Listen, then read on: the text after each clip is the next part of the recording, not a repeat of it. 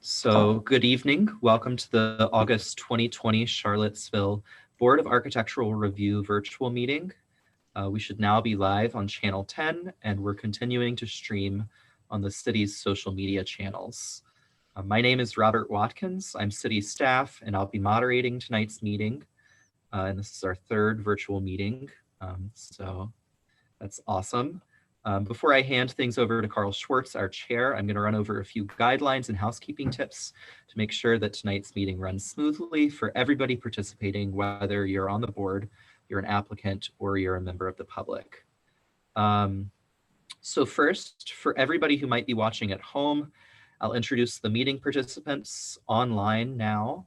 We have Carl Schwartz, the BAR chair. We're joined by Brett Gastinger, vice chair. Other BAR members include Tim Moore, Jody Lehendro, Sherry Lewis, Ron Bailey, James Zemer, and Andy McClure. And BAR member Sonia Langle can't join us this evening. We're also joined by Jeff Werner, who's city staff. Throughout the meeting, applicants and other participants will join the meeting as needed. Just a reminder for all BAR members to keep their cameras on for the duration of the meeting, except for breaks as needed. But you all are good at that. Whenever you vote on an item as a board, I'll call you each one by one in a roll call vote for the purpose of our minutes. In the past, some of you have tried using the hand raising feature and it works sometimes and it doesn't. So feel free to use it if you'd like. And otherwise, just keep an eye on the participant list to see if anybody else has raised their hand. But otherwise, I think you all have figured out a tempo that works well for you. For members of the public who are on the call right now who'd like to provide comment, there are several places on the agenda where you can speak. At the beginning of the meeting, we allow time for comments from the public for items not on the agenda. Then, before the BAR deliberates on each individual application, we allow time for public comment as well. In order to provide comment, we ask that you register for the meeting if you haven't already, and then you'll become an attendee and when we get to the comment portion of the agenda, you can raise your hand using the raise hand feature, which is located in the participant list to the right of your name, and I'll unmute you. Then our timer will begin and you'll have 3 minutes to speak. Also, meeting attendees may end up using the Q&A feature during the call for board members, so you don't have to pay attention to discussions and reading through the Q&A. Jeff and I will periodically read through it and bring to your attention anything that's been typed there, so don't worry about reading it. There's also a chat feature in Zoom. You can use it, but again, as a reminder, anything that's typed in the chat or in the Q&A is subject to FOIA, the Freedom of Information Act. For applicants who are already online, you're currently an attendee, which means you have limited audio and video capabilities. When your project comes up on the agenda for review, I'll promote you to panelist, so you'll have mute and unmute capabilities and we can see you. When I promote you from attendee to panelist, you'll be booted out of the meeting briefly, and then you'll automatically come in as a panelist. So just hang tight and you'll come back in the meeting. Also to applicants, during the staff and applicant presentations for each project, I'll be sharing my screen to scan through pages of your application you submitted to provide visual aid. While the BAR deliberates, I'm happy to share my screen again to reference specific pages or drawings. To all applicants or BAR members, if you want me to go to a specific page, please give me a verbal command to direct me to the page number. Also, like we've done the past 2 meetings, we can have short periodic breaks as needed, and our chair will direct us when we need those. Finally, it's time for me to hand things over to Carl, our chair. Throughout the meeting, if you have any other questions, feel free to ask. That's all. All right. Well, welcome to this regular monthly meeting of the Charlottesville Board of Architectural Review. Staff is going to introduce each item, followed by the applicant's presentation, which should not exceed 10 minutes.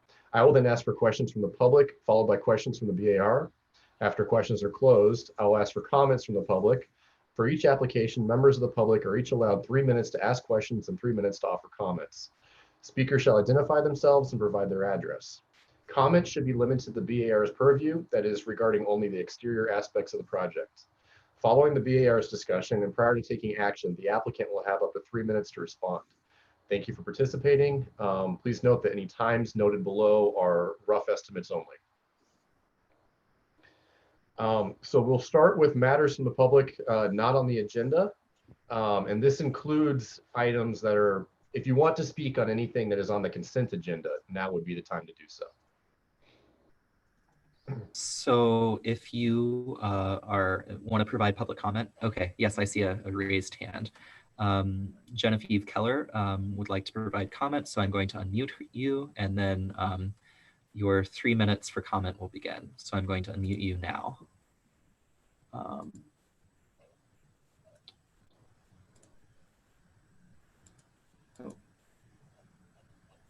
Okay, you should be unmuted now, Ms. Keller.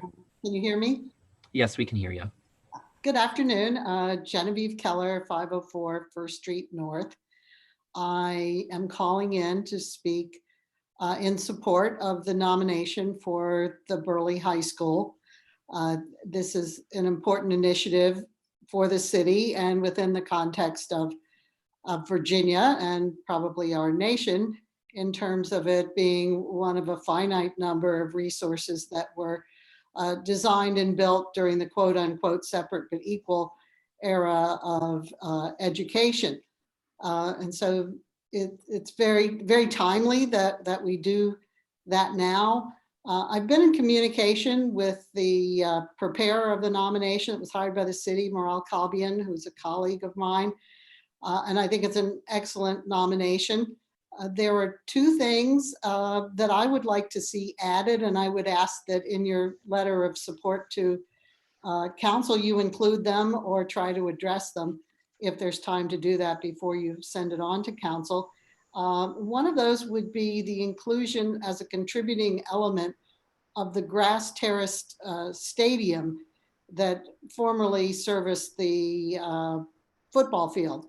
The football field, of course, has been altered with the addition of the track not too many years ago. I'm a local person, and so I grew up always passing by and seeing crowds attending football games there and using the grass terrace as a stadium.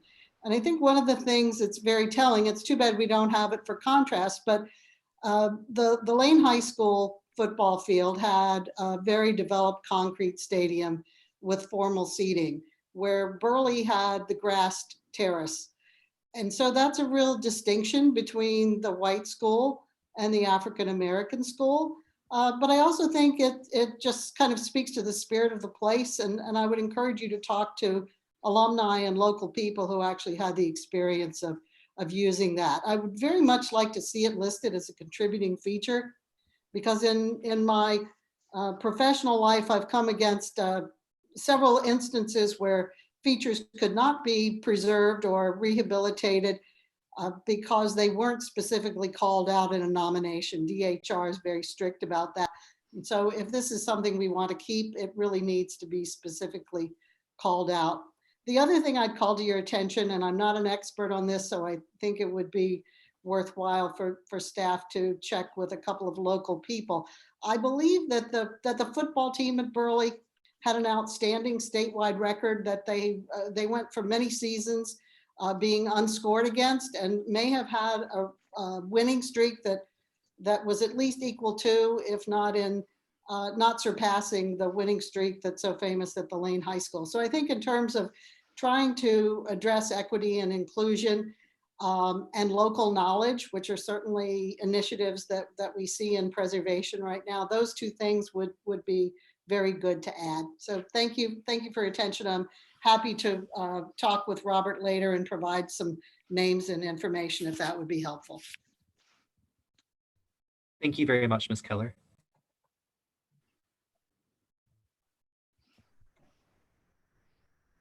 Any more, Robert?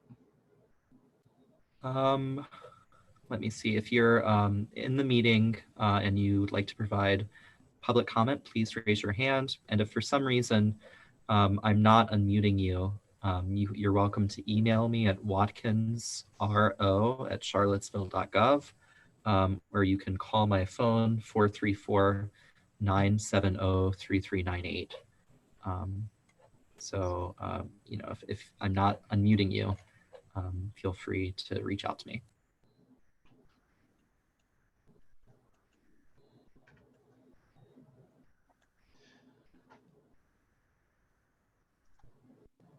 All right, well, let's move on to the consent agenda. And it should be noted that anything that passes in the consent agenda will do so with any recommendations from staff or any conditions that are put on the approvals. So the items on the consent agenda tonight are the June 6th BAR meeting minutes, the 401 Ridge Street, 422 First Street North, and 0 East Water Street, or the Coal Tower. I believe we need to pull the Coal Tower to modify the motion for approval. Is there anyone who would like to approve the rest of the consent agenda?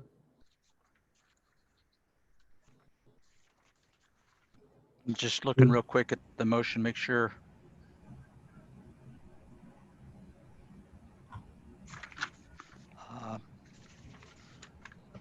Yeah, the only one B is so that we're being clear. There are 3 recommendations that staff recommended in the discussion for the project is 422 North First Street, and our understanding is that the motion approve the consent agenda will include the approval motion with those 3 conditions.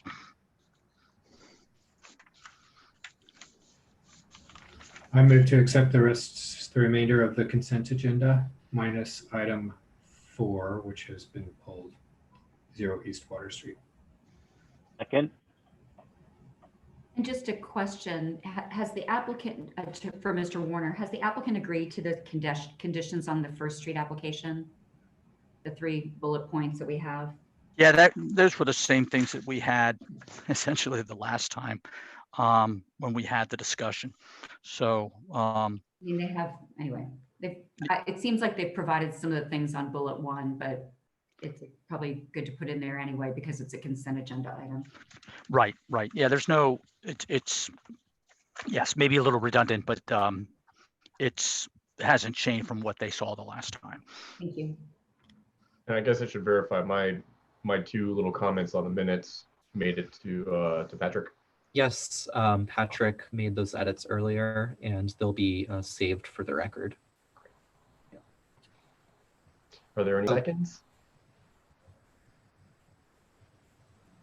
I thought I did second. Yes, Jody did second. I'll go ahead and call. I'll call a vote. Mr. Bailey. I approve. Mr. Gastinger. Aye. Mr. Lehendro. Aye. Mr. Moore. Aye. Mr. Schwartz. Yes. Ms. Lewis. Aye. Mr. McClure. Aye. And Mr. Zemer. Aye. Thank you. So Okay. I guess we're moving on to 0 East Water Street. So we talked briefly. Sorry. Jeff, I'm gonna promote Ashley Davies really quickly. Good. Just so she can join. That's fine. Yeah. So as we mentioned, this is not an approval. This is accepting some information that you all requested with the COA. Excuse me. And there's 2 components. One is the lighting and the lighting fixtures, which I have no issue with. I looked at the specs and all that. The other piece is on the marker, the narrative marker, and I, in my opinion, and you all can select otherwise, but this to what is the manner of the the plaque. What is it? Bronze? Is it metal? Is it painted? Is it cast? And where will it be located on the site? I think those would be appropriate things for you all to take action on. So that's why. And Ms. Davies, I think, said they're working on. They weren't able to provide that, so my recommendation would be simply to accept the lighting per my motion, and just eliminate and narrative marker, and then we can talk with Ashley about getting that information for another meeting. That help?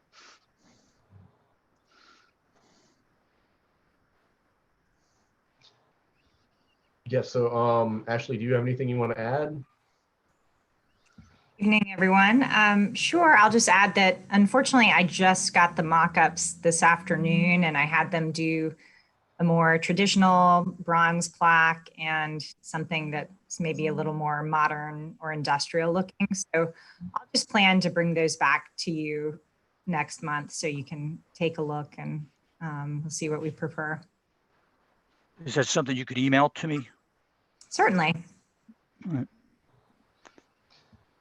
All We right. could just get it and maybe take a look later in the meeting. Okay. Yeah, Thank you. over. Thank you, Ashley. I guess as a matter of protocol, or do we have any questions from the public? If you're a member of the public, raise your hand.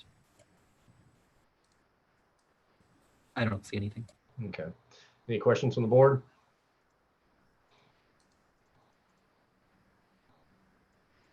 Any comments from the public? Please raise your hand. I see nothing. Okay. Any comments from the board? Or if anybody just wants to make a motion, and I think we just need to remove the word narrative or the phrase narrative marker from the motion. And like I said, we can bring it back. If I take a look at this thing and maybe bring it back, I think towards the end of the meeting, and if that helps. Again, this is not a formal COA or anything like that, so. I can make a motion. Having considered the standards set forth within the city code, including the city design guidelines for site design and elements, I move to find the proposed light fixtures as submitted satisfy COA approved on September 18th, 2018. Second. I'll call the vote. Mr. Bailey, Aye. Mr. Gastinger, Aye. Mr. Lehendro, Aye. Mr. Moore, Aye. Mr. Schwartz, Yes. Ms. Lewis, Aye. Mr. McClure, Yes. and Mr. Zemer. Aye. Thank you. Thanks, Ashley. We'll talk to you in a little bit, right?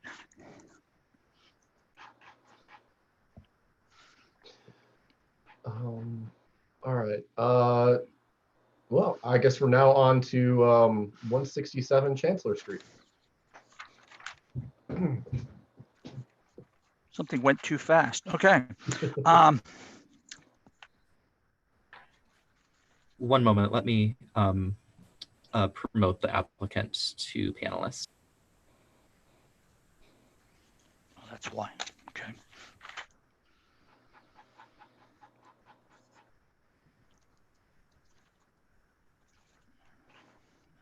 Let me go. Close that. Close that. Close that. Now you all can see me. I can Kevin, see if you. there are other people on the team that I haven't promoted yet, just let me know and I'll promote them as well. I had my eyes closed, so I was invisible, but I opened them. So here I am. All right. This is a COA request for 167 Chancellor Street, which is over near the Rotunda, near Mad Bull. This is a project that's been going through the system for a while now. As you all probably read, there are some approvals that have been given, and this is the last piece. So just very quickly, this is a building that was constructed in 1915. It is a contributing structure within the corner ADC district. It's a large 5-bay, 2.5-story dwelling. It shows elements of the colonial revival style. And it's had some changes to it over time. And the applicant has been working with the city on a special use permit related to the occupancy and use of the building and some setbacks. Actually, I don't think the fraternity was part of the SUP, but some setback issues. And their design intent has been to create something more monumental facing Madison Lane. And in the prior discussions with the BAR, the instruction from the BAR were to preserve what they could of the existing character of the Chancellor Street elevation and to use the Madison Lane elevation as the opportunity for this monumental change that they're going for. Excuse me. You all had previously granted a COA for the general massing, the concept and the composition. So sort of what you see in the drawings has been approved. What has been brought back to you, and this was per that COA, is approval of the details and the materials. So there are cornice details, there are columns and column details. So those are the elements that we're looking at today, and not discussing the shape of this building, if you will. There's quite a few things on here that I've pointed out, and the applicant's been wonderful. We have been going back and forth with a lot of questions and getting some answers on things. So again, due to prior meetings, the BAR discussion, you already discussed the extent to which the additions and alterations should be differentiated. And one of the things they realized in this is, again, that here's should the addition be completely different and or anything new added, and it was determined there really aren't any clean lines to sort of separate that. And that's again where the BAR said, all right, let's do what we can to preserve Chancellor Street elevation and focus the transition or the transformation on the Madison Lane elevation. BAR also requested that existing windows be retained to the extent possible. The applicant appears to have accomplished that. Staff reviewed with the applicant the matter of new roofing versus sections of the existing. And so, for example, there's existing slate obviously on the portion of the existing porch. It's 100-year-old. It has been poorly maintained, as has the standing seam metal roof that you see here in the elevation on that Chancellor Street elevation. Given the complexity of the new roof plan and the extent to which the existing, removal of the existing slate and replacement with the synthetic seems to make more sense rather than just trying to leave some of the old where they can. But again, that's up to you all to have a discussion. As I mentioned, the existing front porch roof on Chancellor Street is in very, very deteriorated condition. Excuse me. There are some, and if you'll recall the conversation last month about the sorority house on 17th Street, there were some unique flashing features. Particularly, there's some what they call that ledge flashing on one of the elevations, and I'm not sure to what extent it goes around, but whether or not you want those replicated or continued, or if it's okay to simply replace it. And then for the new construction, the use of EFIS and fiberglass reinforced plastic is discouraged per the guidelines. But as we've discussed, these materials have changed since the adoption of these guidelines, which was in 2012. And I was asked by some of you about the columns. The columns do come in one piece. They are structural, so there will not be seams or gaps. But it is within your purview to ask questions about artificial materials and whether or not you would prefer that they be used. So I will say to all of you that the new on the BAR, this is a complex project, and it's taken me a lot of time, since I came on to see it three-dimensionally. So don't feel bad if you're trying to figure out which end we're looking at. The difficulty is the renderings are so completely different from what's there that as slides change, you literally get disoriented. So but we've gone through a lot, and I think Kevin's here to answer any questions tonight, and hopefully we can get squared away if you guys need any additional information. With that, I'm done. Yours. Any questions for me? Good afternoon, everybody. Can you hear me? Yes, we can hear you. Okay, great. Good evening. My name is Kevin Schaefer. I'm a studio director with Design Develop, and I'm the applicant representing the owner, Kaisai Corporation. As always, thanks to both Jeff and Robert for keeping this process moving during COVID. It's been great to have these public review processes happen digitally, and it's a testament to their hard work that it's gone so smoothly. We appreciate the thorough staff report, and we'll just take some time to address some of the discussion topics in this summary here. Similar to our Virginia Ave project that we presented in June, the renovation at 167 Chancellor Street has had a lengthy entitlement process prior to this submission. Jeff has done a fine job recapping the previous iterations, and meeting minutes have been made available in his staff reports, so I won't spend too much time on what's happened previously. Quickly though, I would like to point out that per the Charlottesville special use permit process, a certificate of appropriateness has already been granted to this proposed project for general massing, concept, and composition. This COA was first granted in April of 2018 with a 6-0 unanimous approval and has since been renewed in October. Additionally, we have a 6-0 unanimous approval from the BAR in October that affirmed that the project did not have an adverse impact on the corner ADC district, which allowed us to move forward into our November 12th Planning Commission hearing for our special use permit, which was approved in a 6-0 unanimous approval. In December, the SUP was unanimously adopted by City Council with a 5-0 vote. And more recently, our preliminary site plan was approved by Planning Commission on the July hearings consent agenda. So all told, this will be our 9th public hearing or community engagement meeting over 3 various boards, councils, and commissions, and the feedback has been overwhelmingly positive. The point being, and with all that in mind, the focus of this submission is simply for the final detail and material approval, as Jeff's already mentioned. Overall, the proposal being presented today remains largely unchanged from what was approved in April 2018.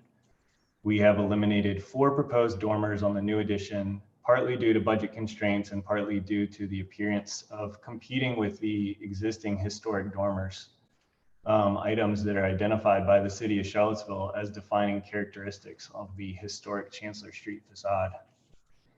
Window proportions have improved in this revised submission, and an excavated basement that occurred under the proposed side porch has been removed for this final proposal. One of the main comments we had from our certificate of appropriateness for massing and concept was for street trees to be incorporated into the landscape plan, which can be found on page 15 of the booklet. In response, we added a total of 7 sweet gum trees in an organized LA down each street facade. Sweet gums are on the Charlottesville master tree list under the preferred species for large canopy trees, and a single red maple marks the corner, also on the preferred species list for medium canopy trees. It was mandated by the board, and we certainly agree that the new addition needed to distinguish itself from the historic Chancellor Street facade. In other words, it needed to be legible as a new construction addition. So we took that to heart in our detailed design approach, and we took every instance to subtly call attention to the differences in construction while harmonizing with our adjacent context. We're providing a cohesive palette of simple materials found readily in the corner district. A red brick, modular in size with a paper cut finish, is the dominant proposed material. The mortar is a beige that is well suited for this brick. The proposed modular brick will distinguish itself subtly from the existing brick, both in size and color. The original brick on the 1915 structure features oversized brick as it was constructed before nominal brick sizes were introduced. The color of this proposed brick is slightly darker and features slightly more color variation as well, but it complements the historic brick nicely. Page 27 of the BAR booklet shows a rendering of the two bricks side by side, as does page 35. The eaves color is a few shades lighter than the mortar color, but in the same family. All trim, columns, and railings will be painted a subtle white to match the exterior windows and doors. All existing historic trim, including eaves, fascia, windows, columns, and railings, will be scraped and painted to match the proposed trim. The windows are a high-quality Windsor brand aluminum clad window. The 6/6 grille pattern is comprised of 7/8" OG grills, and a spacer bar is included in between panes of glass to more accurately portray a traditional divided light window. A 3.5" exterior brick mold has been proposed on the windows to further emphasize the subtle differences in construction. If you take a look at the side-by-side elevation on page 16 of your booklet, you can see the existing historic window sits nearly flush with the face of brick. This is visible on page 26 as well, but we can go to 16, Robert, if you don't mind. Thanks. The existing historic structure is comprised of a 3-width load-bearing masonry wall, and the windows were installed close to the exterior, creating a deeper interior sill. However, the new brick will be a veneer on wood stud walls, and so we'll have a much deeper shadow line and recess around our windows, about 4 inches of recess in lieu of 1 inch of recess at the historic facade. We're introducing this brick molding to emphasize and acknowledge the difference in construction, while still being in keeping of a colonial revival style. One of the defining historic features of the ground floor windows on Chancellor Street is the curved arch header of Rolock brick. We discussed internally the possibilities of jack arches or other decorative header treatments for the new proposed first floor windows, but ultimately we've presented a steel lintel that allows the historic arched header windows on Chancellor Street to remain distinguished. A jack arch or other decorative brick header appeared to muddy the facade, introducing a third header condition on a relatively small scale building. The steel lintel allows for a simple, clean, symmetrical facade on Madison Lane, taking cues from a Neo-Georgian or colonial revival approach that could otherwise get crowded with 9 decorative header treatments above the windows.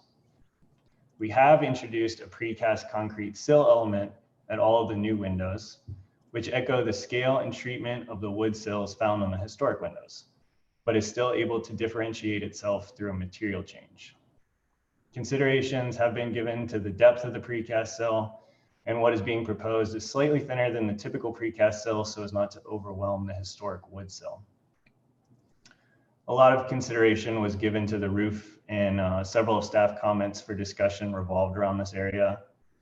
We evaluated retaining parts of the existing roof. We evaluated salvaging the roof for reuse.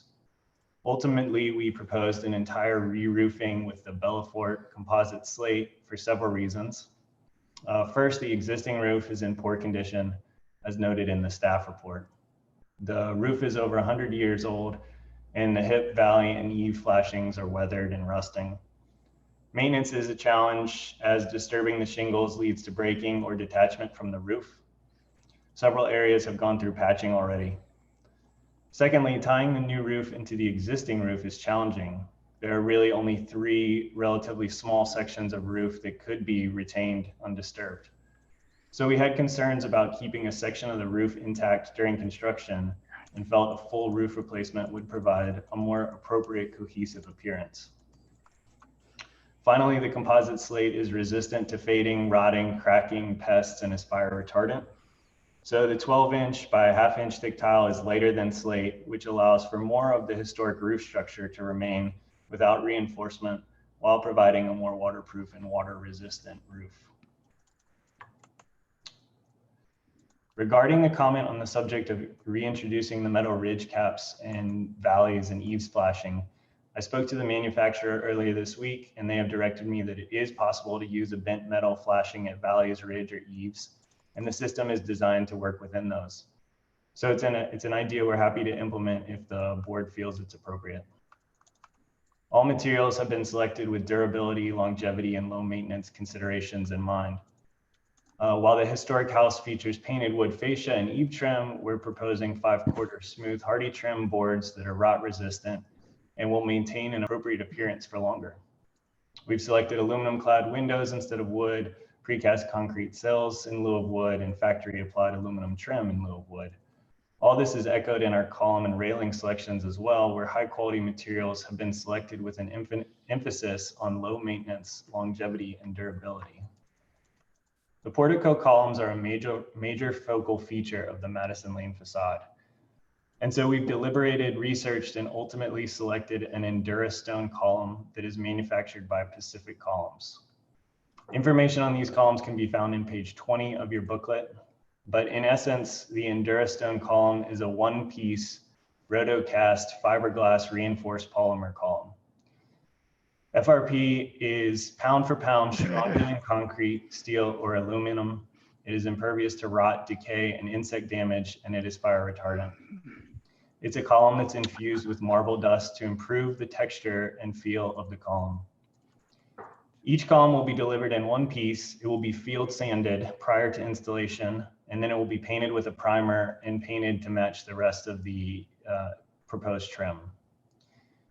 The product has galleries online of 2-story applications, commercial applications, country clubs, fraternity houses, institutional uses, and we believe it's a sharp looking product. It's not an off-the-shelf product that you get at the local hardware store and install in a single family residence. It's an elevated selection that we feel is worth the investment to get the look, feel, and durability that is required. Smaller versions of this same column have been selected for the side porch as well to maintain consistency.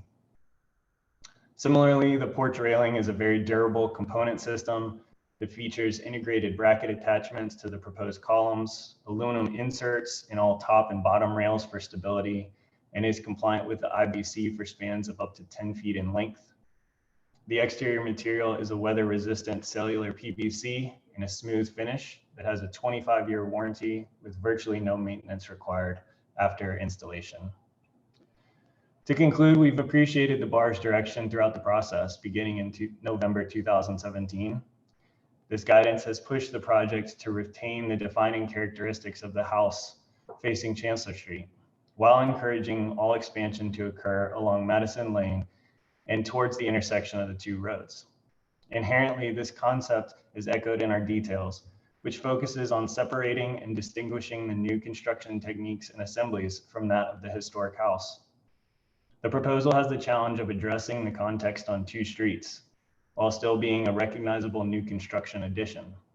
With subtle differences in the treatment of our details, we believe we've made the distinction legible, but have continued to respect and respond to our adjacent context on both sides. I'd like to thank city staff and the board again, and I'll be glad to answer any questions you may have regarding our detail design or continue to discuss the specifics in any way that may be beneficial. Thanks.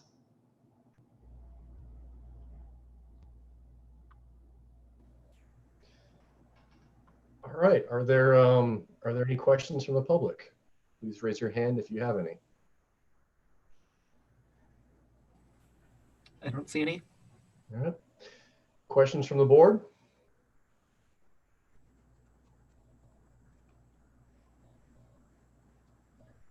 I have one. Looking through the drawings, I'm seeing that you're replacing the door on the Chancellor Street side and the side lights in the transom. Why?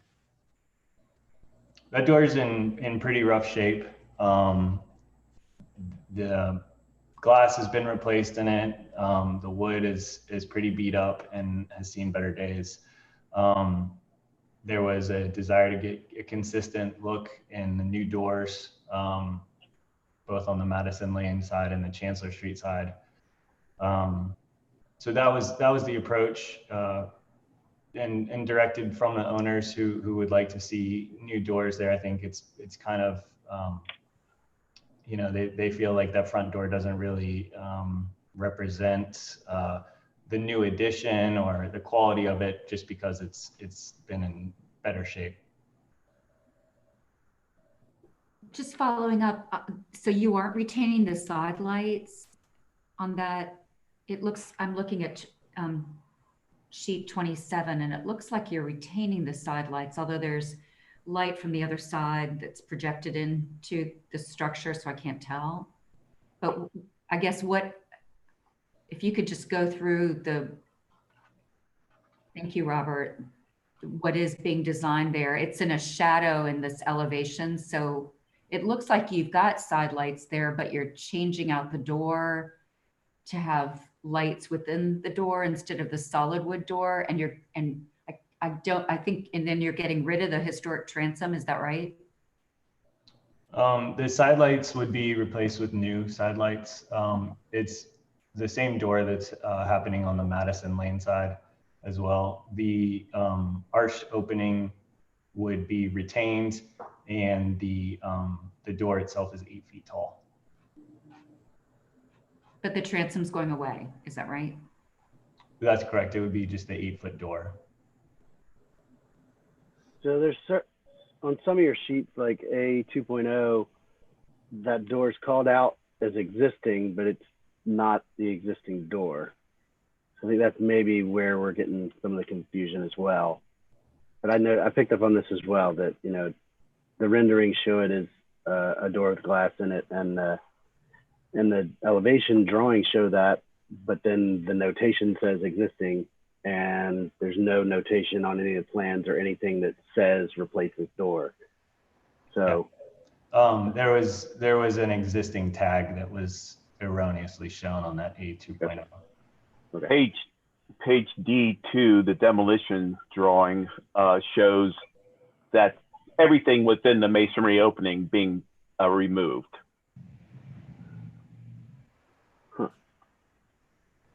Okay. I'll double check. I was going to guess that too. I wasn't sure if this was a typo or what. It sounds like it was an error in the drawings. So you've got a door schedule on sheet A 5.0 in the big drawings. So this is door type D2 that you're going to put in there? I believe so, yeah.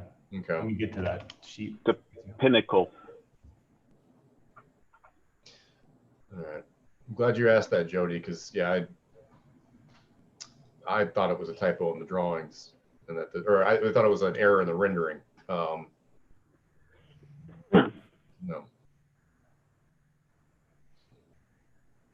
So while we're still in the questions portion, I guess, of the discussion, my only other question was the existing building on the Chancellor Street side. The photographs show a pretty large, what I'm guessing is a kitchen exhaust vent.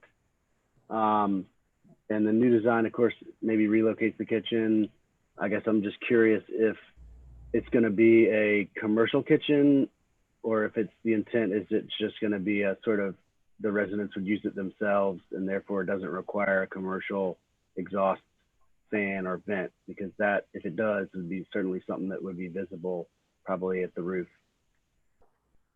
Yeah, it is not a commercial kitchen. There's not a large cooking facility. There is a residential scale kitchen there. Okay. But no, the existing exhaust vent that's there was when the house was a commercial catering company. Okay, no, that sounds good, thanks. I mean, I assume it'd have potentially a smaller, more residential vent that's not as big of a concern. I have one question, Kevin, and this may just be a rendering issue, but the old house has wood subsills on the windows, and I'm not catching them in at least the elevations. Is that just an oversight? The wood sills will be retained. They'll be scraped and painted. They're pretty thin. I think they're only maybe 1.5 inches or 2 inches right now. So that might be why they're hard to discern on the drawings. They're definitely going to be retained. The existing windows are to be retained along this Chancellor Street facade. And I think, you know, going back to that front door, if if the desire was to retain the historic front door, that was certainly be something that we would comply with and understand why, you know, this being the historic facade side of things. If that was something that the BAR would like to see, we would be willing to retain that existing door and then just clean it up, paint it, and improve it. Because I was just going to say, when I look at the street elevations, I mean, the projection for those wood sills is relatively substantial, so they do definitely show up. So anyway, I just wondered.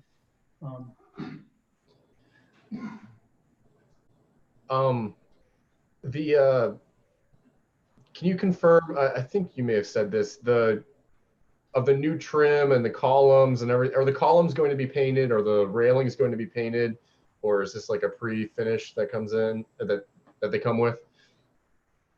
The columns will absolutely be painted. They come unfinished. It's a, you know, the FRP with the marble dust. They'll get field sanded before installation. They'll get a primer and then, you know, 2 coats of paint. The railing will get painted to match that trim as well. Okay. And it is able to take paint. You know, it's a material that's appropriate for painting. Okay, great. 'Cause, yeah, sometimes I've seen the or like the, you know, you've got the molding that you have up on the roof of the addition. I've seen that come where the contractor says, oh, it doesn't have to be painted because it's pre-finished, but you see every nail hole, you see all the sealant joints, everything else. So that's all going to be covered up with a coat of paint. Yeah. Okay. Or conversely, you have a super shiny surface that doesn't look like paint. The precast sills, do you guys have a color picked out for those? Yeah, that color will match the mortar with the. Okay. So it's kind of a beige color. Sandy beige, that's right, yeah.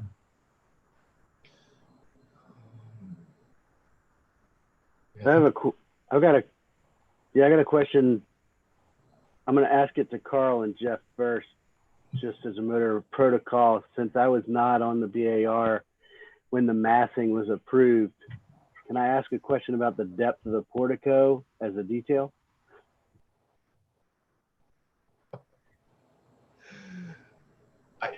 Ask your question. I mean, we'll figure out what we can do about it, but yeah. And again, I don't want to send us down a rabbit hole. So if the answer is no, we're past that. I'm happy to let that be the answer. But I will just, I'd like to sort of ask if consideration was given to making that portico deeper. It seems rather shallow. There's a new fraternity house, I guess, that was built right across the street from this location that has a very shallow portico, and it just proportionally doesn't work right, in my opinion. And I would venture a guess that potentially street setbacks might define the front edge of the portico. And if that's the case, then perhaps consideration could be to actually have the front wall step back just a little bit, just in that center section, to kind of give it a little more, I don't know, what's the right word I'm looking for? I guess depth, obviously, but you know, stagger the facade a little bit might make it more interesting. So that's my question / thought. And if we're past it, we're past it, but figured I'd toss it out there. I think that gets, if it's not in the territory of massing, it's definitely on the line. Absolutely, I agree. I don't know, Kevin, if you've got any thoughts on that, you're. Yeah, I mean, we can definitely weigh in, just that we were pushing up, and the board members who have seen this before know the front setback challenges that we were up against. We did get an SUP for relief with our setback variances. And I think actually in our booklet, we have a diagram that shows just how extreme some of those setbacks are. Yeah.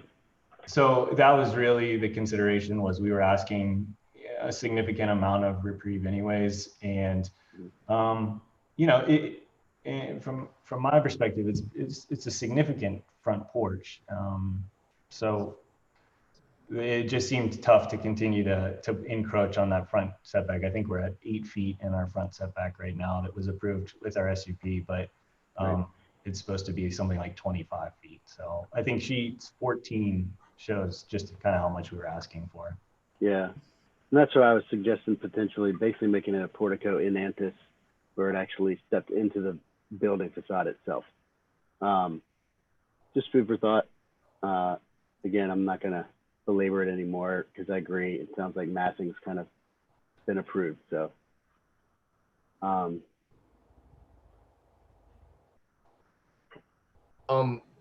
this is, well, it's going to come up in comments for me, so this may be somewhat of a leading question, but the trim profiles that you're showing on the new portion, which is more accurate, the section or the elevations and the 3D renderings?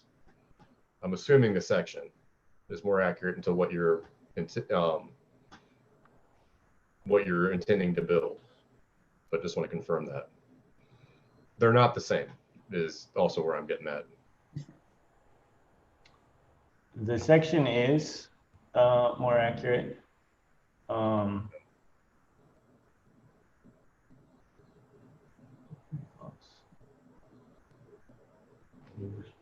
Which part that you're talking about? Mostly at the portico.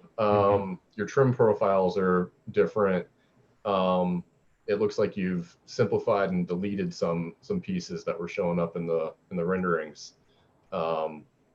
So if the section is what we're working from, I can bring this up again in comments, but I just want to confirm which one was the more, which one we were voting on tonight. The trim, are you referring to the trim of the porch pediment? Yeah. Okay.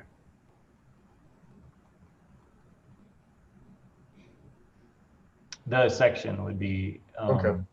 the guiding, but don't think there's that much variation. There's not, but it's enough that it's important. Are there any other questions? Or should we just go on to comments? I've got a question.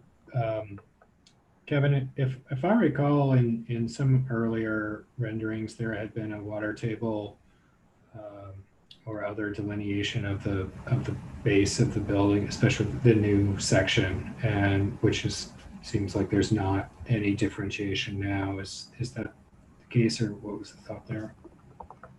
Yeah, the case was just that the structural foundation wall aligns with our structural framing wall.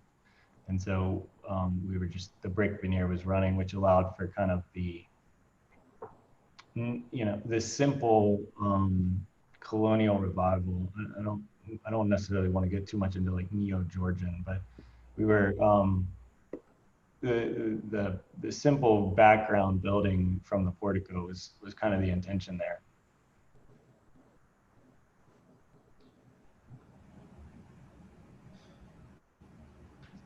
Actually, I forgot to ask this. The renderings show, I think, what are existing air handlers in front on the Chancellor Street side.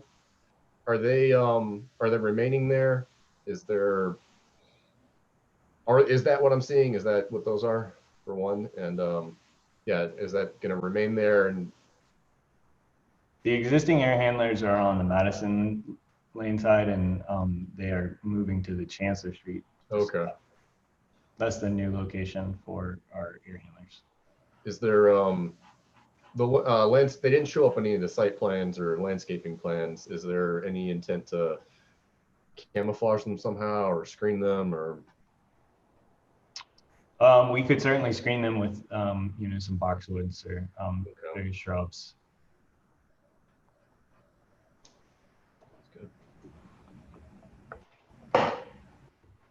All right, are we out of questions? Let's see if, does anybody in the public have any comments? Please raise your hand if you do.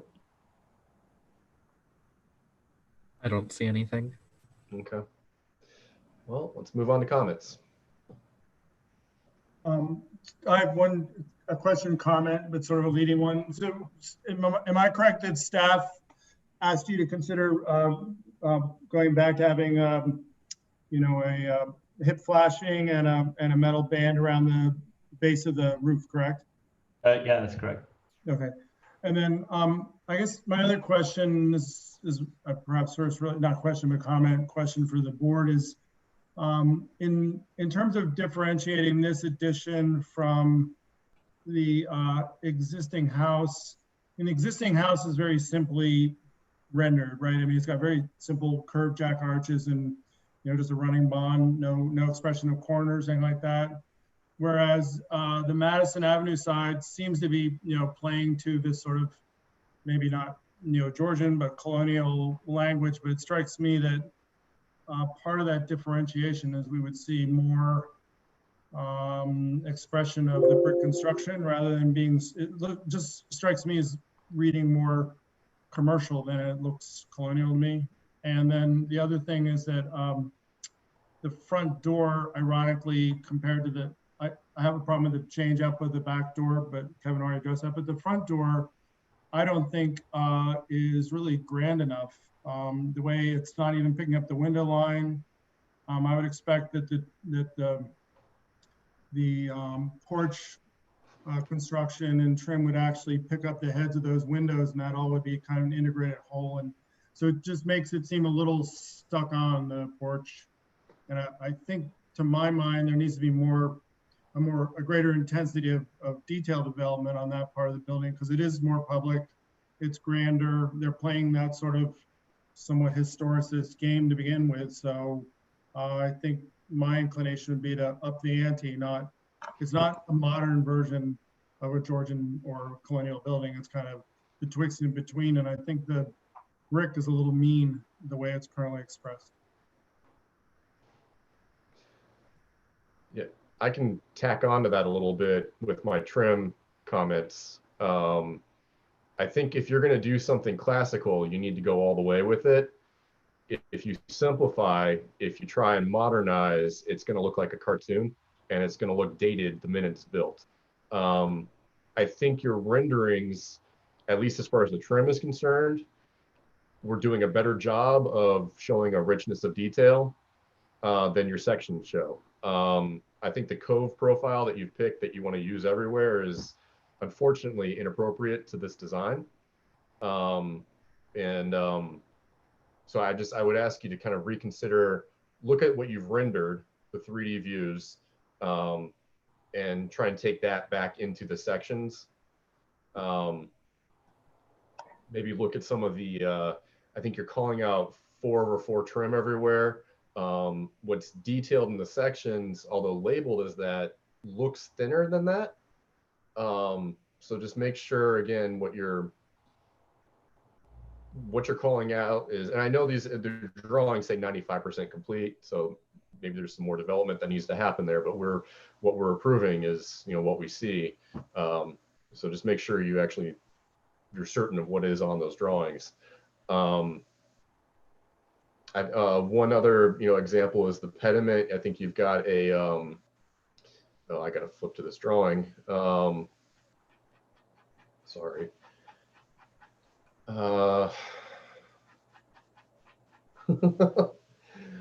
Your set of drawings is so long, it's hard to find anything.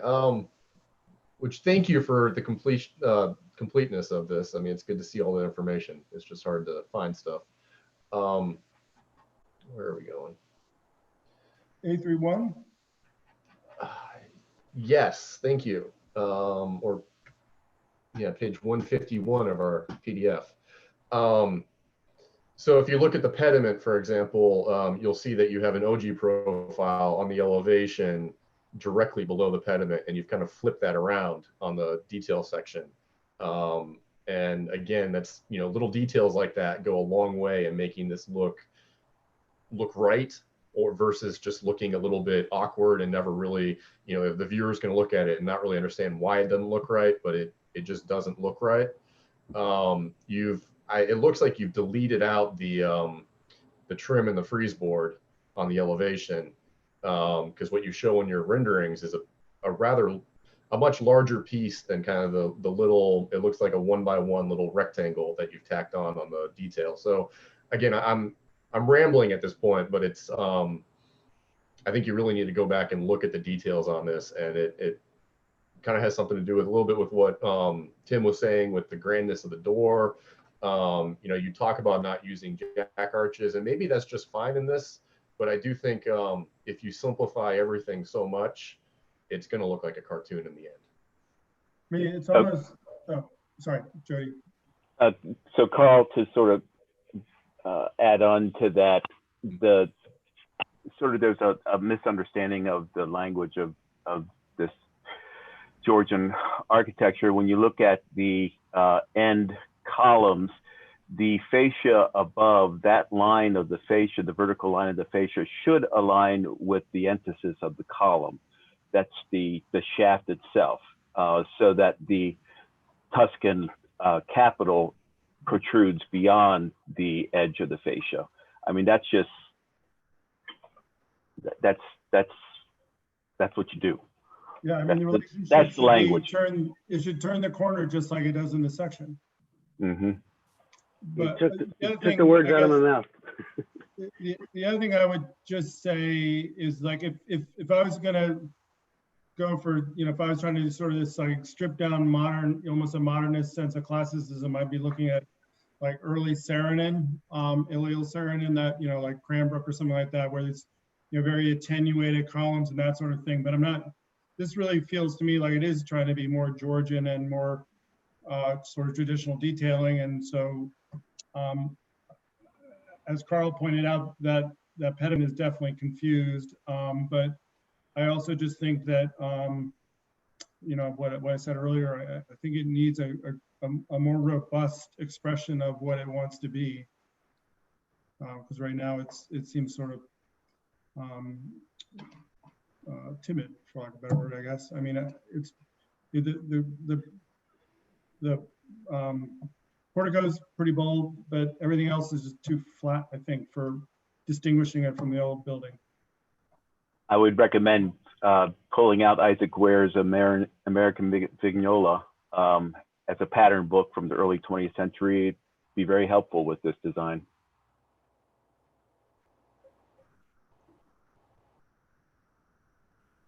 I agree. I actually did a quick look on Street View on Google, and, you know, in terms of the window treatments, like every other house along that Madison Lane, aside from the Greek Revival stucco, does have like a keystone or a jack arch or something to kind of give a little bit higher level of detail at the windows. So that's, I mean, I think Tim's point's pretty well taken, that it's on the right track, but it you know, don't be scared to embellish a little bit and, you know, make it proud of what it wants to be.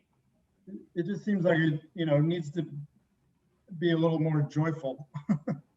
You know, have a little more life, I think.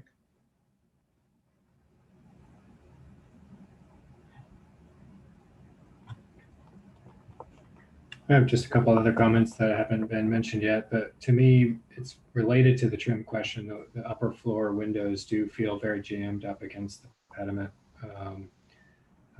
They don't allow the trim profile to go around the top of the window. The second part, I was just going to note on relative to the porch on the end of the building. I think in the rendering, the lattice work is right out at the corners of the piers. It seems like there needs to be a little bit more relief there. If they were just pushed back even a little bit to allow the pier to be present, it would also show that the columns don't really align well with the piers, and it seems like they might need to move just inboard ever so slightly to really feel like they're related. I think the renderings the elevation at the end of the building shows that well. And that kind of translates all the way up through to the second story balusters, and just getting those alignments, I think would help that feel like it was considered as much as the rest of the building. From a landscape point of view, I think the trees and the tree selections are good. And thank you for making that consideration. The only, it's not it maybe just suggestion is that the one tree that is in the yard of the Chancellor Street side. So on the Chancellor Street side, there's three sweet gum that are adjacent to the street, almost as a street trees, and then there's one that's back up in the yard. And in that one tree might be well to do a different species, since it's not in the line of the others. It might be a chance to bring some additional identity and scale to that facade.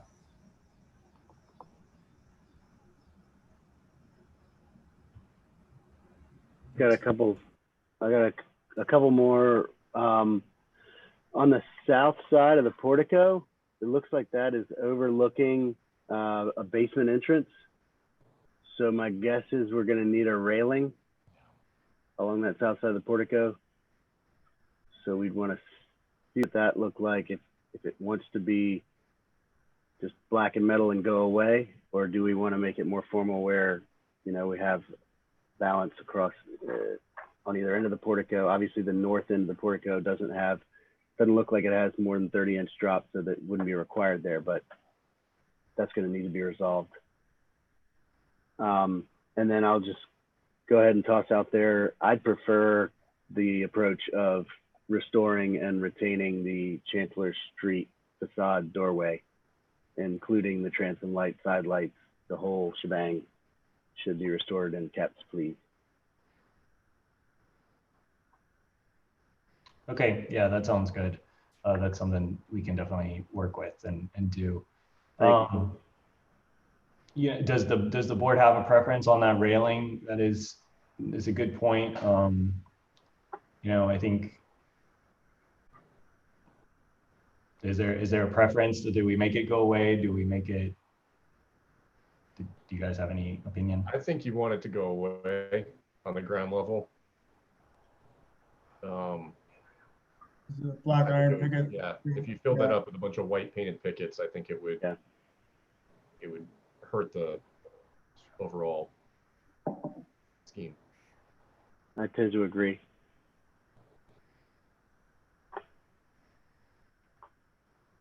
I want to talk about the roof a little bit, unless anyone else. I looked up the tiles that you proposed, I think Bella Forte type. And all the pictures I saw on the manufacturer's website, the in condition where you have a gable, it was a very odd condition where it looked like they either had to fold the shingles down over the gable, or they had to have a large metal piece right there to hide the in condition. I would recommend you guys at least confirm what that in condition needs to look like. And if there are other synthetic slates out there that, you know, will end at a gable end just like a normal slate would. And I would recommend finding one that does. I could be wrong about the ones you picked, but that was all that I could find on the internet from that type. And yeah, I do think it would be good to, well, no, I mean, I think the board, we should probably discuss how much of the existing metal trim on the roof should be retained throughout the rest of the project. There's a lot of it. I mean, it's a very fairly deep piece of metal at the eaves of the existing roof. It intimates that it originally had a Philadelphia cutter, I would guess. Yeah. I mean, it seems like a significant part of the character of the original house, but it does sort of militate, or having gutters extending out past it does make it seem a little strange. But maybe at the very minimum, they ought to have the cap flashing. Yeah.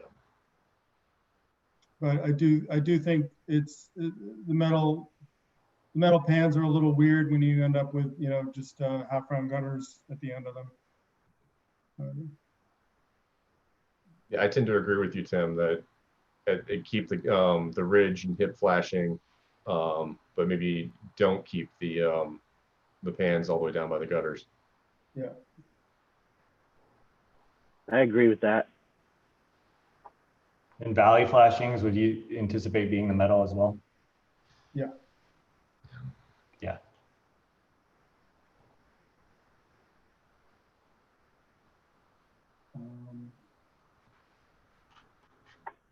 So actually, the only gable in the whole thing is the front porch. Yes. Yeah. Yeah. So it would seem like it would be pretty important to have a good end detail for that. For the slate edge.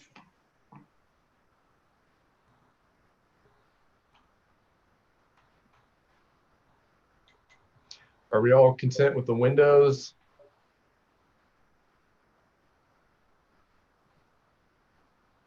See nodding heads. So it sounds like the only concern is there's the door that was chosen for the Pediment side, the Madison Lane side. Who said they wanted that? Tim, that was you who said you thought that needed to be grander? Yeah, I think it's sort of, it seems to me like it's kind of weak. Like it ought to be a much bolder, grander door, and it kind of looks like a back door. And the fact that it's actually shorter than the window heads is even worse, I think. And, you know, the thing is with the porch, judging by the section, you actually have quite a bit of head above the window. Sort of to Breck's point, you know, you're only reading that in a dead-on elevation. When you're in the porch or coming underneath, all those windows actually have quite broad heads on them. So I think you could get a lot of expression there with that door, but that door just seems doesn't have enough presence to my mind. I mean, you know, the porch really just sets up this bold language, and I think it just needs to work its way through the rest of that facade.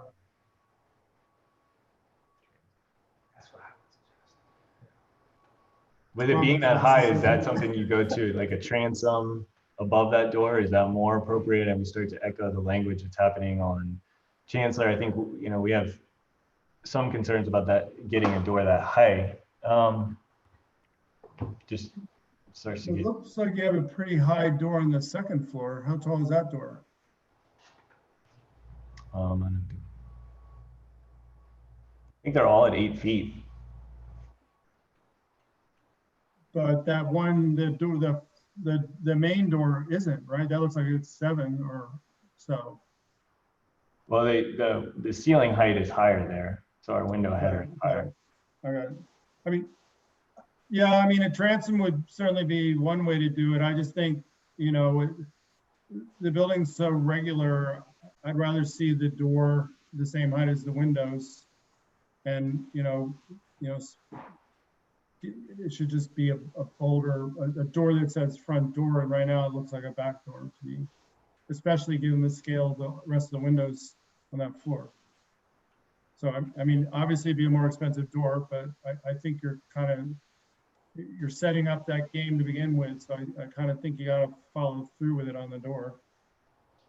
So are you saying that a transom would work there, and then that would also mirror the transom now that is being retained at the original door in the back there? I think the door will read as too short relative to the windows. I think the door wants to be as tall or taller than the windows. I see. And the transom doesn't get that proportion for you then, if it's as tall as the window.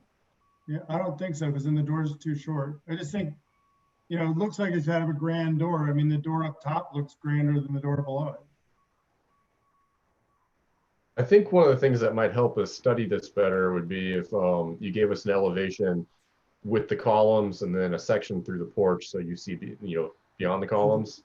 Right. Might help us see it a little better. Well, that would address Breck's comment about, you know, the windows appearing to be, you know, have a lid on them in the elevation, right? Because they actually have the same band height above them as the rest of the windows on that floor, on the second floor. Can we talk about that a little bit more in depth? The existing historic windows, you know, their header is right at the bottom of that trim piece, and so basically, you know, we were aligning the header of our window with that, which seemed appropriate from my perspective. Are you saying that they should drop these? Well, they do. I mean, they have very minimal trim, but the trim wraps all the way around, and it appears from your sections that the side trim piece doesn't go around the window. Doesn't wrap all the way around the head, so it feels like and Tim, I was thinking about all of the windows on the second floor seem really kind of smushed up against the pediment. I don't really have a problem with that, having a wide header that captures the legs. And I mean, that never bothered me, actually. I think what Breck is saying, so on sheet 19, the windows have that the wide casing, but if you look at the section, it doesn't show up on the second floor window. I see what you're saying. Is that what you're saying, Breck?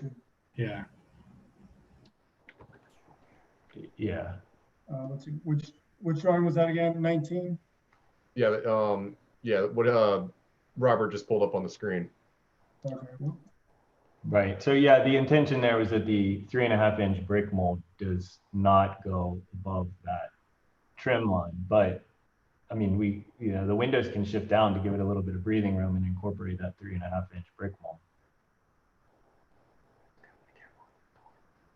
Yeah, there's, we're trying to align door heights and header heights, and just have to be careful with how we align that, that door trim as well.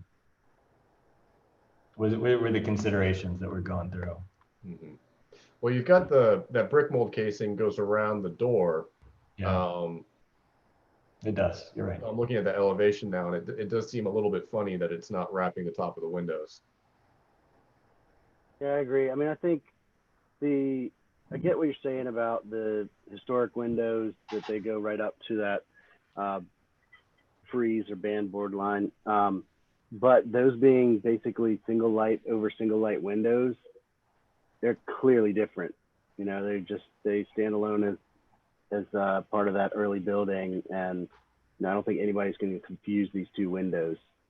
So I don't think it would hurt to scooch them down so you get a full architrave all the way around. Okay, that's a change we can definitely make.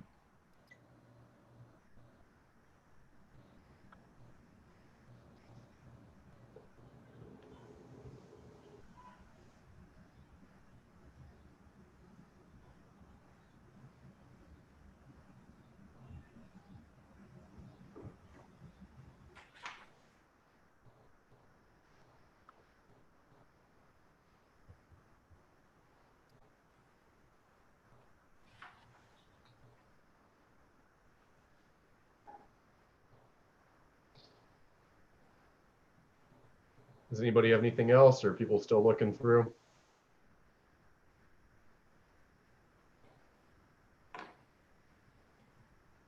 I guess I apologize. It does look like on sheet A 2.0 and 2.1, y'all do show a railing on the first floor of the portico, but it's more similar to like the balcony railings and whatnot. So I guess per our discussion, we were thinking maybe it could be more subtle. Yeah, I think, revising it to make it disappear is appropriate. Cool. Kevin, is the only exterior lighting the lanterns? There's nothing, there's no recessed lights in any of the porch ceilings or anything like that? No, we were keeping it pretty simple with those exterior lanterns. Okay. And how about walkways, anything like that? Any kind of lighting? None proposed. Okay. I'm not advocating it, I was just curious.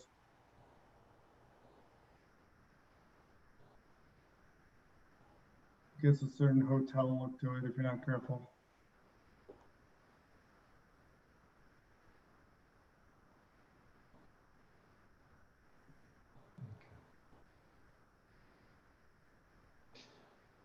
Kevin, do you have any questions for us? No, I think we have some great feedback here. I think we have good direction. I think a lot of the comments make sense.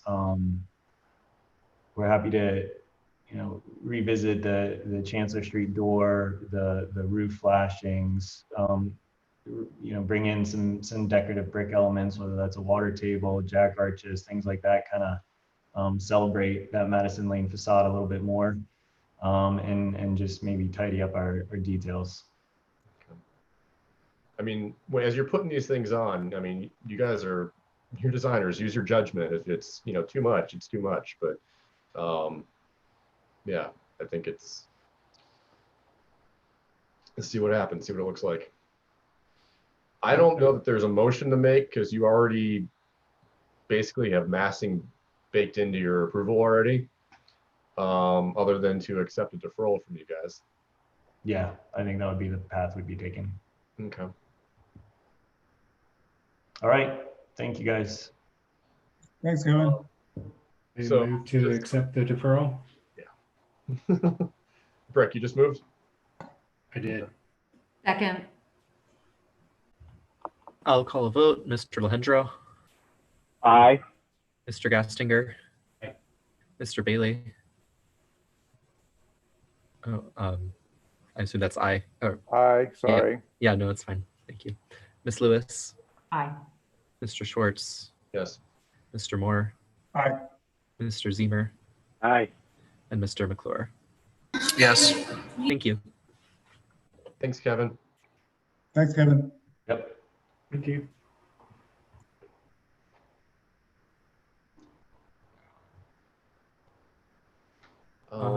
Carl, would you like to go ahead to the next application? It's 854 Locust Avenue, or would you like to take a short break? How's the rest of the board feeling? I'd be fine with a break.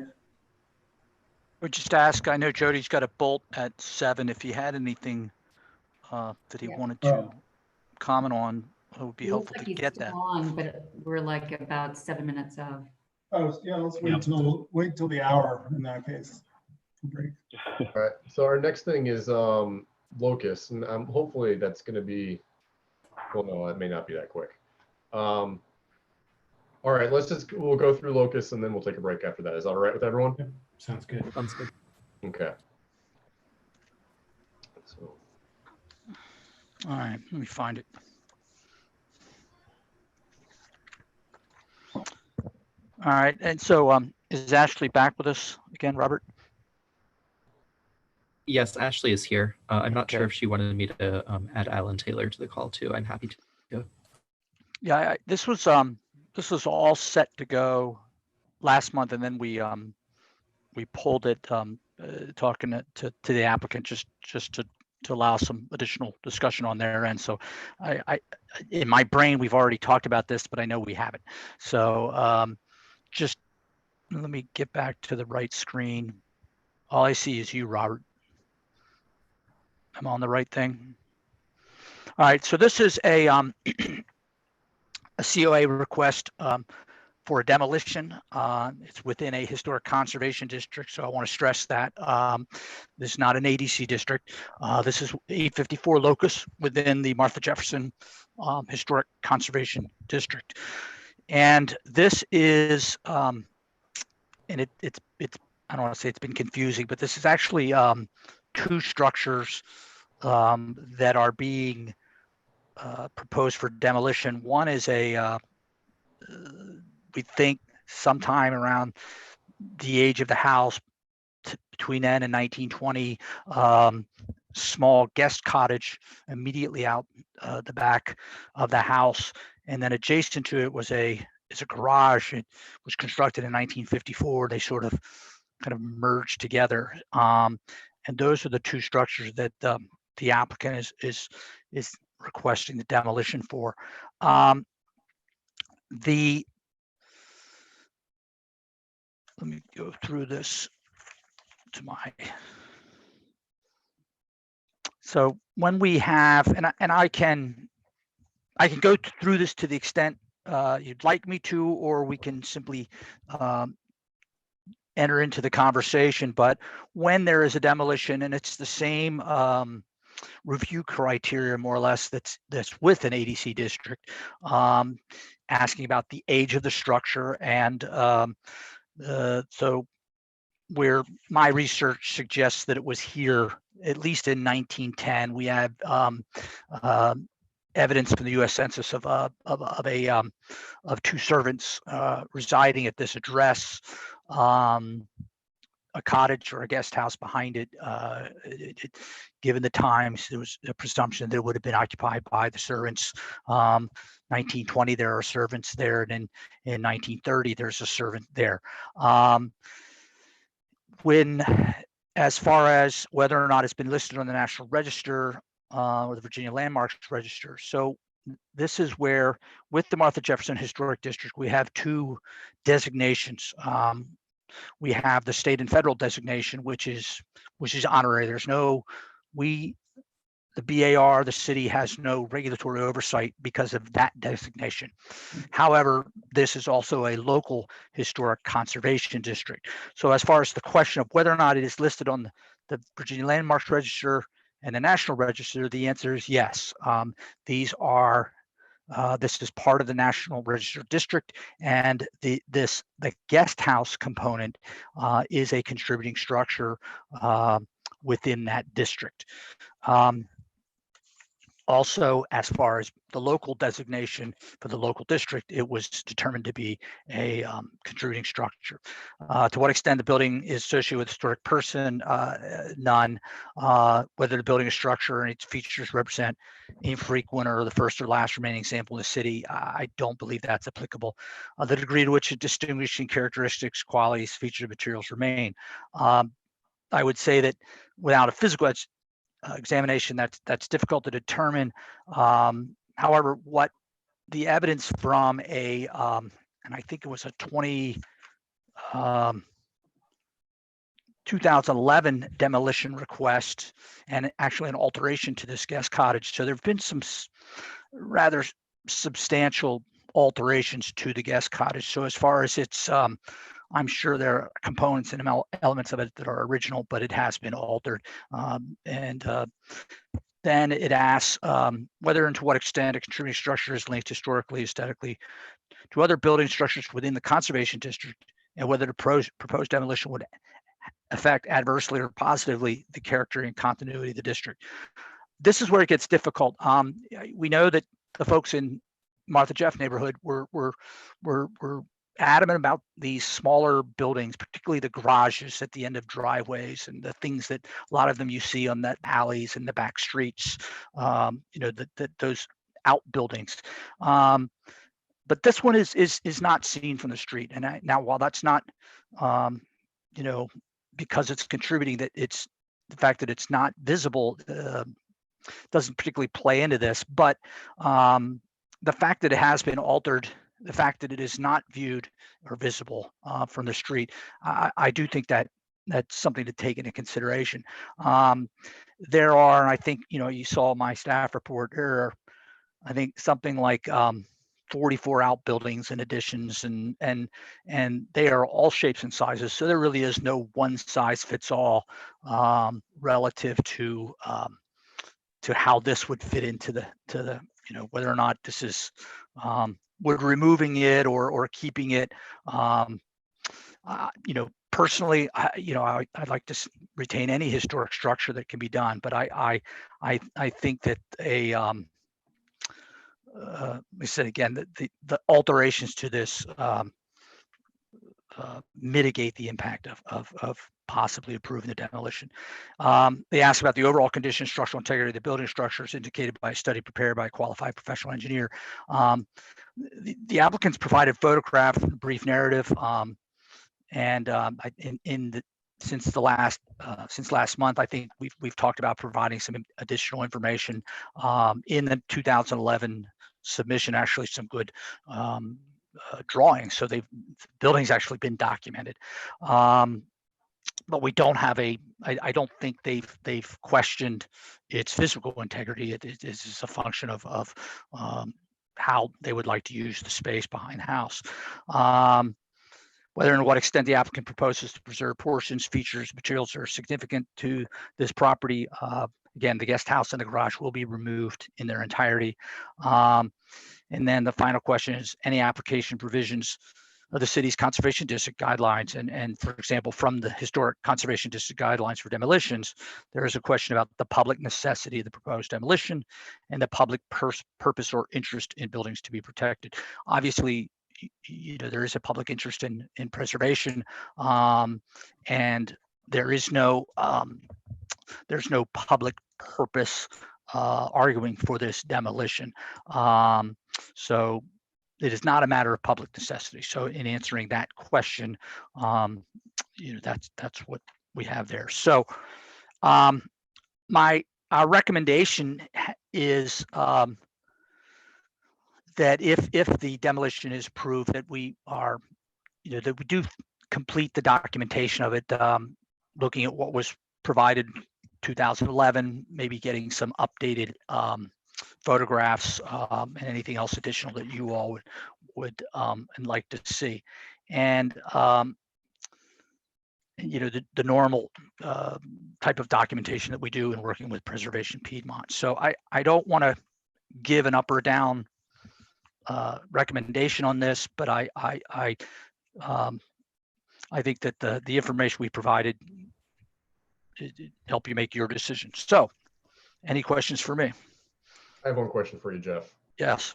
So you said that when this district was formed, residents made a point of picking these these outbuildings. Is that documented anywhere? Because I couldn't find that. That's and that's been sort of anecdotal, and what I had heard from a former member of the BAR, and also some folks who have come in and asked for demolitions in the last 2 years, expressed to me that, yes, I know this is what the community wanted. So that may be apocryphal, and I can acknowledge that. But I do know there was a discussion that what was recommended as contributing for the Virginia Landmarks Register and for the National Register, which it has, that those same structures be listed as contributing for the Historic Conservation District. So that's what elevates it. It kind of goes beyond where the community saying what they would have preferred to have happen. The fact remains is that it is listed as contributing, and how it got there, what people's opinions were, I can't say. I have a question as well, Jeff. I'm wondering, has anyone, or do we have anyone from the public who will be speaking on this, and whether or not what they think about the value or not value of having it demolished? Well, the applicant's on is her applicant's representative, and I believe Alan may be on here as well. When you look what at, I'm saying is, other people living in the district, are they also going to be speaking on this? I have no idea. They have the opportunity to, and they all received letters, their neighbors. So in a moment, they'll have the opportunity to, if there are any. Thank you. I just have more of a philosophical question, Jeff. Are there any of these older, but houses from the early 1900s that are IPP protected on Locus, or are they all just simply part of the conservation district? And because that came up with the one just down the block, the low brick house, right? Which right. I was absolutely floored that was not an IPP house. Yeah, I was kind of like, I was a little surprised, but I've got the list here. If you give me a second, I can look it up. I don't believe that there are any.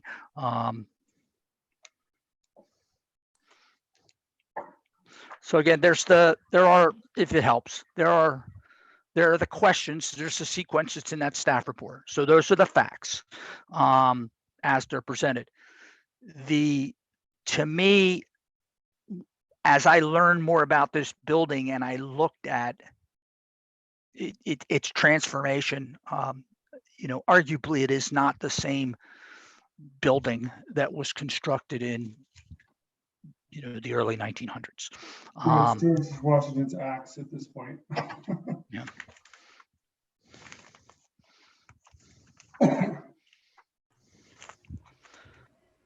Can we go ahead and proceed with the public comment and the presentation? Yeah, from the yeah, I'm applicant? just, I'm looking stuff up and go on with your conversation. Excuse me. May I ask Jeff a question then, before we move on to public comment? I'm just looking at the photographs from the 2011 application of what I think was a structure, and I mean, the siding and just the profile of the building. The windows, the porch. Yeah, it's been. Really, I mean, I think this was altered in the last decade. Mhm. Beyond, I mean, I'm sort of shocked at what I'm looking at. And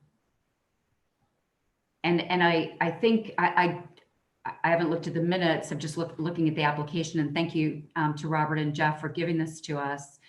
But maybe there was a lot of discussion about the demolitions of other buildings on the site, but this was really altered greatly by the previous owners.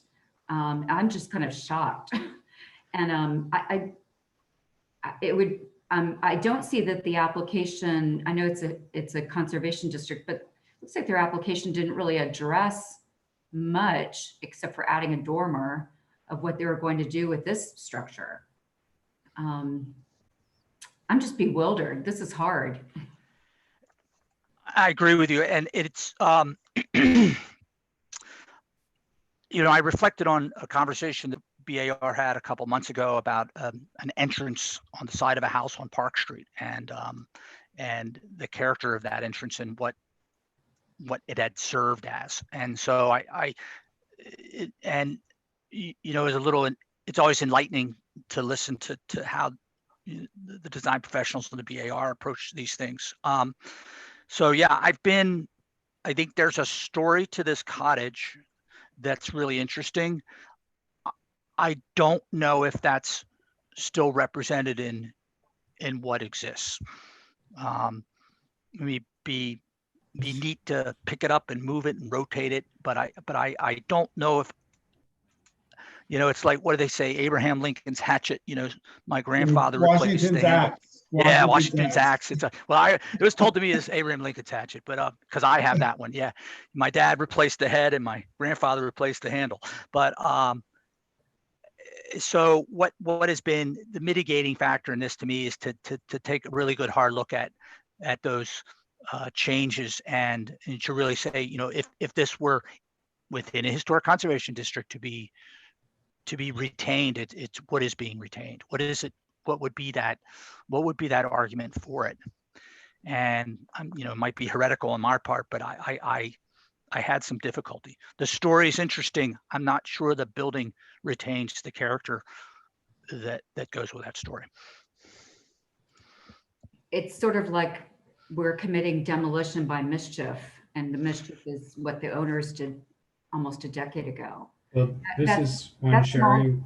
Hold on, the small window that's shown in the photograph of existing conditions, that really tells me that it was living quarters. That's the size of a small window that you would insert. I mean, storage buildings didn't have windows, but right. You inserted windows in spaces where people lived, and that small window absolutely is. I mean, that is. I'm getting shivers actually. It's really a shame, and I would like to know from the current owners and the current applicants rep. To what extent any of this exists? Does the owner have any idea what's behind the walls? My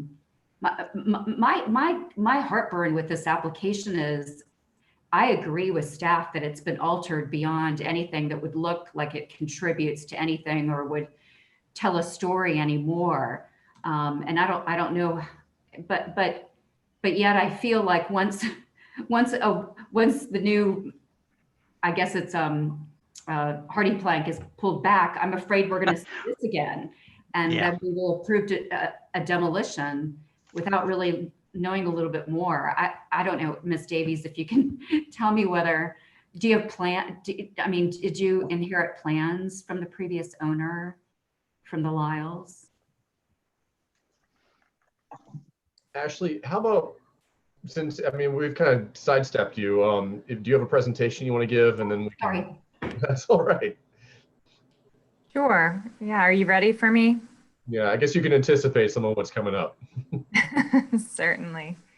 Well, hello again, everyone. I'm Ashley Davies. I'm at 1000 Locus Avenue, but I'm here tonight with the homeowners of 854 Locust Avenue. That's Alan and Bryant Taylor.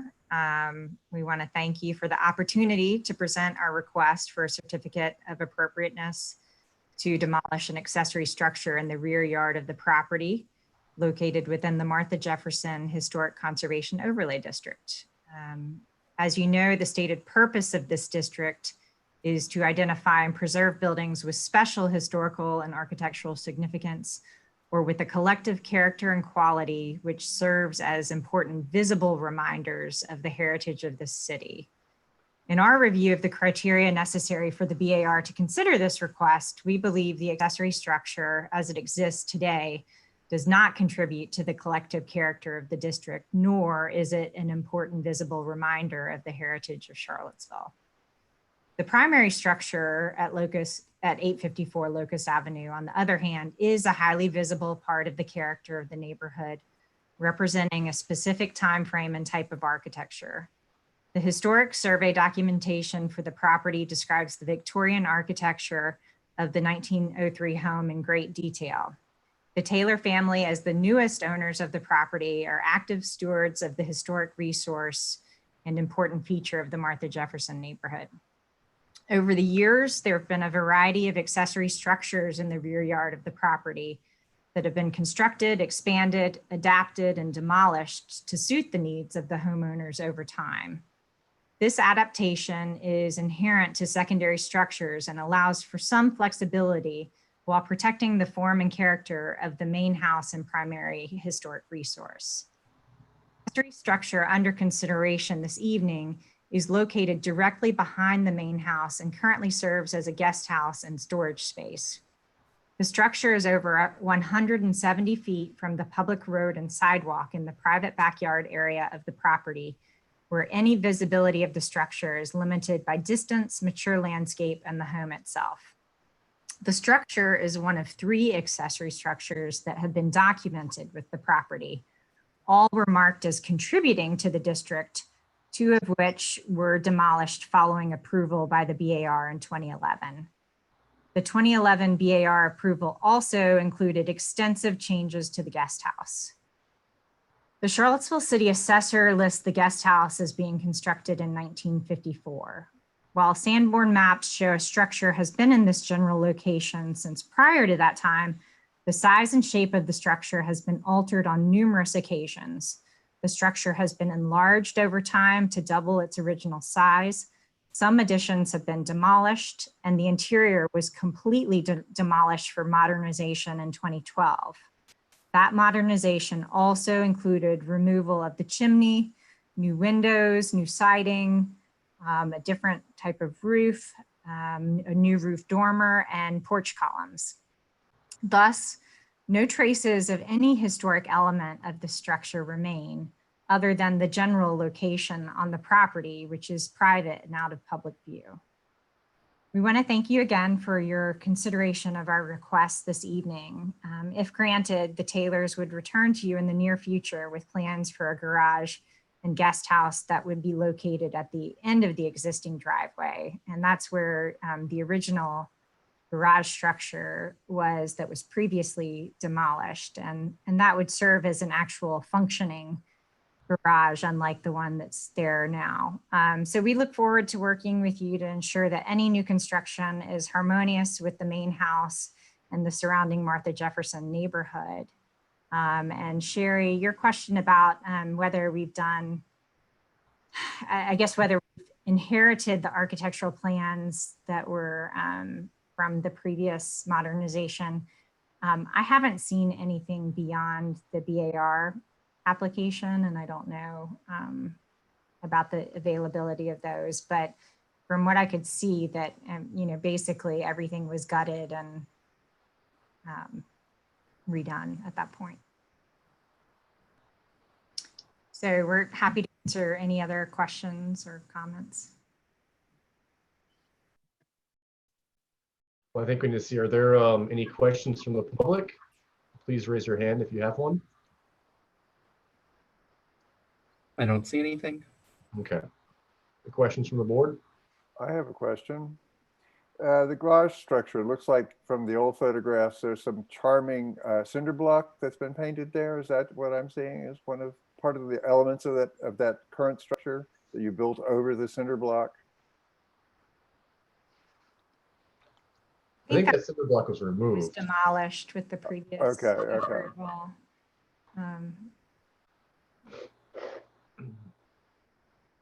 But the footprint of where that cinder block building was has been retained as part of the structure now? Is that what I don't want to be confused. That's an older structure then, right? Mm-hmm. Okay. So, okay. Yeah, you've got the the house was built in 1903, so call it the 1903 guest cottage. And then in the 50s, there was the cinder block structure added to the east side of it. And then at some point that structure got and it may have been in the 2011 work, got a hole, an opening punched in it, and it became a garage. So that seems to be the life of that. And honestly, the other buildings that were there, I mean, they look as, what was the one we looked at a couple of months ago over in Lexington was, in pretty bad shape. And one they called a barn. I don't know what it was. It looked like a pole shed in the middle of nowhere. So this was probably the most, so there were 4 structures. Yeah, and so now all we have left that I think is this cottage and this 1954 garage addendum. Which is all slammed right up to the back of the old house. And so, I mean, the architectural reasons for wanting to move or demolish it seem pretty obvious. I mean, they've got a huge yard and this thing's like right smack in the middle of it. So, I mean, the desire to, the reasoning behind it makes sense to me in that regard. And I think that little, for lack of a better word, carbuncle that Ron was referring to is where the gateway is now on one end of that shed, right next to the little window.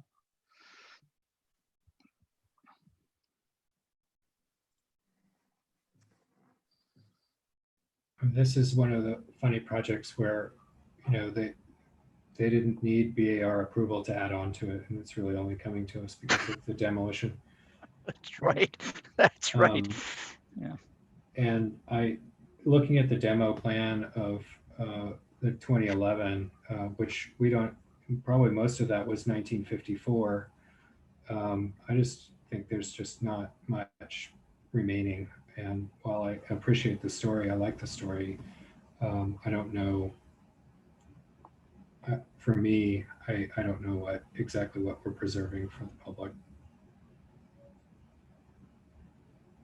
Are there any more questions from anyone? Just want to make sure before, it sounds like everyone wants to get into comments. Sorry. Are there any comments from the public? Please raise your hand if you have one. Oh. Okay. Comments from the board. Well, I think it had an intriguing history, but I think it's been pretty much wiped out. And also the fact that we're in a historic district, it's not visible from the street, so it doesn't threaten the timeline, and it does certainly compromise their access to the backyard as it currently exists. Architecturally, I don't see any really strong reason to keep it, and then historically, I don't think there's much left. I mean, the damage was done, and it wasn't, right. And they aren't the ones that did the damage. And when the damage was done, it was well before this was would have even come under our purview. So, I think it's not. I mean, I just think we're not. I think we're effectively governing anything on that. I think it's a done deal really in terms of what that building was. It's gone really. And I'm with Sherry. I think it's really too bad to lose the story of it. I think, record it. It's something that was kind of fun that was there, but it's, it's past due at this point.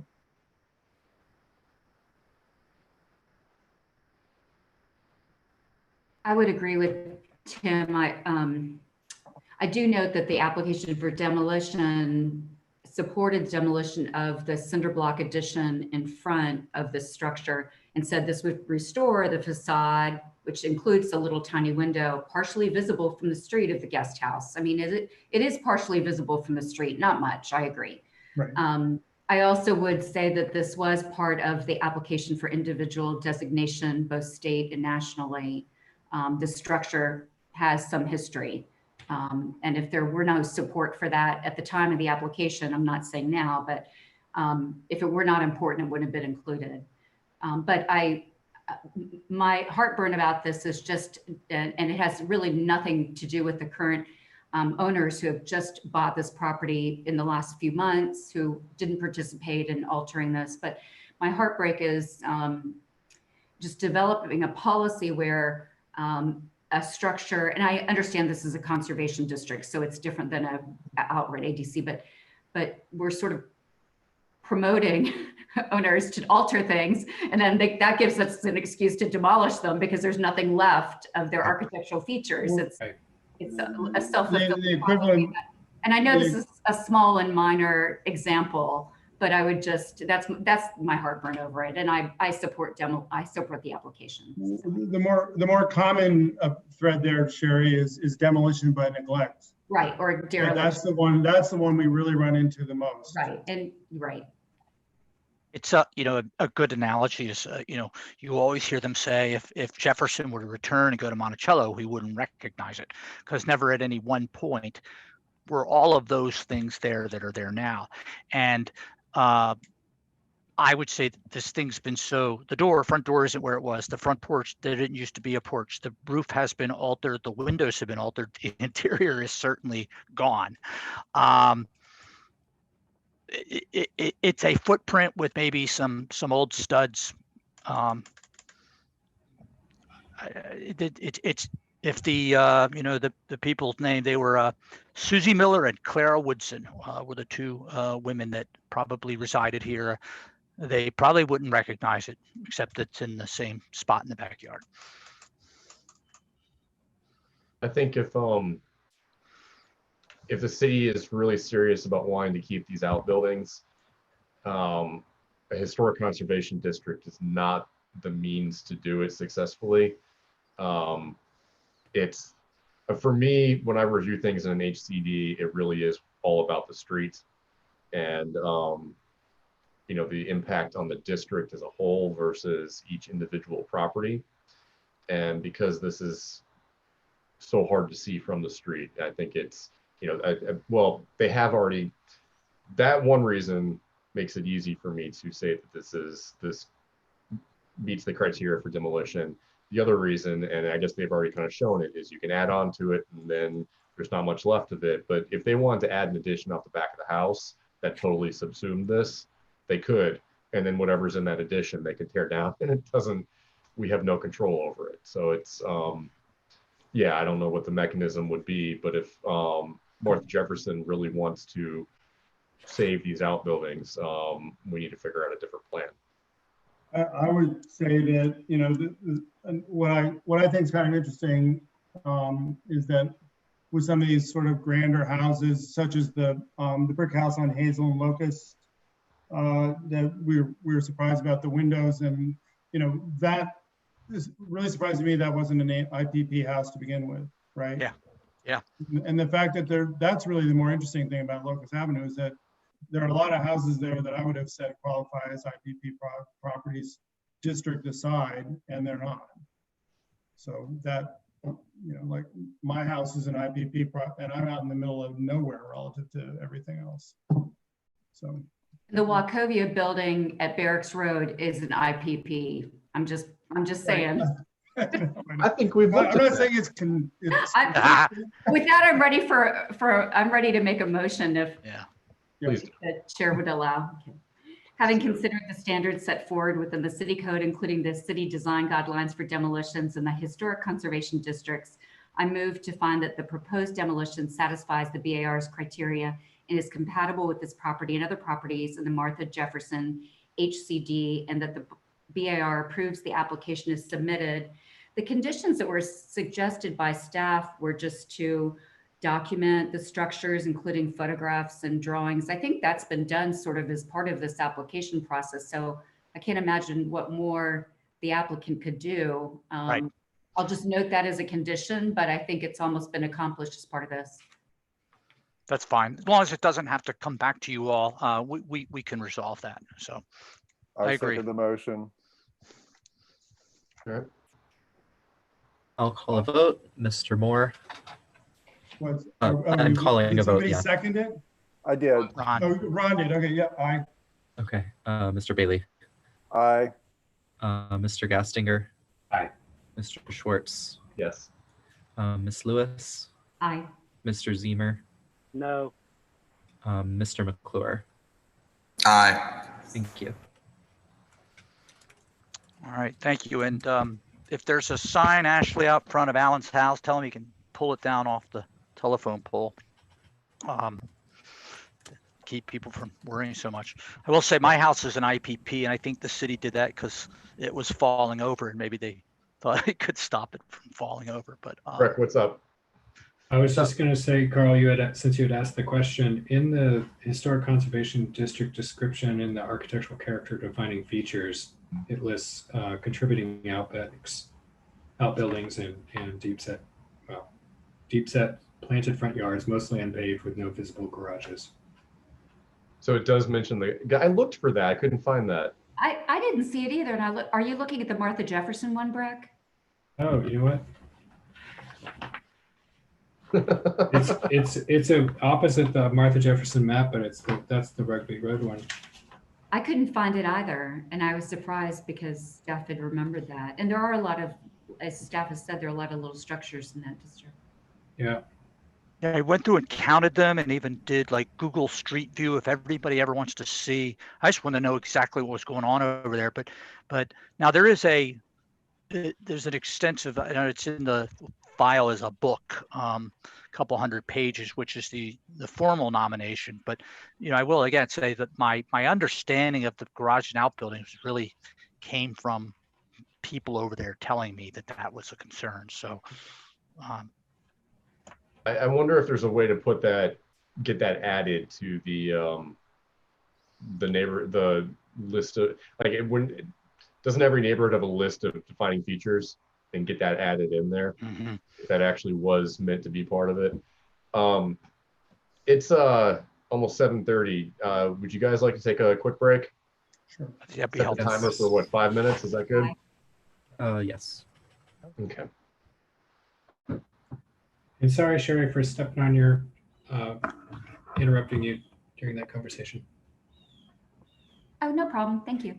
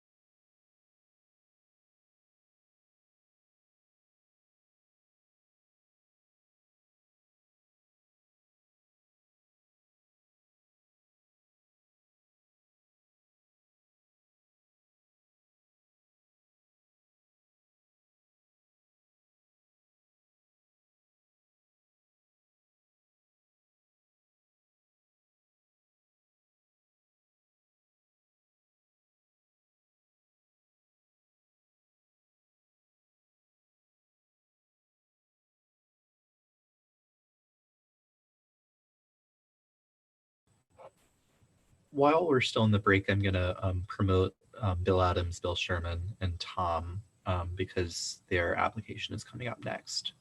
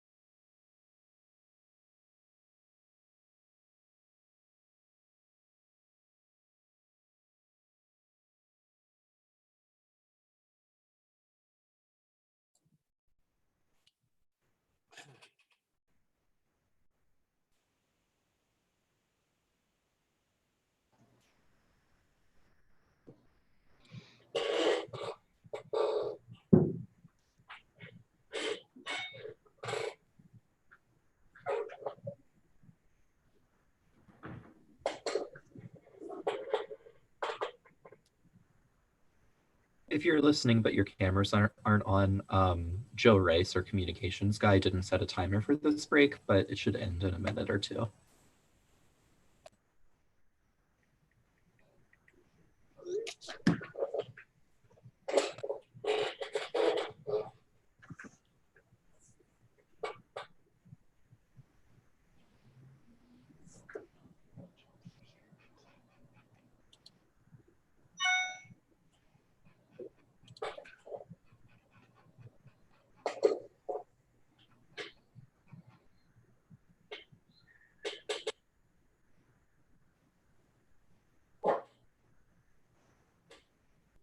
Robert, excuse me, could we ask that Bill Wilder also be promoted to the panel?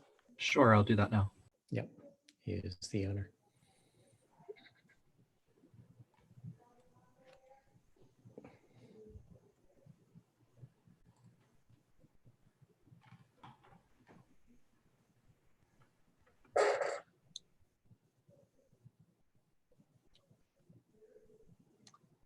So this is Tom. Just let me know when you want us to start and when you guys are ready.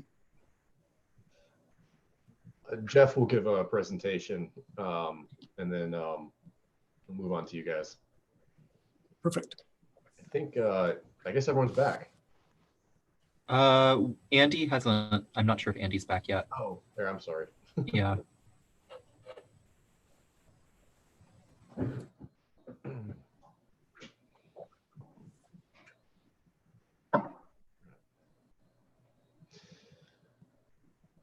Well, I guess that's all of us. So, Hola. Jeff, it's 128 Chancellor Street. I really, well, didn't really have, the staff report was more to sort of just introduce it to you all. I'm not going to get into a lengthy description of the project. I'm going to let Tom and Bill do that. I do want to explain, I guess, and Bill and Tom and Bill, if you could just stay with us for a little bit while we clarify some things for the new BAR members on how preliminary discussions have somewhat changed over the past year. But again, it's a preliminary discussion. There's no BAR action required. None is taken. And however, the point of this is not just to have the architects present this and we all go, that's nice. This has to be an interactive discussion. The goal here is to work this towards an application that then can be reviewed. So, towards a complete application. So if we have questions or if the architect has questions, that's the whole point of this conversation. So I want to make sure that we take that seriously and understand that. In the past, the BAR has expressed, support for certain things, but not for other things. Now that's when we, can go to the next steps here when it comes back as a formal application. But we would like to encourage you all to one of the things we've understood from applicants when we talked about this change in this process is that they get some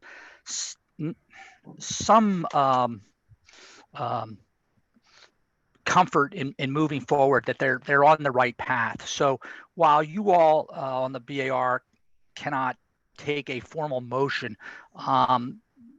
you are welcome to, and Carl as the chair, take a straw poll on a particular element or component or a particular question that, while it's not a legally binding action by the BAR, you are expressing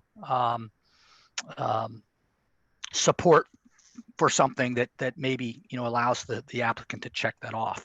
And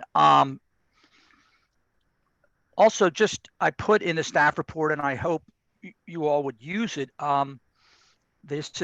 This one falls within the, unlike 167 Chancellor, which I think used every page of the book. This one is I would characterize as an addition. So it's new construction, it's an addition. And there is a good checklist to work from. And for the applicant as well, to say, all right, have we covered all of these things? Have we asked all these questions? So, and what Robert and I will do when we're done with this preliminary discussion, then in just the staff questions, we're going to get into a little more of a conversation about next steps on projects like these, which are of such a scale that, maybe there are things that we want to review and approve incrementally. But we'll explain all that later. So tonight, just a preliminary discussion, ask lots of questions all the way around, and trying to get this to where they can submit something that moves towards formal action by you on the BAR. So hope that makes sense. I'm going to turn it over to the architects. All right, this is Tom. Well, I do the short straw, so I go first. So Train Architects has partnered with Bill Sherman to execute this project for the Center for Christian Study. With me today is Bill Wilder, the director of the center, and Bill Sherman, of course. Bill is the lead designer, and Train will be kind of producing and coordinating the production of the documents. And with that, I will turn it over to Bill Wilder to let him tell you a little bit about the goals and aspirations, and then Bill Sherman to tell you about the project.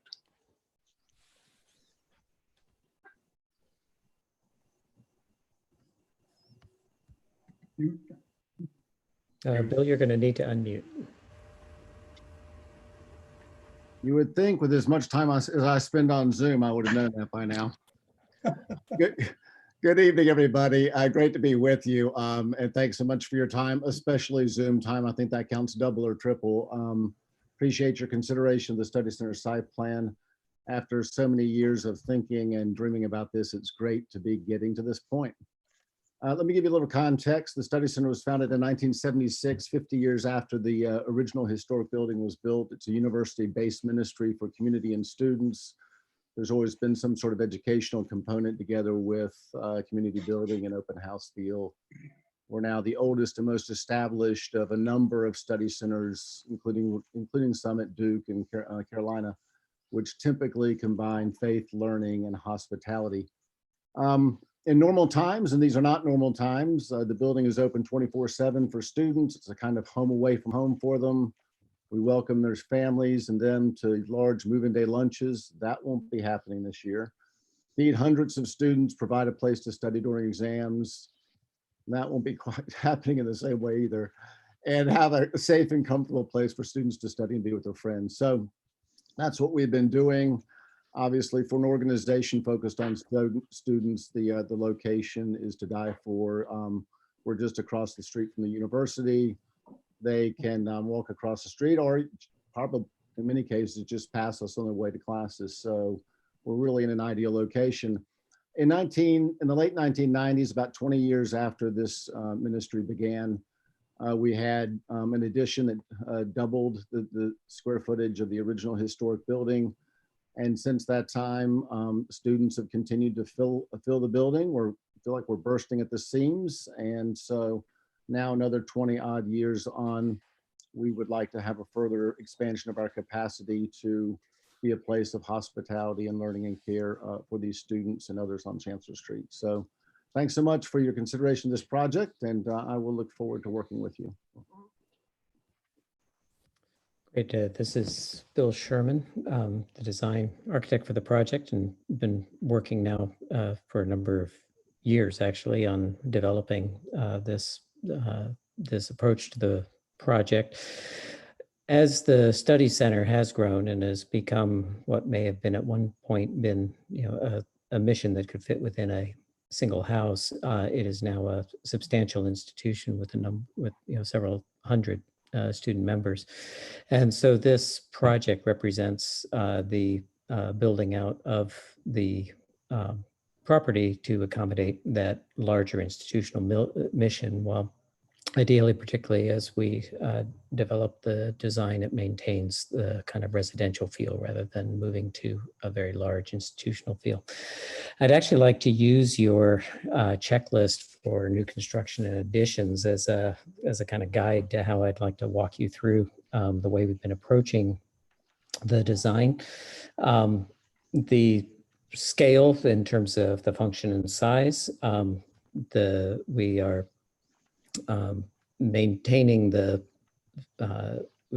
really in a way, trying to maintain the scale while we accommodate the size requirements that are needed for the project. That is located to the rear of the site, building out what is now just a small parking area at the back of the property. And it is and moving on to the next, the location, which I think is the important part, is that this addition would not be visible much at all from Chancellor Street. It would be visible, and perhaps we can jump to the, I think the I think it's page 3 of the presentation. If we could move back to that. That shows the existing conditions and the site overlaid on an aerial photograph that shows that it will, in a sense, front on the parking lot at the end of Elliewood Avenue, but would be not visible from Chancellor Street.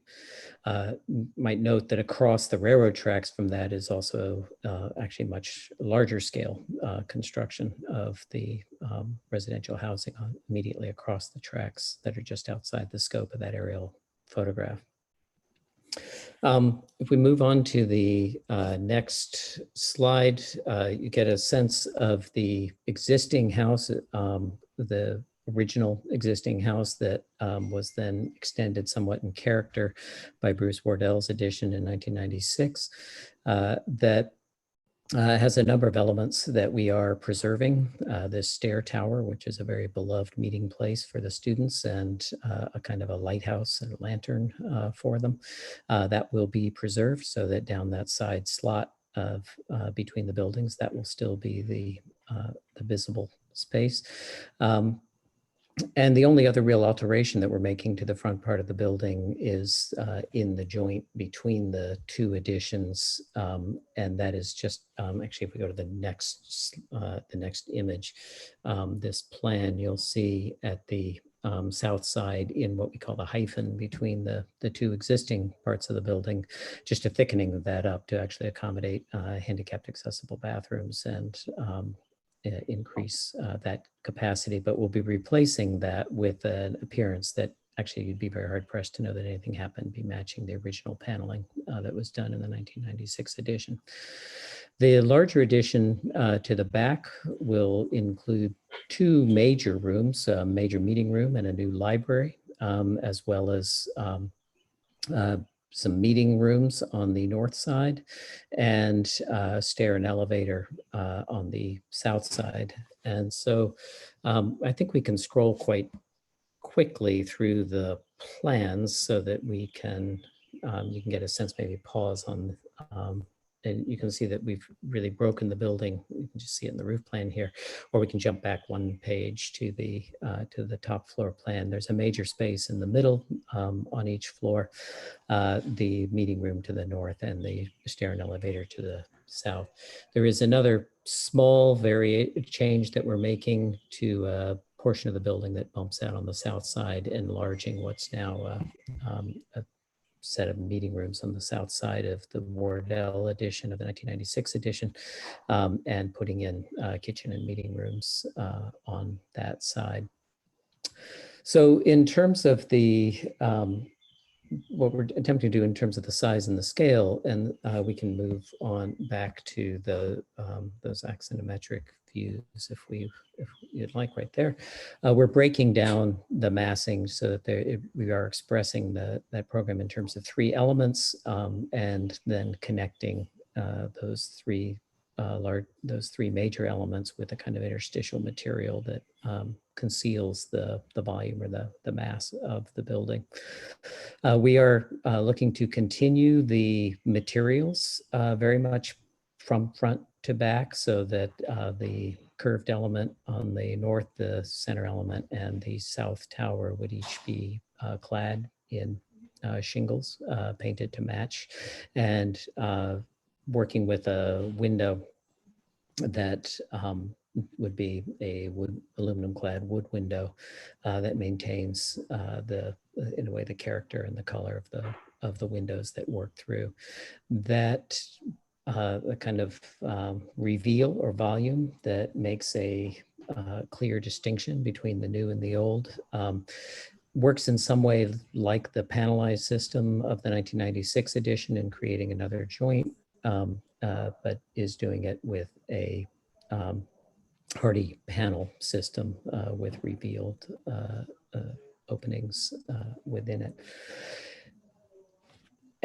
So we are making it very clear in terms of point 3, we're making a clear differentiation between the new and the old, but pulling through issues of the scale, the materiality to maintain the character as it comes through. And so that kind of gets us into the items 4, 5, and 6 on your checklist, in the way that we are attaching that there's a clear delineation of the old and new, but in terms of the continuity, it works through from one side to the other. I will mention that the building sits on a plinth that is at the level of the parking area. Right now, that is a kind of weedy area that where there's the parking and then a slope. We would be building a retaining wall, which will allow us to take care of all drainage issues, parking issues under the building, the drainage in that's behind it, and have that application into the city with respect to the site plan. I think I'll stop there and be happy to answer any questions. All 3 of us would be available to answer questions about this. And Bill Adams has also been working with us from Terrain Partners.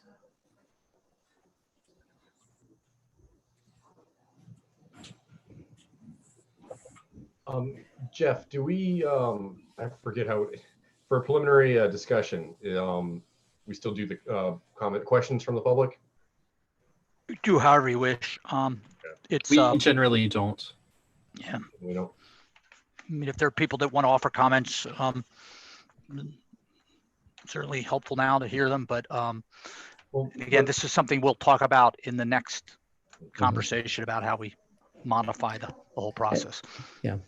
All right. And if I could just add briefly in there that Bill Wilder has been in conversation with immediate neighbors, and they were all notified, I believe, through your process of this. It's a lot going on over in Chancellor Street, so everybody's So paying attention. That's if right. I may, this is Tom, and just to clarify, so the site plan, which is we're working with Woolley Engineering, is in the city, so it is under review. The idea is that we are working for a construction start in June of 2021. That's kind of the goal. So that is kind of what we're working for. we're kind of in DD phase or heading into DD phase now. So we're waiting for your comments on that as we proceed. And then we'll roll into CDs after Thanksgiving, probably. Well, on the off chance there is any public, and if anybody in the public has any comments or questions for the applicants, please raise your hand. Nope. All right. Well, board, who wants to start? I will, why not? I think it's very coherent. I think it's respectful of the scale. I think they hit the points pretty well. I think it's subtly different, enough so that you see a clear timeline looking down the side of the elevations. And also given its siting, it just doesn't really rock anybody's boat no matter what, because of the way it tails off the back of the building. So I think it's a very nice presentation, and be nice to see Bill Adams once in a while, but he's got green off and everything else. Anyway, nice project, and I certainly don't have any objections from my side.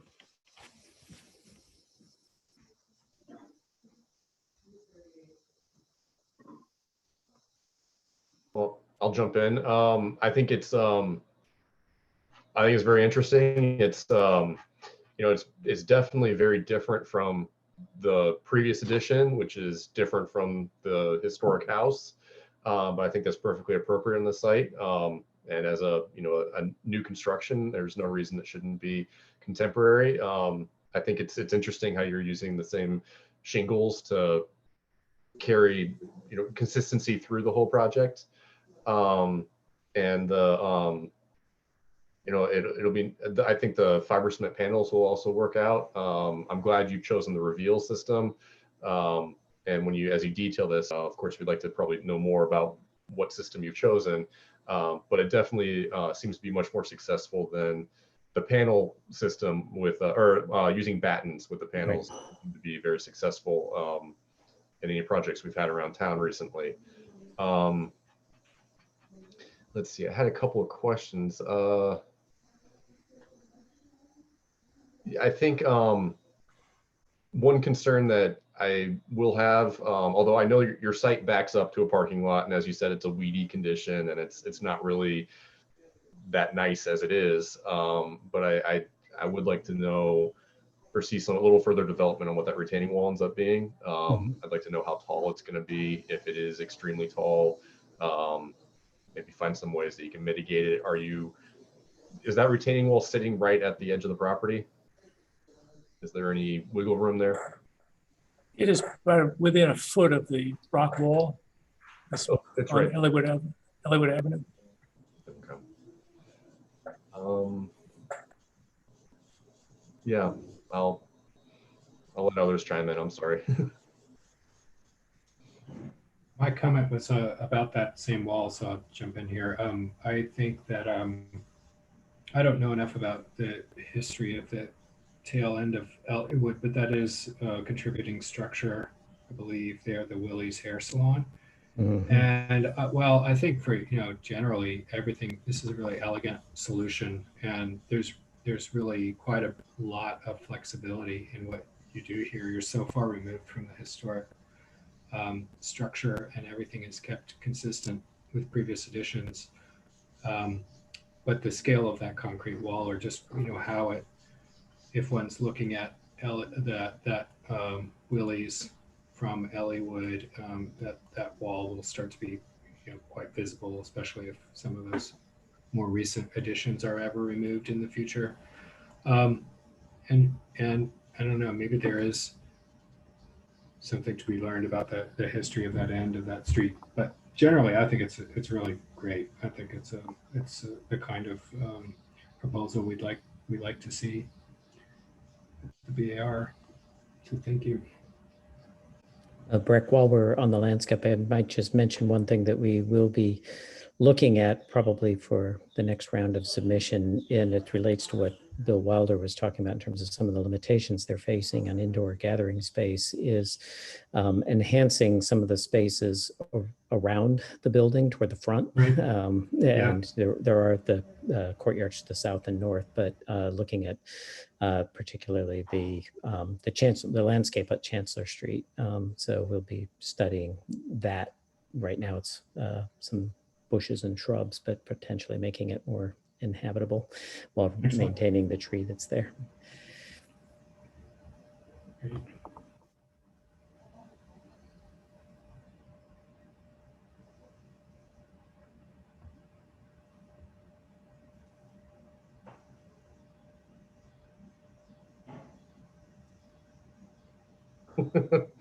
They're so quiet.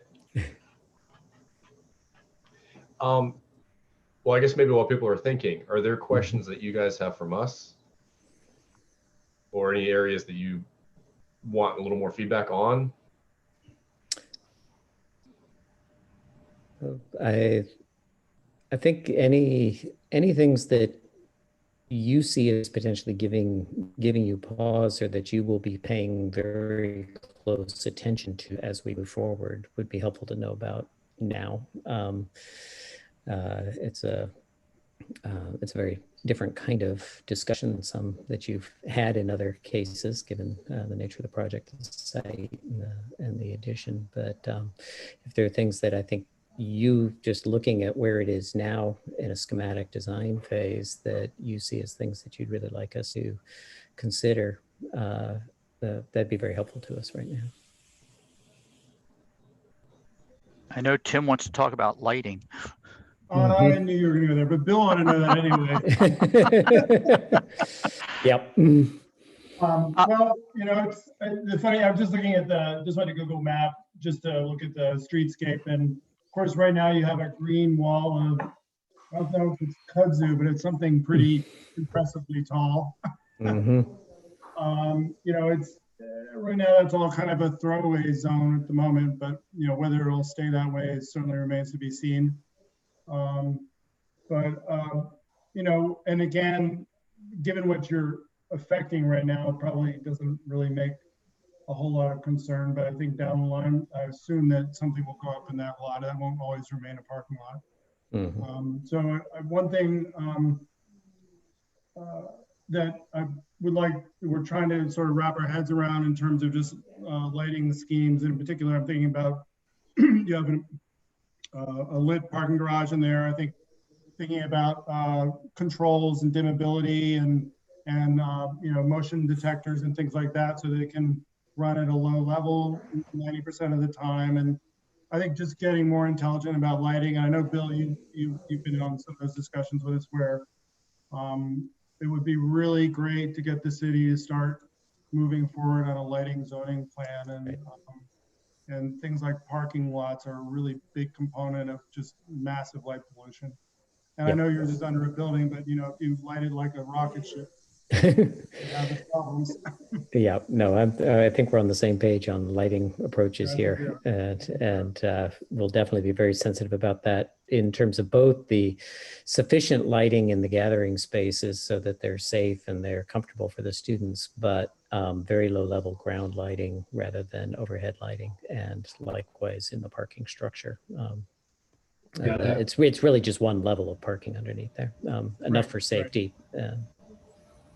There's an opening in the rear of the parking structure, and I'm not sure exactly how the circulation works, but also considering the headlights or any spillage, that opening is already quite a bit higher in the air, so there may be unintended consequences for neighbors.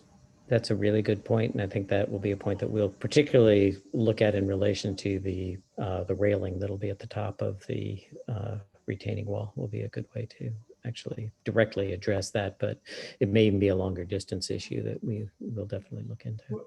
Just out of curiosity, sort of following up on Carl's question and Brett's questions about the retaining wall, what is the perceived function of the triangular space going off the back of the building? Is that sort of a throwaway, or do you actually have a functional? I'm just wondering about if you were to break down the scale of that wall there. It actually, and actually Tom may want to address what's going on behind that wall there, because it's actually quite tricky, but it does have to do with how we're dealing with water management, stormwater management with the site plan issues. So there's quite a large basin built into that wall in that corner where we're managing all the stormwater. We're bringing it all in to that location and then holding it and then dispersing it out kind of in the same location it's coming out now, but at a little bit slower rate. So there, that is our stormwater retention area, basically.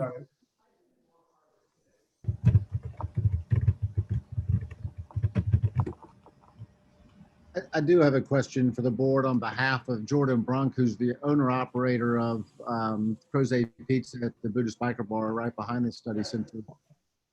So I met with him, and he actually asked about the lighting. He said he would like to have more lighting on that back wall for the parking lot. So that may be too much light or not something, but that is one of the concerns he expressed is, could you do something back there for the lighting in that dark parking lot? The thing is to distribute it properly. I don't think you'd be wanting to do it from your building. You really need to be doing it so that it's really down light or low light or whatever. But if you're casting it from your building, you're just going for glare. So that's really more the person who owns the parking lot's got to address that problem. I mean, the other thing I could see, and I don't think this is an issue for your kind of lighting levels, but for instance, have you ever driven by the new Y on 250 at a foggy night when that thing is lit up? I mean, it's ridiculous how much light it throws out. And I don't think your library would do that, but it's just something to be aware of when you have a lot of glass, but I don't think that applies to your project. I mean, it's not an auditorium and you're not lighting it at 100-foot candles or whatever the hell they have inside. Right. Right. But I think it works well on the site, and I think the scale is appropriate. And I think the use of the materials makes a great deal of sense.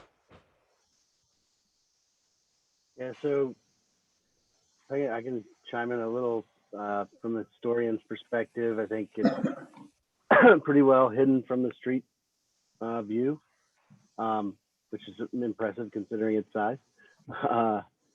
And my only other, and again, I'm a historian, so I'm not an architect, but I'm just curious, you've really articulated the fenestration on the sort of turret corner and the central bay, and then the stair tower at the south end is sort of, like it's got windows where they are because they have to light the stair, and I'm just wondering if there's, it's such a nice job on those other two portions, if there's something to explore there that carries some of that dynamic through. So I appreciate that comment, and I think there will be some more detailed study going on that, and particularly in creating moments with it from the inside looking out where you might make very specific. That's actually where the windows are falling now, is very closely calibrated to moments where one could pause on the stair and get the longer view from the inside out. So it's being generated more inside out than outside in on that side. Okay. Yeah, I feel like, sorry, go ahead. Yeah. No, go ahead. I was just saying the library windows and even that curved window are a little more horizontal, where the stair tower windows are very vertical. So yeah. Anyways. Yeah. Otherwise, well, and I also really I like the idea of bringing the shingles all the way back, and kind of that does give it some continuity and ties things together. So thank you. There was one question Bill Adams asked me, or maybe Tom, you asked me about the possibly removing some vegetation in the front in the interim. I wanted to make sure I didn't forget to bring that up. And then and you guys have touched on it a little bit. I think the only thing I really sort of noticed is that whether there's any landscaping issues. I don't know, Breck, if there's anything you saw that might need to be expanded on or already been covered. So those are just my 2 cents. And there's not much in the front. Looks like an existing maple, some shrubs. Yep, there's one tree and a number of shrubs. And I mean, in some cases,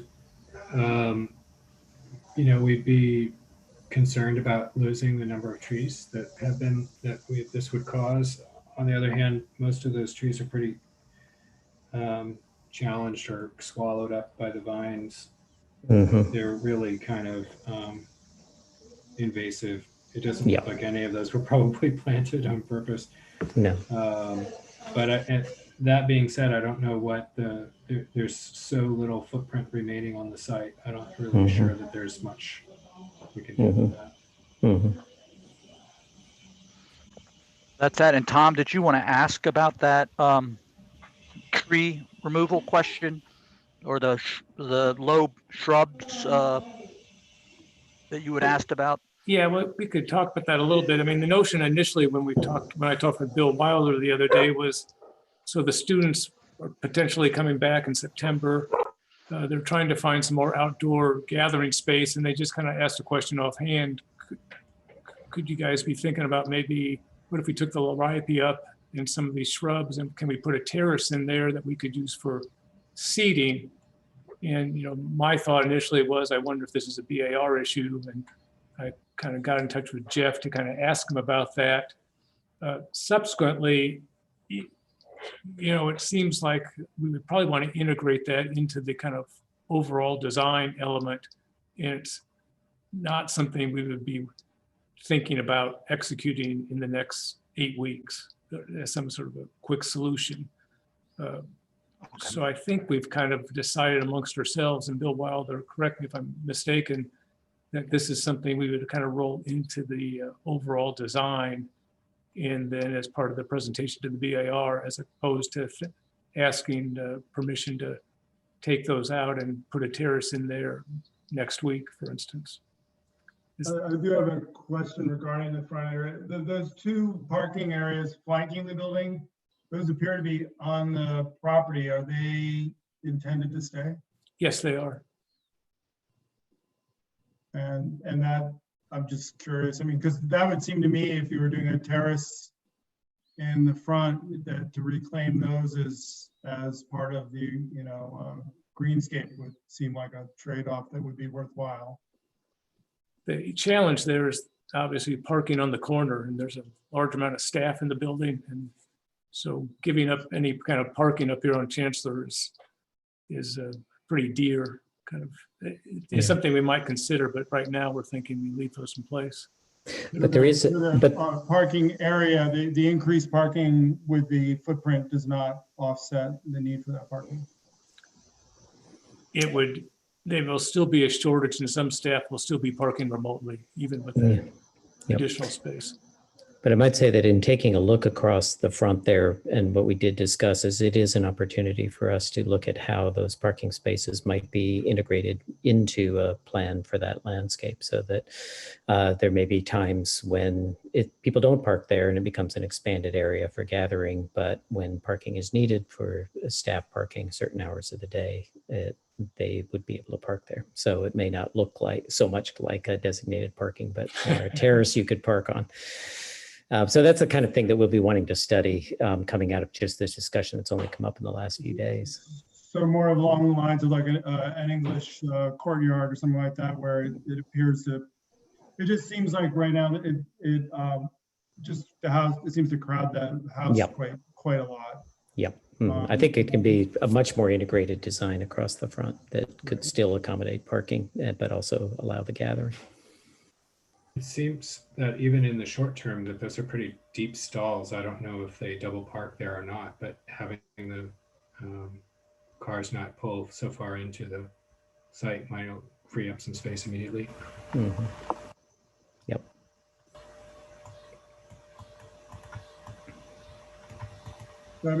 I mean, just for wild question, I could, one thing that we're hoping to get people to consider down the downtown area. And we did actually ask one project that we thought was asking for an unreasonable amount of parking, was to consider stacking technology, to basically use depth in the lower parking area, where you get 2 stories out of it, something like that. I mean, that probably doesn't fit with your financial model, but just again, thinking about ways to get cars off the street, in part because, eventually we're hoping that isn't going to be a requirement. People have so much parking. Yep. Yeah. I mean, we're taking a longer view. We're hoping that there'll be less parking required in the future, but in the meantime, accommodating for the condition we have as much as possible. Understood.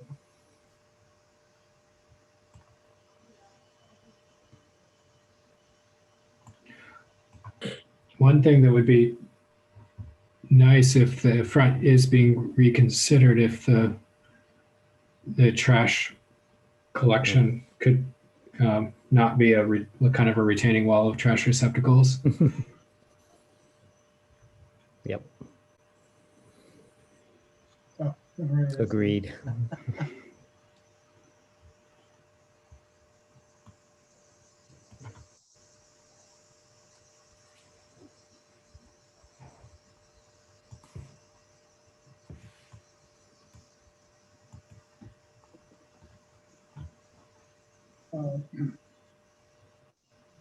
So You're all, everyone's uncomfortably staring at one another. I was going to say, I think you guys have Jeff will help you out with kind of our list of details and items that we like to see when we see a full COA. I mean, I think because it's you're going for a contemporary design, some wall sections would definitely be useful. Obviously we've got the lighting that we've talked about. Well, I guess Jeff will go through that, but yeah, unless you guys have any more areas that you want us to look at, or if anyone else on the board has any more comments. I mean, I think it sounds like there's a lot of support for this. Why don't we do that just to be sure? So this isn't a formal vote, but just to recognize the massing the concept.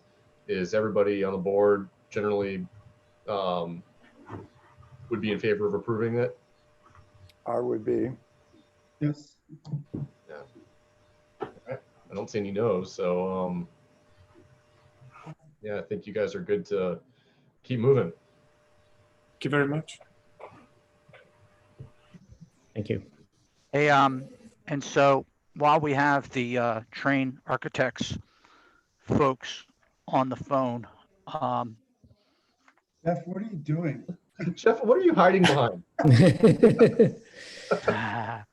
I'm trying to do some research while we're sorry. I haven't been in my office in 150 days, and it's like I'm on a treasure hunt.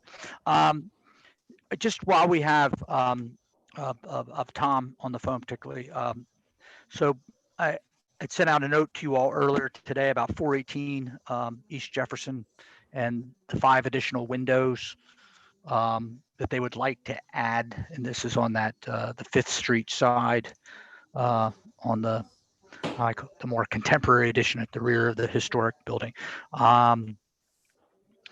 And it's something I can put on the consent agenda. I think it does require the formal okay, and I can put it on the consent agenda for September, but I wasn't going to ask you all for approval of that. I think I was going to ask it in terms of, would it be acceptable to, in your opinion, to put it on the consent agenda, and thereby kind of at least give a little bit of direction to the applicant.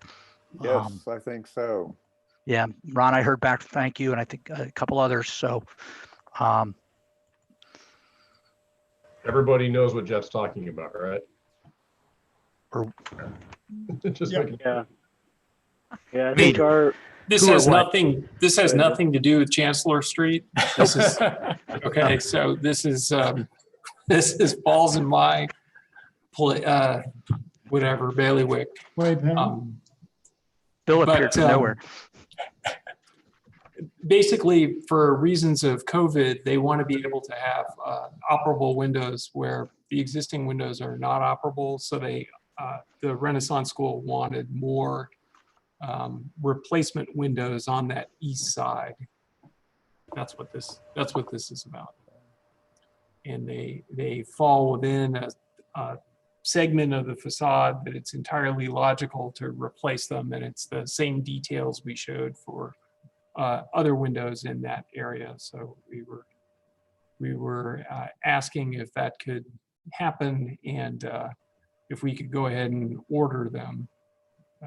And I'm happy to do whatever follow-up needs to occur in order to have it run through the BAR. So.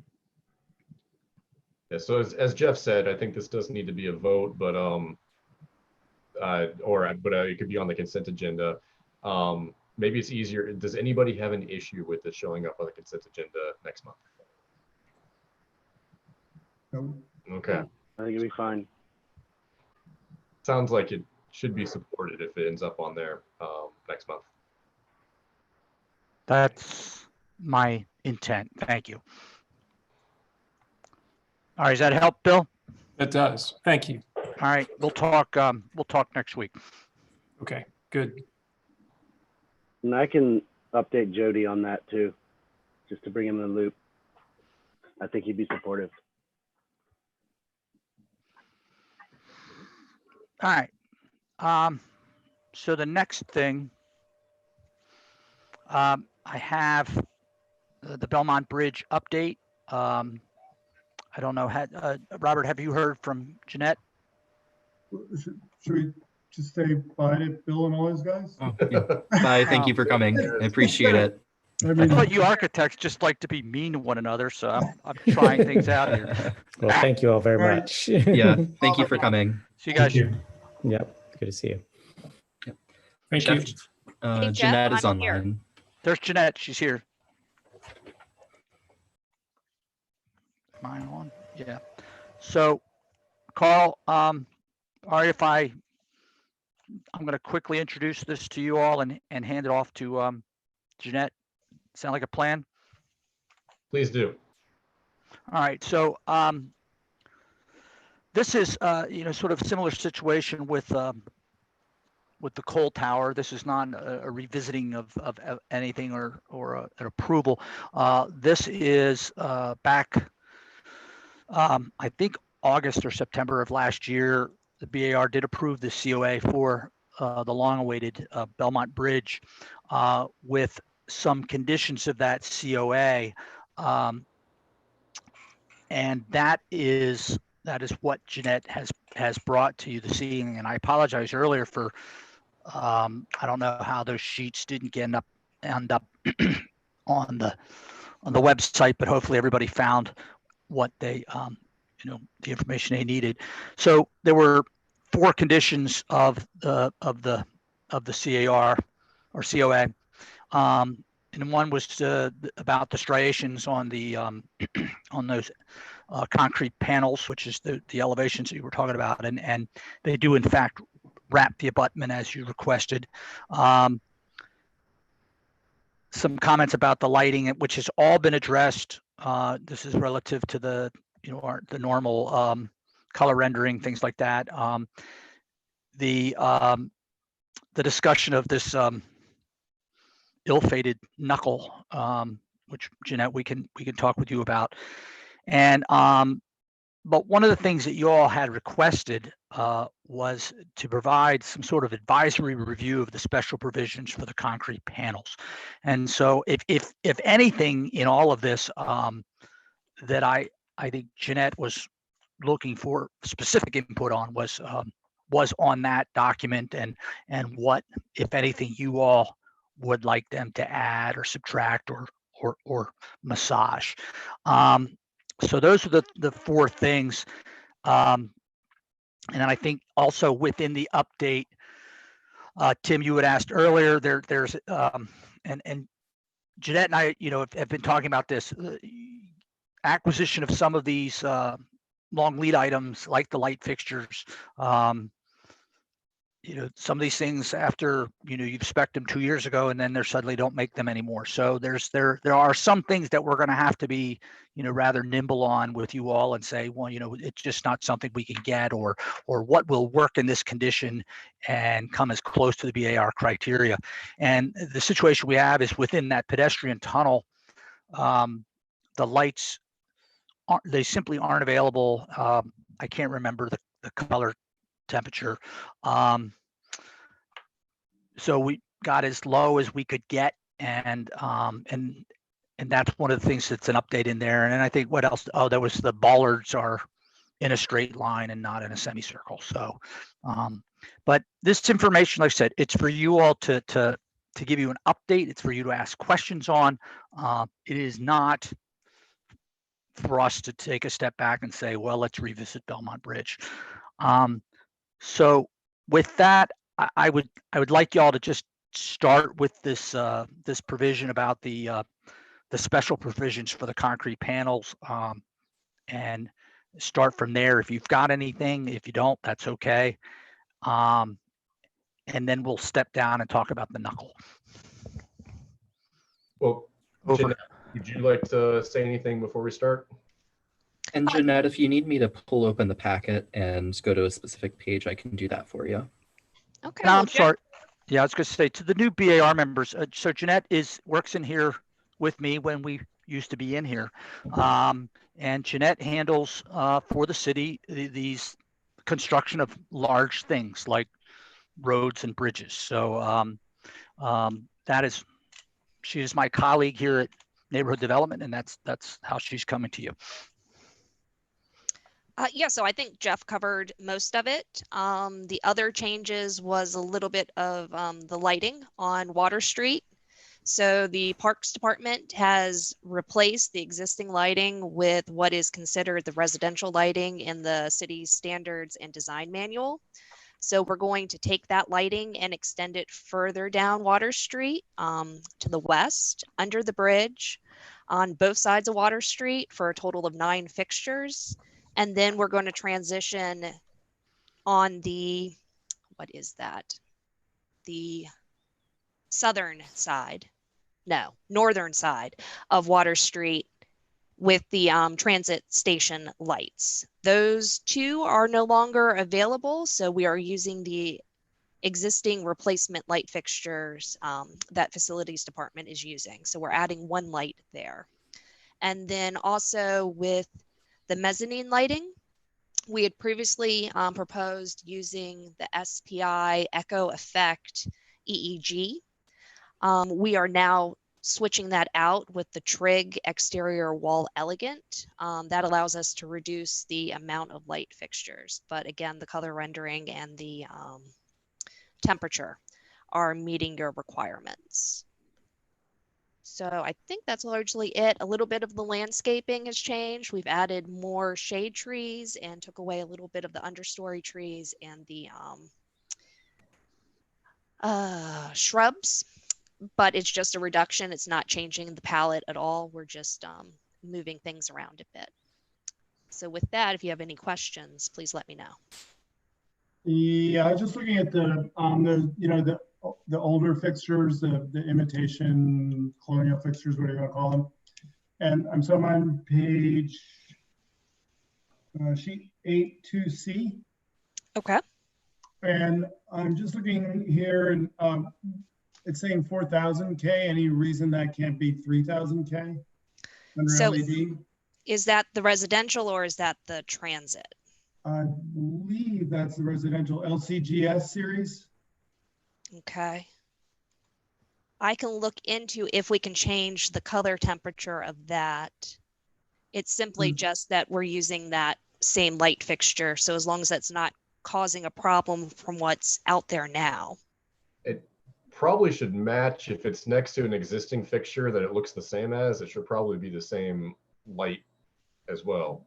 Right, which is pretty blue is my, anyway.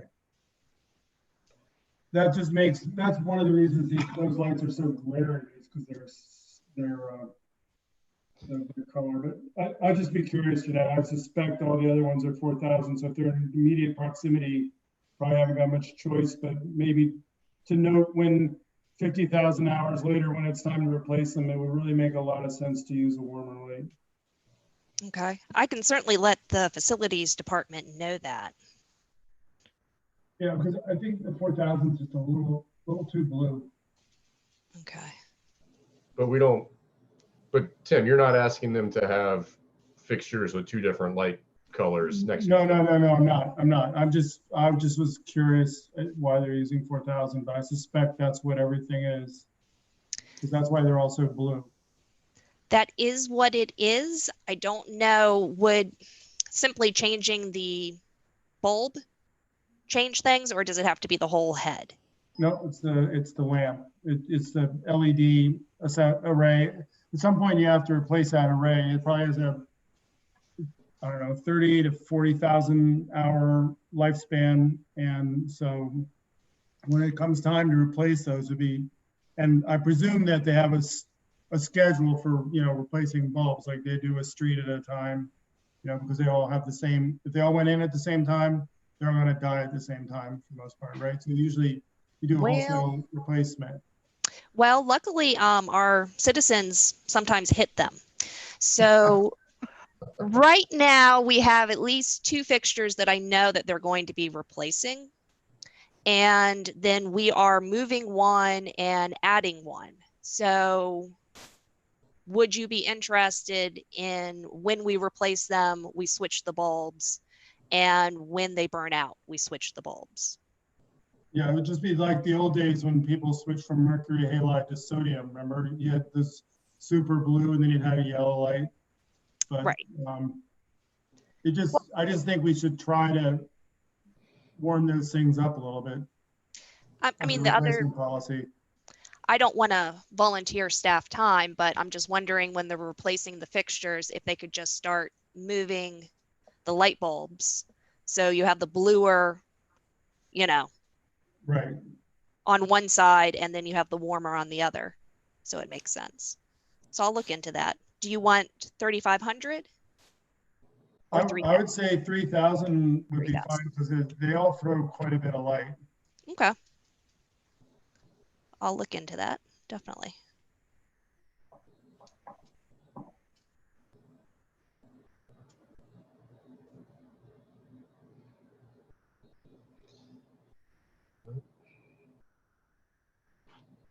I guess, should we? I have any other questions or comments related to lighting? I think Jeff had suggested we kind of go down the list of 4 items. Unless, did you want to jump somewhere else? I don't have the list right up. What's the next one? Trying to find it. I was going to ask about a question about the concrete panels. Okay, the first one is the retaining wall striations. That's the first item. What should we be looking at?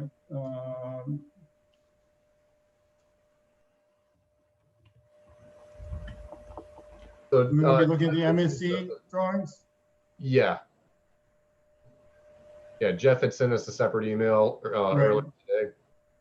Yeah. All of these in it.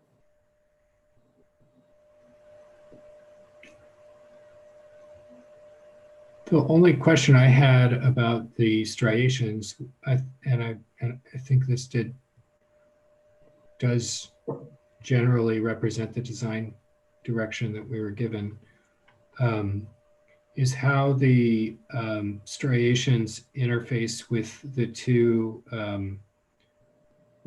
openings, the 2 pedestrian passages that are in the bridge. How that because there's at least 4 inches of variation, and I just want to make sure that the openings are covering that surface variation of the wall panel. So the wall panels butt up against the concrete elements of the tunnel.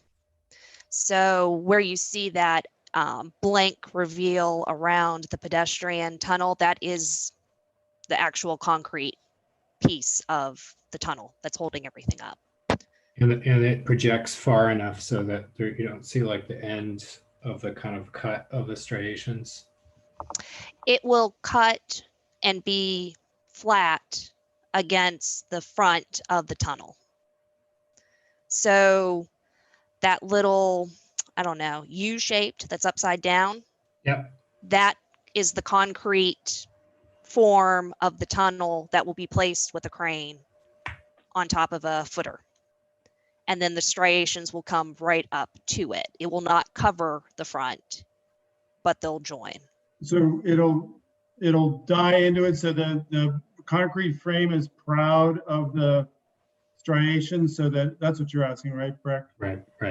You know what I'm saying, Jeanette? Like that arc is forward of the plane of the highest striation, so it butts into it.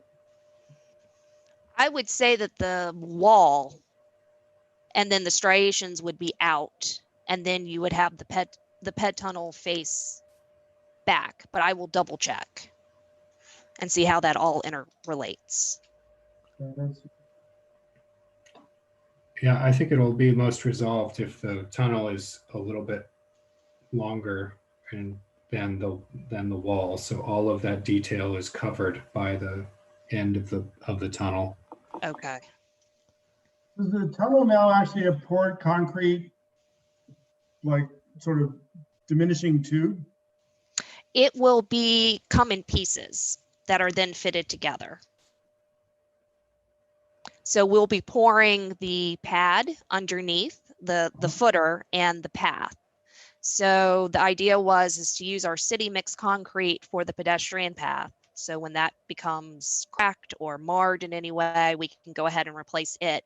And it will be a different color concrete for the preformed pieces for the tunnel. Right. That makes sense.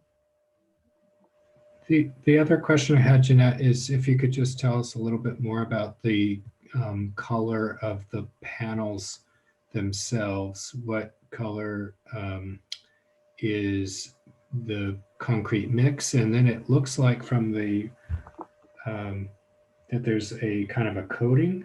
There's a certain gray coating that goes onto the concrete. I believe it's going to be dyed in. It's not going to be stained. And I believe that is in the special provisions that it's going to be gray. Yeah, it does say gray, and it gives a CMYK value. And yes. Then it says is surface color. It does speak to surface coloring. And then the other, in the general notes of the drawings, there's a item number 17 says concrete coating surface shall be a gray. And so I don't know if there's it's also several notes to having received samples of that. The reason why I asked is just understanding a little bit more about what will be showing up. And I think that the surface coating on some other city or maybe even county bridges recently have really been striking in a bad way. I just want to make sure we get it. Yeah, I understand. I know we like a more muted color palette around here. So the plans reference gray, and then they need to go to the special provisions to see exactly what that gray color is, which is that CMYK value. And we'll be getting a sample as well. So a sample shall be provided to the architect and city for approval. Okay, and there's best as you know, is that a light gray, or could you characterize that gray? I have no clue. I believe it's a light gray. I keep on the architects to ensure that the renderings that were previously shown are being met with our construction documents. So I believe it's a light gray. I can try and get a color sample of some sort. Actually, you can do an RGB conversion, Breck. CMYK to RGB, just go online. I had a quick question, Jeanette. So will there be a physical sample of a panel that they're going to produce for the city? Yes, they're going to produce 4 of the panels and place them together with one corner panel before they are allowed to do the panel fabrication for the rest of them. So those need to be approved. Where are they going to have those in town somewhere we could look at them? They will be in town.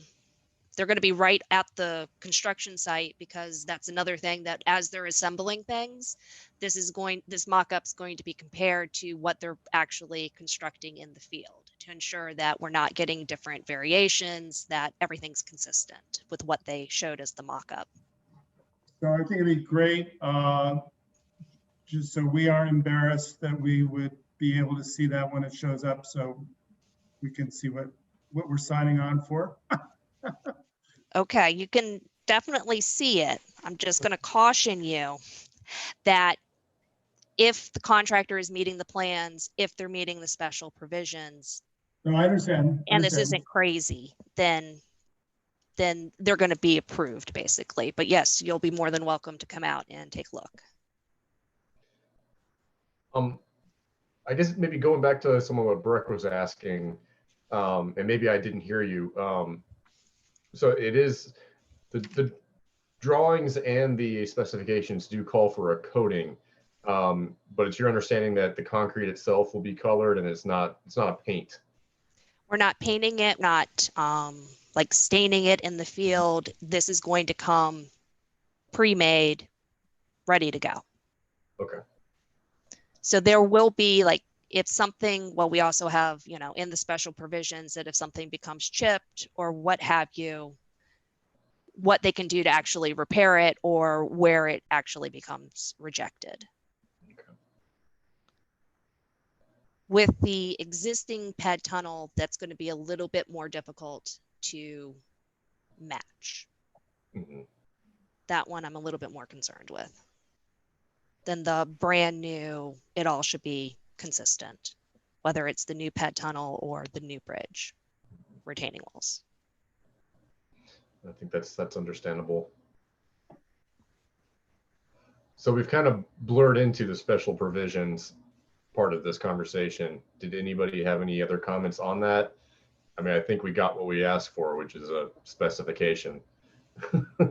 Well, we didn't get all that. So it would be nice to know about that coating. I mean, I think the challenge with that coating is if it's significantly different than the base concrete, that it's gonna, any kind of damage throughout that wall's history is going to be really visible.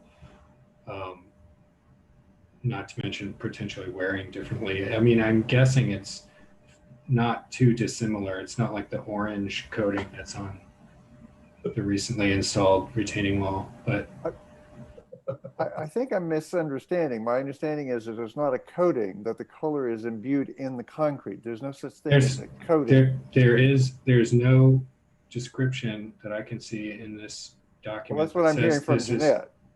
But it does not say integral color. It says that there's a surface coloring in both places that I can see. So we should change the surface coloring to integral. Yeah.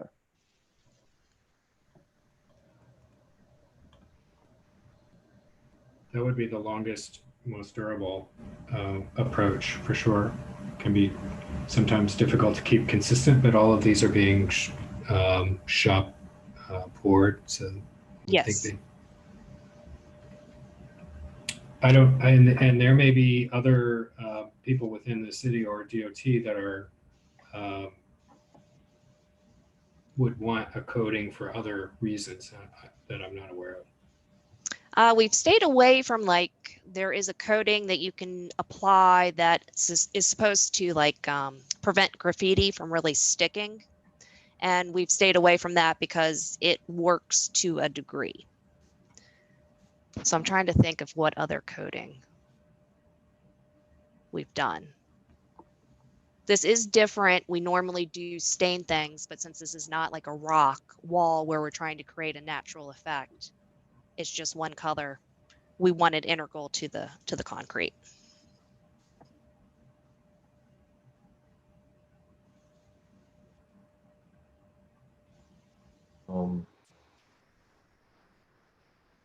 Is there anything else in the special provisions that anybody wanted to comment on? If not, we've got we've got the overhang at the knuckle is the third item. Well, I gotta go. Sorry, guys. All right, go on. I believed you for a second. Yeah, I mean, I guess Jeff, you sent out a helpful image earlier today. So it looks like you've described you've added you've extended the deck 3 inches beyond the back wall, which I think we've already seen. And the taper on the columns, I think we've already seen. So it's the mask wall at the west end. Could you just describe what that is? The mask wall, I believe, now this is getting more into bridge elements, so you kind of lose me here. So I believe that is on the short side of the knuckle. So it's not the one facing the Water Street. It's on the other side. Mm-hmm. So I specifically took from our bridge engineer the language that I used in the memo. Let me see what it said. Extended the deck. No, that's not it. Added a mask wall at the west end of the pier overhang to hide the ends of the beam.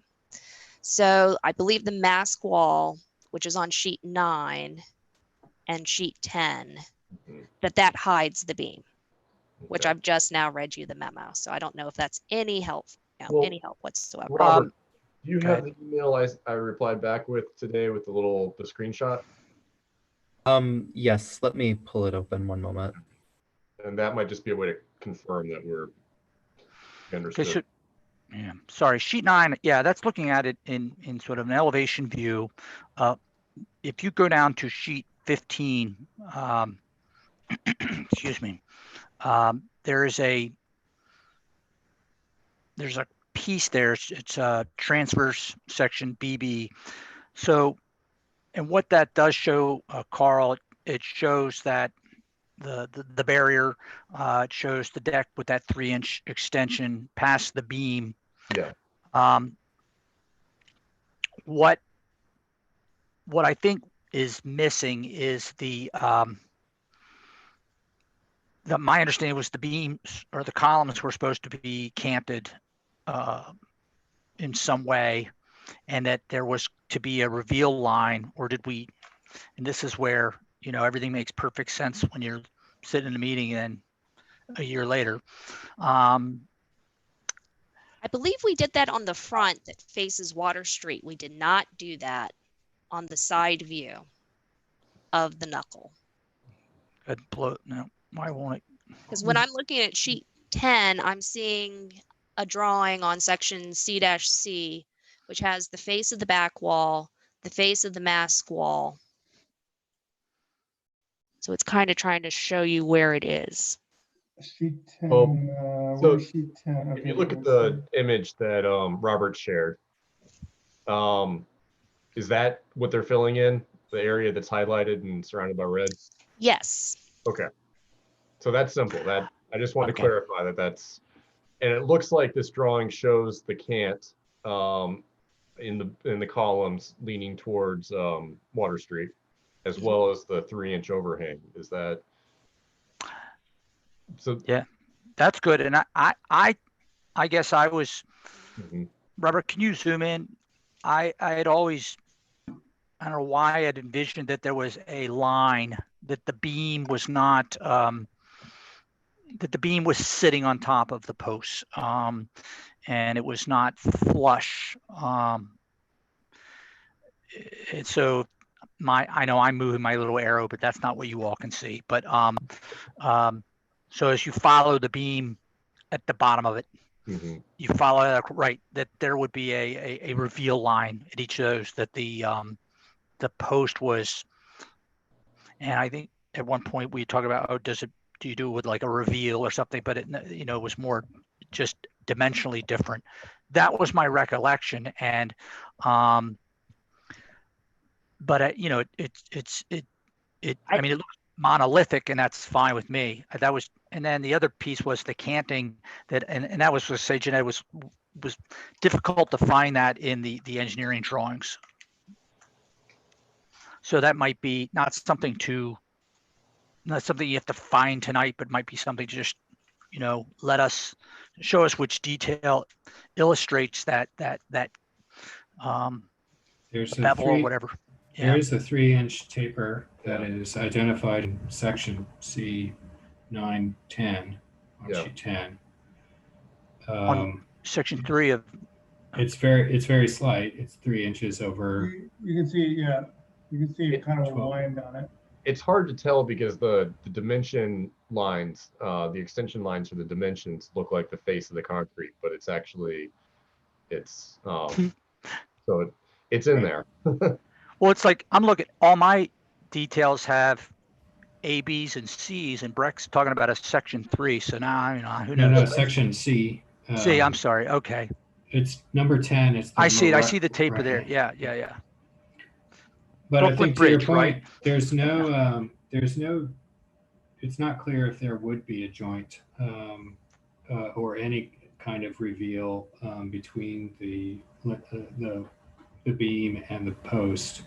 Right.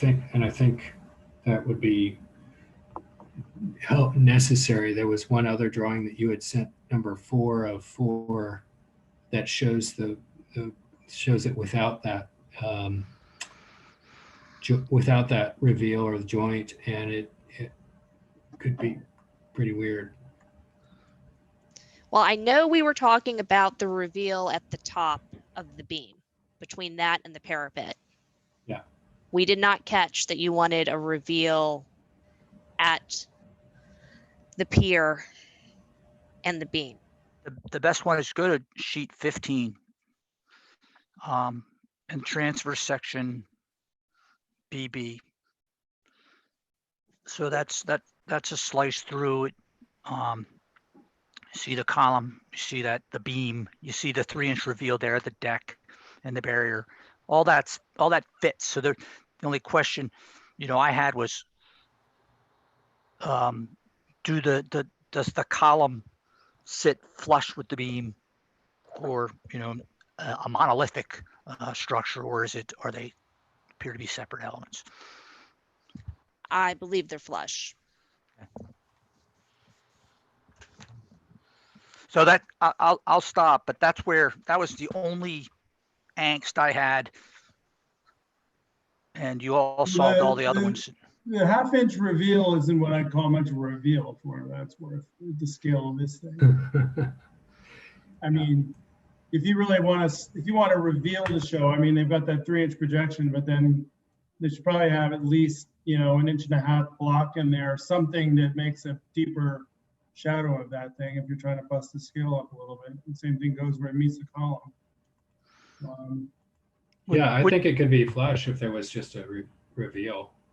Yeah, the flush isn't a problem, but it's something like you need something at least that thick on something this big for you to even begin to read. Mm-hmm. It is interesting that chamfer looks like it's gone away on top, which is good. If it, Jeanette, if you're looking at Pier 1, I'm looking at sheet 15. Okay. You see where the railing is? Didn't they used to have a chamfer in the top of that stem wall that came up on top? Or is that still there in the Caltrans barrier? Yeah, the Caltrans barrier. I mean, I prefer this to the one with the chamfer. I just was curious. If you remember that had a chamfer in it? That I do not remember. I don't think we even, well, we asked about it in what's his name?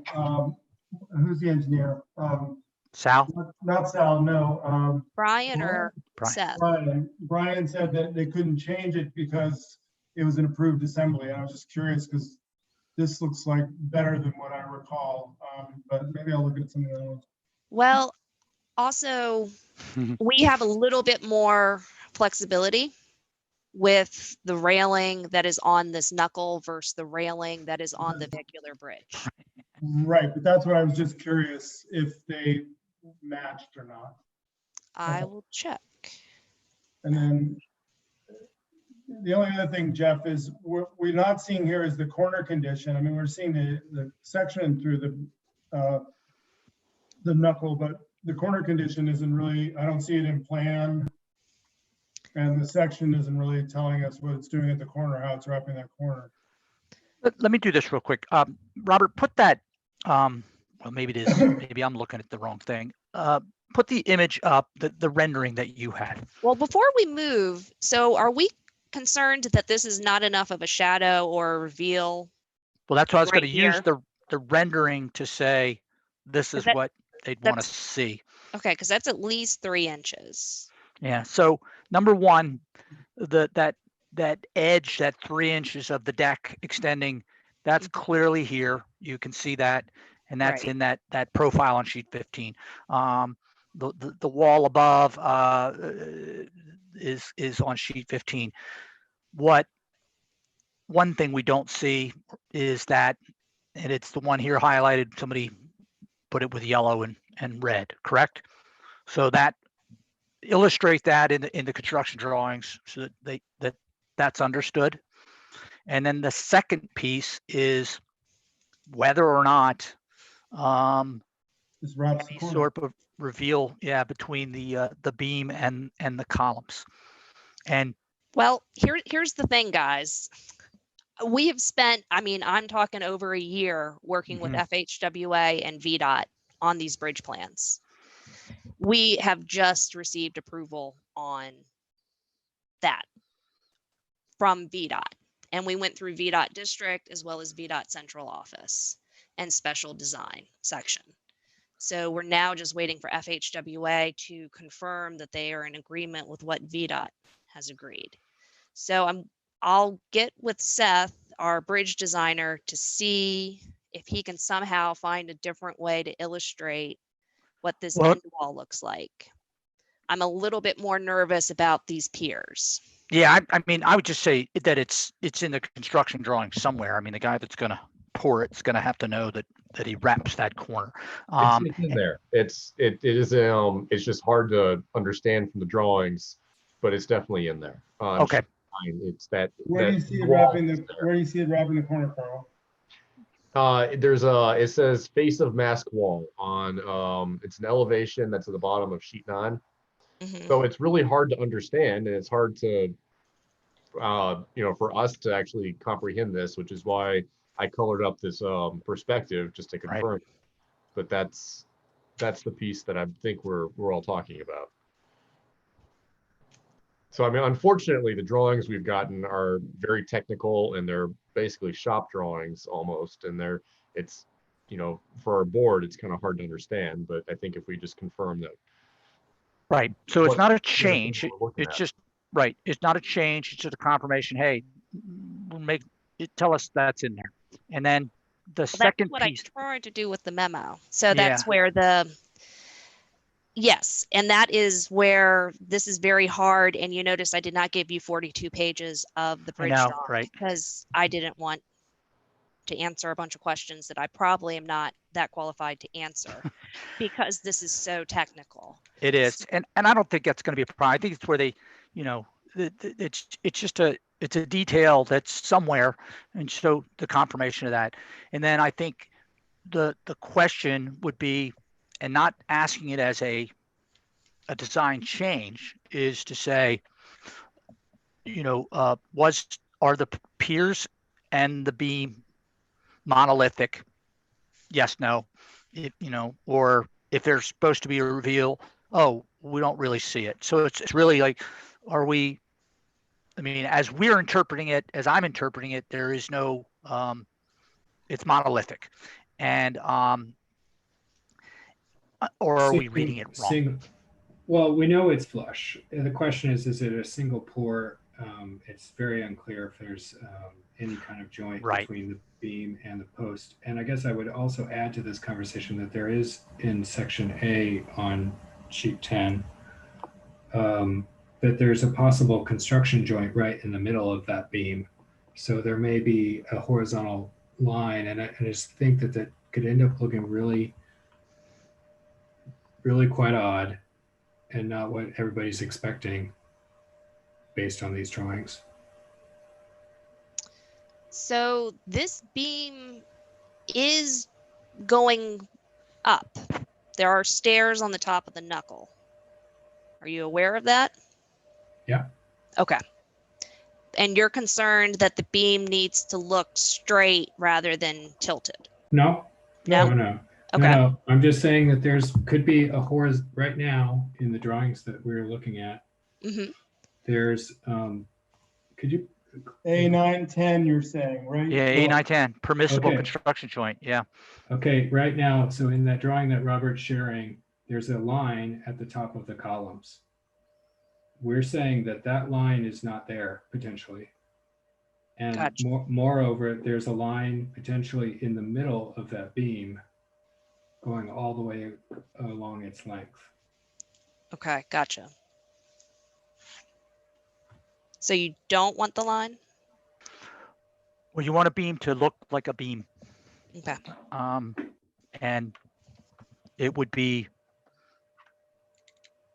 Well, if I mean, I the don't line's going to be know there, that I'd anybody rather wants see this them part of put the a design piece anyway. of, if that line's going to be there, I'd rather see them express it like with an inch by inch and a half block in there that just runs the length of that joint. So it doesn't come out as this sort of wavy little thing.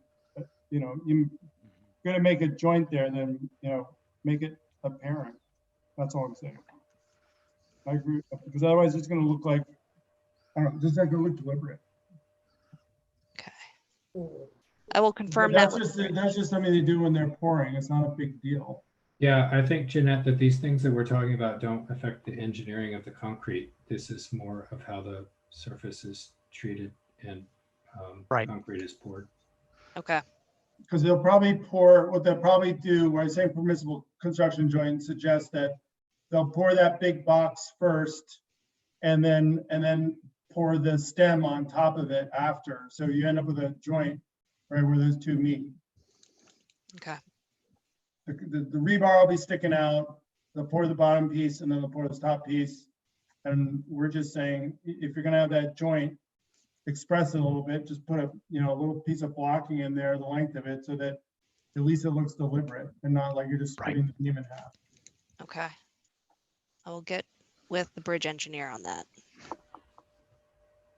Yeah, that makes sense. And they could do the same thing at the top of the columns. It's not a big deal. They just put a little piece of blocking in there when they're forming it. Okay. Or they pour it.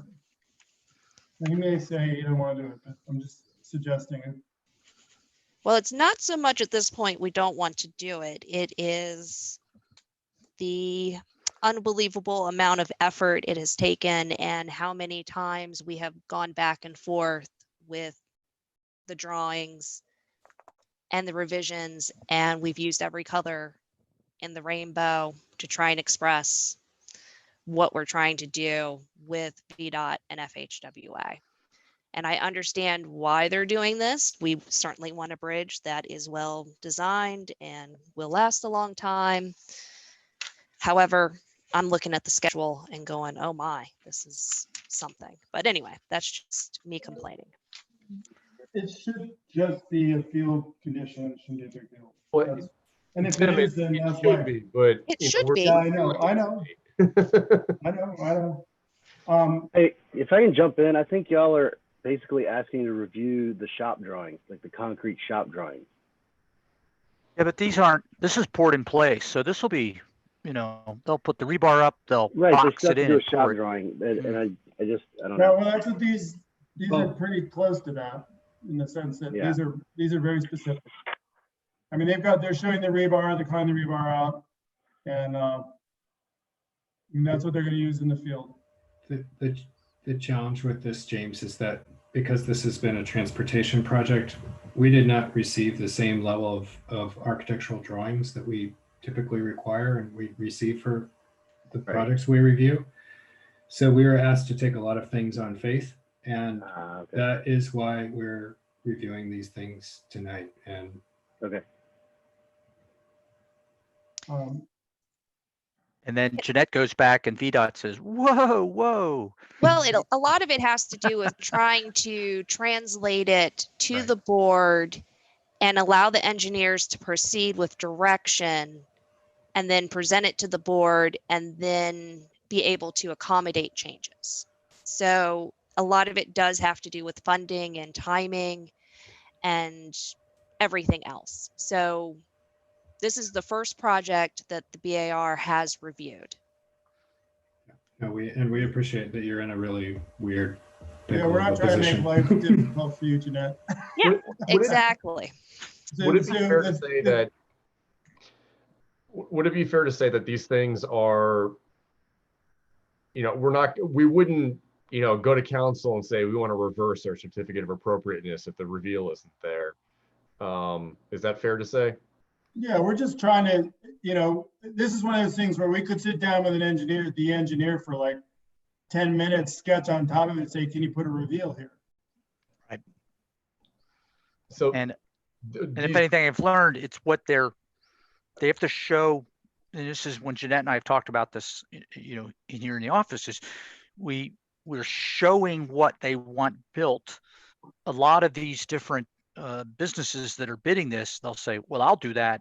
I'm going to do that as a continuous pour, or I'm going to do that in sections. So there's still sort of the individual ways. And I think that's what the engineers are trying to account for, is some of the means and methods. Yeah.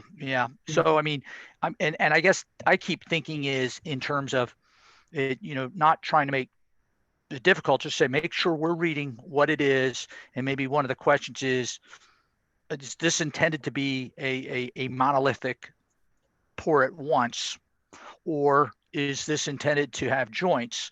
And if joints are just simply required, well, then the default would be, all right, where a joint is required, then make it look like a joint, form, follow, function type of thing. But not trying to but the problem is if one guy comes in and does it one way, another guy comes in and does it another way, then we have the collision. But if the engineers say, well, it's going to be done this way, one way or the other, then I think that the comment is, all right, where you have a joint, make it look like one. Is that? Yeah, pretty much. But if it's a monolithic pour, fine, then it's all right if it looks monolithic. Yeah, but then it'd still be nice to have a joint at the column top, but we don't know how they're doing it. And I guess for Jeanette, these are just notes that you're going to take back and you're going to do what you can with. And if you can't, I guess that's, we had our say, we made our opinion, but I don't think unless someone tells me otherwise, I don't think we're going to try and stop the bridge because a construction joint is in the wrong spot. Excellent. Is that fair with everyone? I can't see everyone's faces, but that's fair with me. Yeah. Yes, correct. No, it just all sort of goes back to we review all these things, they show us all these pretty pictures, and then it just sort of goes off and does something else. That's kind of annoying. It's like, why did I waste my time? That transition, once again, we work with a rendering and then it gets translated into a detailed, construction drawing. And, I've dealt with construction drawings most of my life, and I'm having difficulty reading these. So obviously I should never These are build really a bridge. about the steel more than anything else, and steel drawings are just, at least they're to scale. Yeah. If it's steel beams, they all look the same size, and the only way they're different is because they have a different dimension. Yeah. So this is really easier to deal with than steel drawings. The takeaway from this portion was, if you have a construction joint in the middle of that beam, we would like it to be expressed.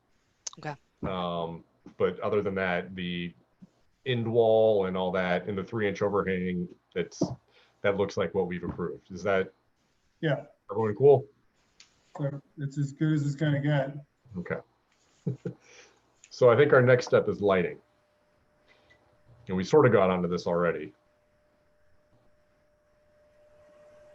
Also, if anybody wants to know, the RGB equivalent is 91 red, 94 green, 86 blue. Hot. Who's got Photoshop open? I know, I'm gonna have to look it up. Photoshop.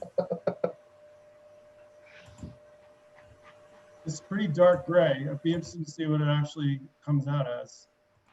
Well, I think darker gray would be fine. Yep. As long as it's integral. Tim, can you share the numbers again? I'm getting 91 red, 94 green, 86 blue. That's a little crude, but it should be close. 91, 94, 86. Yep.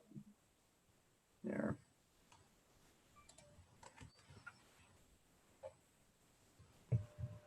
That's Dark gray. yeah. I don't know what that looks like when you translate it to concrete, but I mean, the underside of the bridge in that elevation looks like what I think it is. You know, Gotcha. Do you want it lighter? well, I think that's what the sample will tell you is whether, you know, out in the big wide open, it may be fine. It may be, it's hard to tell. Okay. That's why they do the sample. I mean, Sal, I assume, has specified the color, right? Yes, our bridge engineer and designer. Right. So the Kimley Horn guys. Yes. Yeah. So, you know, well, presumably they picked the color because they feel it will make it work. It'll be interesting to see if it does. Okay. If it casts the shadows, okay. if you've been, as you said, telling them to use the renderings, then I think they should be on the right track. Yes. Every time it changes from the rendering, I let them know that I'm going to have to go back in front of BAR and I'm not happy. So.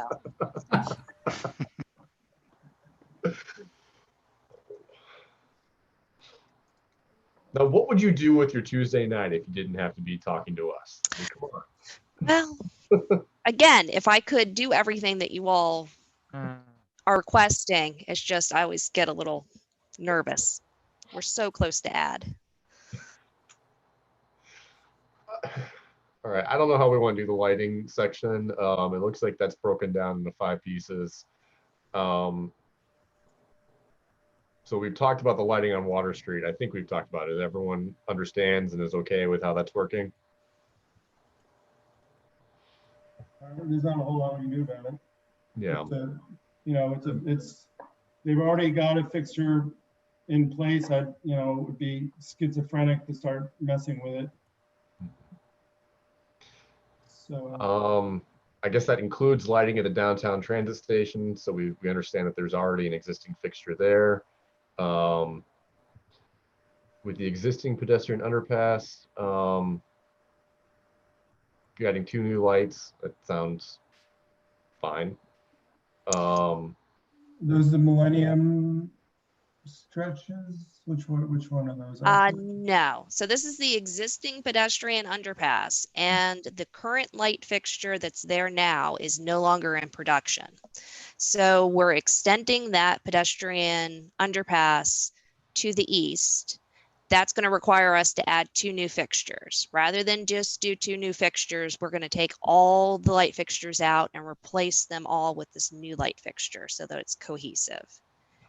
And that is the trig?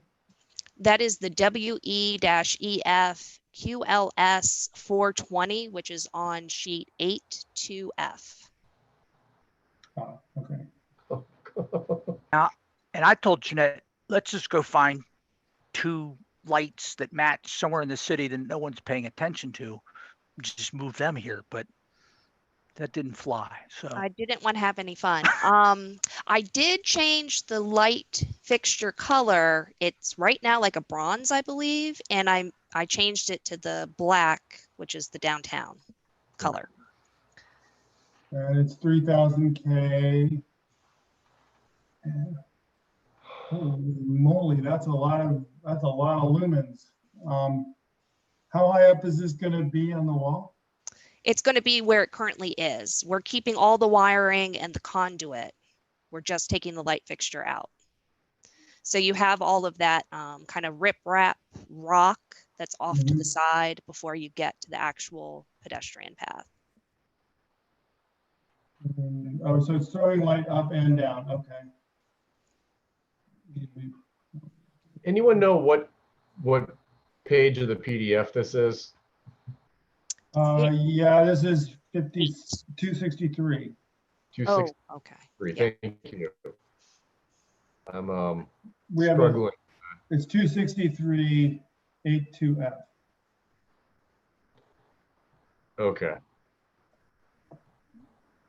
Or A56 is also what it says. My computer does not like this PDF. Mine didn't either creating it, but thank you for your patience.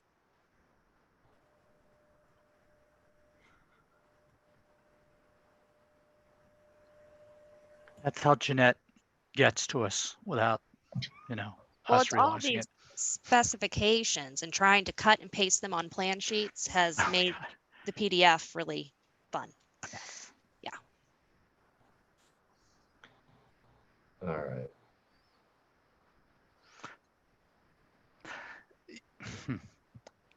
Yeah. So it's not projecting out, it's projecting up the light. It does what looks like it does both. It goes up and down. Yes. But it's kind of going down into rocks. It's not really.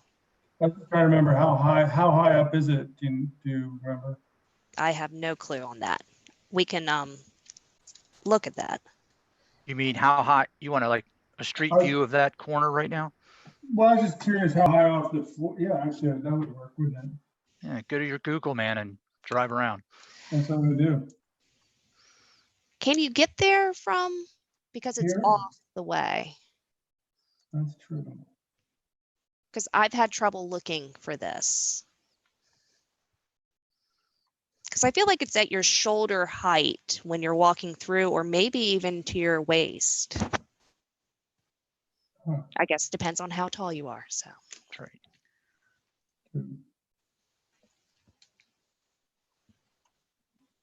Oh, all right. I can give up on this PDF. Shoot, now I gotta find the last page I was at.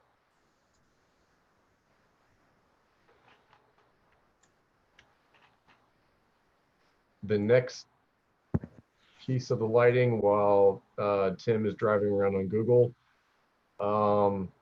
Mezzanine lighting. All right, so looks like you found a different fixture so that you can have fewer fixtures. yes. Okay. I think I remember looking at that earlier when my computer was working.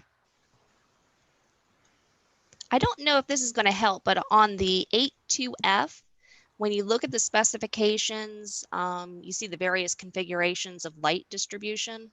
Yep. So they selected the medium beam up and forward throw beam down. Right. That's what I was looking at. Okay. Sorry, Carl. That's right.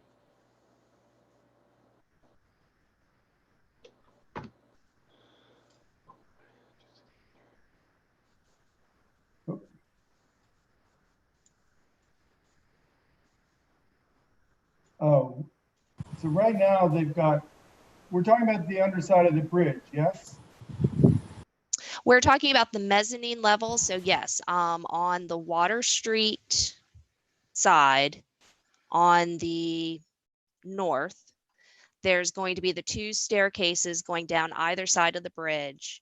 And there's Right. going to be in the middle a mezzanine level. And that's where these lights will go. So right now they're on the bridge beam on Water Street. There are wall packs up on that beam. Yes. So are those going away and becoming something similar? We're taking away any of the lighting on top of the bridge, or I guess on the underside of the bridge. We're not doing any of that. It's all pedestrian level lighting. Okay.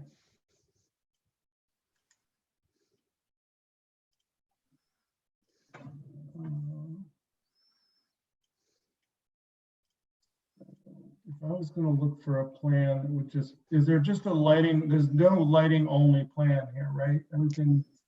It all got blended together when the packet was created, I believe. Yeah, so I tried calling out in the memo which sheet you could look at to hopefully. So the fixtures on 82D, and then if you want to see where they are located out on the bridge, 82F is the best one, or 84-2.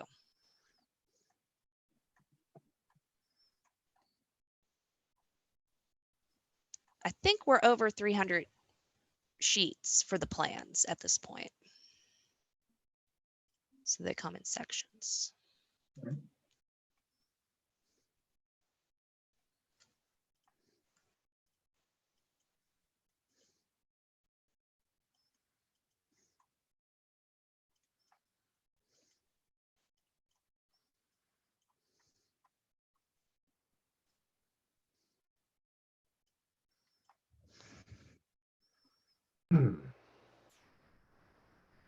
People, Tim, you still looking for stuff?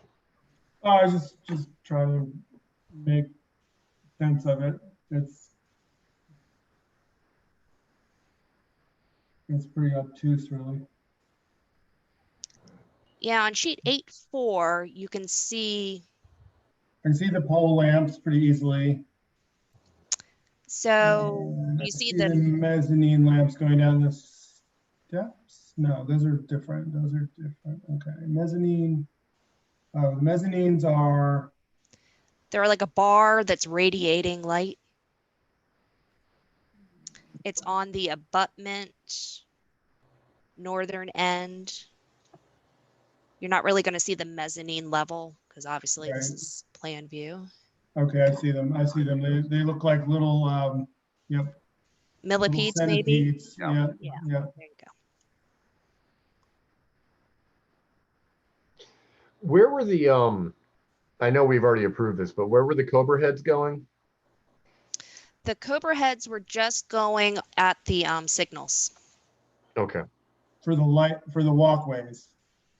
It's going to be for the intersection, the signalized intersections, lighting that. There is no other roadway lighting on this project. It's all pedestrian. How about, let's see. So at the crosswalk, because we still have that crosswalk, right? That the neighborhood wanted over at the end of, on the Belmont side? On the at Graves? At Grade, do we still have that or is that not? No, there? no, Oh, we've okay, removed that, yeah. Okay, because the Cobra heads make sense wherever you have pedestrians walking, you know, where they can get over top of the road or the walkway. Yes. Got it. Okay. All right, I see where those those things are going on, and that makes sense. All right. There's a cheat sheet that lists all the different types of fixtures and where they go per the plan sheet. That's a little helpful. Let me see if I can get to it. That is 82G. No. That's wide sizes. No. It is. Ooh. 8.2 has lighting and interconnect summary of quantities. So you can kind of match up which the fixtures are, how many there are, and then to the left, it has the sheet number. So that's of some assistance. And then if you went a sheet back on 8.1, it lists the different fixtures and just how many. But you need to go to 8.2 in order to see where they're located. Got it.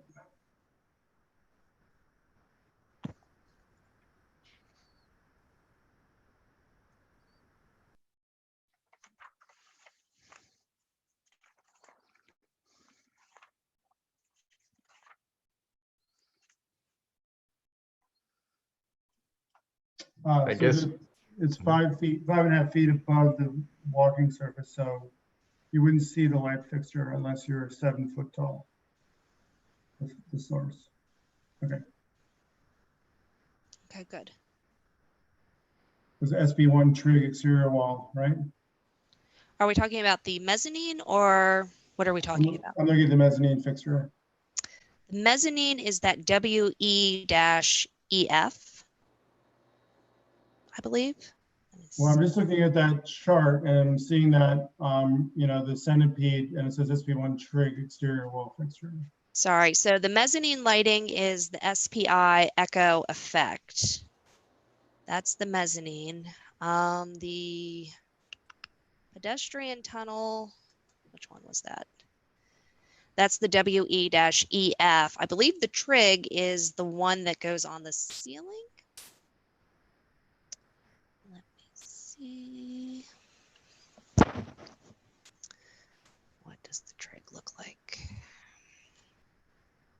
That's that long wall mounted one. Okay, so that's, I was thinking it was that box one you showed me.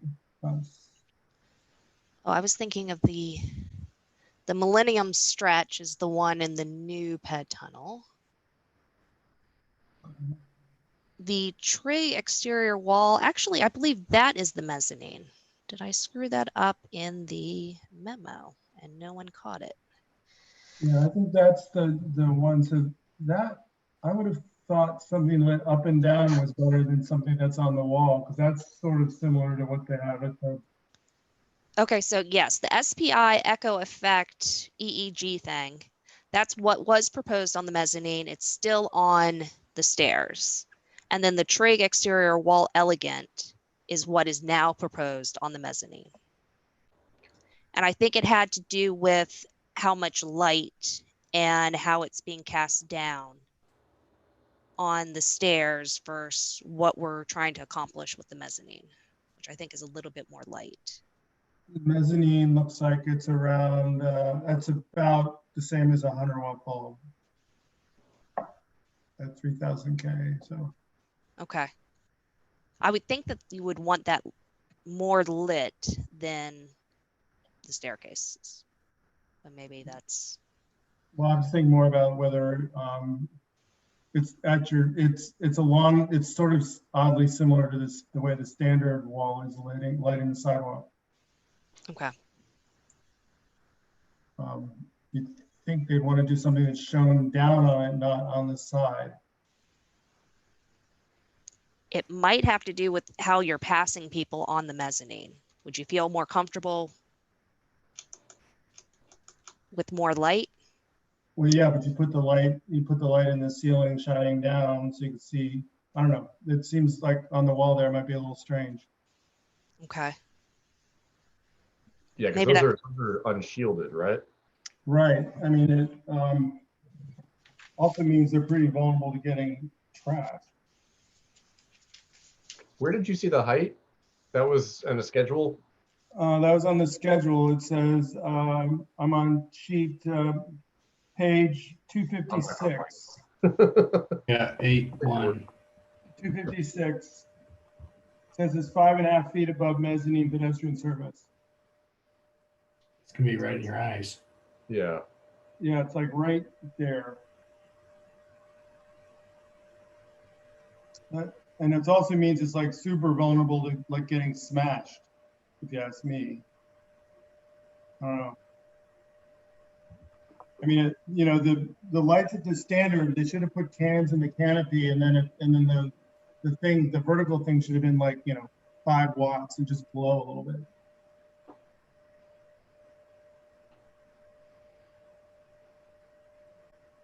But you said A56? Huh? You said A56? That's 256. Oh, sorry. Thank you. That was a different fixture. So it looks like they're using the trig, that vertical, it was nice looking fixture, but I don't know about that application. Yeah, it's a narrow path. You're not gonna really. Okay. You'd be right in your face. It's like right here, you know? Yeah. So I would think that actually be glary and maybe. Yeah. And Tim's thinking of smashing them. I totally think kids would smash them. I don't know why I know that, but that's what I think. Do you want instead to use the light fixture that we're using in the mezzanine? Or sorry, in the pedestrian existing tunnel? That would kind of make more sense to me and be higher up, but it'd light the ceiling and it would also light the floor, you know, because it goes up and down, but it doesn't have light fixture in your face. Okay. So that could be at, you know, I don't know, 6-7 feet, throw light down on the path and throw light up in the ceiling. I mean, without really seeing the thing in action or having, you know, but I'm just guessing that would be a better application than something that's hitting the side of your face. Okay. How high is the ceiling in the mezzanine? It's about halfway between, so it's the height. So I would say 11 feet, and this is completely off the top of my head. Okay. I mean, is there a means to just put light up in the ceiling itself as opposed to on the wall? Well, I'm trying to think of how easy is that to. I understand it's harder to vandalize. It's also harder for us to maintain. Well, But with LED, you that won't one have to worry fixture, about it. You'll be gone. The one fixture you're talking about, it looks like it might be, because the lens is down or up, it seems like it would be less vulnerable to vandalism. But I also just think it's going to be less of a glare issue. okay, I'll look to see if we can switch that out. Or at least have them verify why they picked that, because that doesn't really make sense to me. Okay, because they do have the illuminance, sidewalk illuminance calculation summary, foot candles, and sidewalks, raised walkway at Water Street, which I'm assuming is the mezzanine. They did calculate that, so we'll have to see if we can get the same. I would think with the straight down light, you'd get more than enough light on Get that. more? Okay. Yeah. I mean, I'm also wondering about if it's a wall light at 5.5 feet next to a walking surface, isn't that an ADA violation? Because you could bump into it. I'm trying to think of, is it 5 feet? And we gave no, if it's just simply 5 feet, and then we certainly have the, you're allowed your little kind of necking in to 3 feet, 3.5. So often. Right, but I think at least for the inside of a building, you commercial spaces, you have to be careful with wall sconces, not because they shrink the space down to less. Somebody run into them. Someone who's visually impaired could walk into it. Right. Well, that's why you put them at eye level so you can't miss them. Well, there you go. Even the blind can see it. Oh, Lord.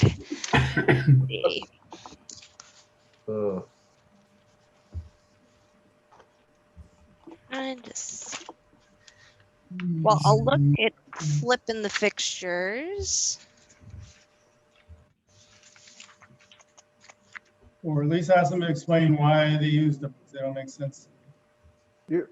Tim, you weren't thinking of flipping the fixtures. You were thinking of using both in the tunnel and and in the mezzanine, right? Yeah, she was just meaning swapping out that fixture. Right. Yeah. Not flipping, just getting rid of the not trig, linear wall light. That one, right. But I mean, I still wonder if you've got the wall light that's looked like the metal box that's shielded. If that's at 5.5 feet, that's gonna be really easy for someone to mess with. Well, I would go with ceiling lights if anyone else would, but maybe way too late for that. No, the ceiling lights really might be, but I mean, I understand what Jeanette's saying about servicing, but then you have a boom truck to drive down the street, because you're going to have something, I don't know what they're lighting, what are they lighting under the side of the mezzanine with? Is that going to have downlights in it? No. They were just going to do street lights on Water Street. And then this light on how does that light under the mezzanine? What under the mezzanine? The mezzanine is a solid wall. It's not like an overhang. I was thinking you could walk under it. Okay, it's carved yeah. on the wall. All right, sorry, my bad. No problem. Just a few details to try and keep track of. Would it not be in here? Robert, did you say we'd be done by 8 tonight?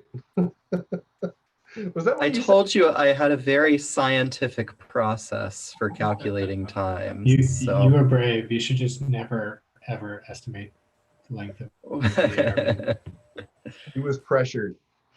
So that linear wall light, guys, is 27 inches long. Mounted at 5 feet, presumably on center. Well, don't think it works. So is it fair to say, Jeanette, you've taken note that we think this is something to look at? Yes. Yes, I definitely have. Again, we can't make any changes, correct? Officially. Officially, no. You Okay. can't make any changes. I can go back and see what I can get them to do without, you know, overturning the apple. Confirm why they're using that fixture in that location, because it doesn't make sense. Well, they could just come back and say, well, it doesn't make sense, but that's what we did. So we're gonna do the best we can to make it make sense. So if they give me that answer, they're gonna have to change it. Talking head song. Yeah. So I guess the next bullet point, looks like you've shown where the pier lighting is going to go. I don't know if anyone had any issues with that. Tim, if you had a chance to look at that when you had those plans open. Sorry, Carl, which lighting? The pier lighting. I think they're up lights under the piers. Yes. Oh, right. Let's see which ones. I don't think we should have any issues with. No, those don't strike me as, just as long as the color is okay. And they're not like pounding the light all night long. Well, and they're slip resistant, and they're also supposed to be vandalism resistant. So I guess if you took a hammer to it, you might do something, but normal wear and tear. And so they're right at the foot of the column shining up. Yes. So the canic columns will really show them. So I guess since using the plans that have the light fixtures, that's also where we can look at the landscaping. Did anybody have any concerns? It sounds like you swapped out some small trees for some large trees, which I think sounds like a good thing.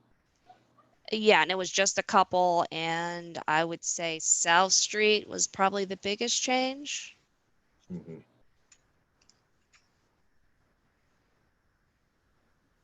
We kind of hear all the time to plant as many and as big of trees as possible, so we're used to that comment.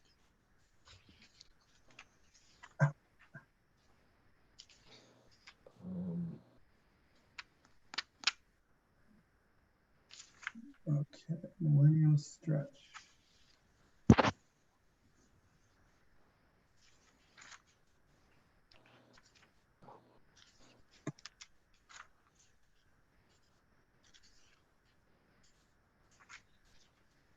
And I guess while people are thinking about that, the next thing is also the you switch bollards from a semicircular arrangement to a straight line, which again, I can't see how we'd have an issue with that. But I don't want to speak for anyone. That had to do a lot with trying to get the right rating. So we are not going with something that has, how can I say this? The engineers have done calculations to ensure that the rating that we're looking for is being met. These are the only crash tested bollards in the city. Mm-hmm. And the reason that they're straight is that if an individual was to hit it from the side, they're going to hit 2 or more bollards, or they're not going to be able to just take one out and then proceed. I believe it's a little bit of overkill, but why not?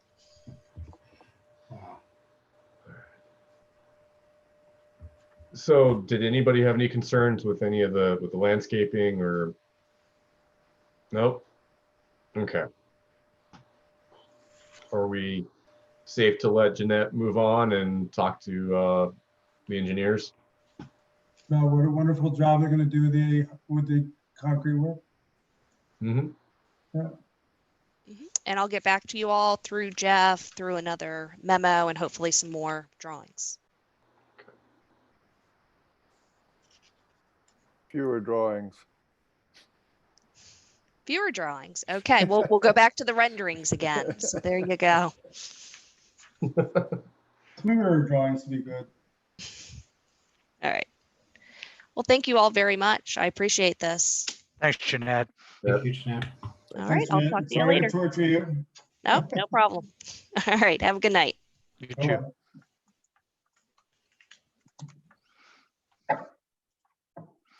Jeff and Robert, I guess it's your show now. Yeah. Sorry, I'm trying to. I guess Jeanette just frightens me. I know she knows where I live and everything, so I just want to make sure I can walk home safely. So what we have. Let me close this. A couple things. One, just to quickly, I would like to, Robert, will you call up the that image from the Cole Tower? Just see if we can. How do we get how's Bill Sherman's headshot still on the? I don't know. Like He modeling. must have forgotten to shut it off.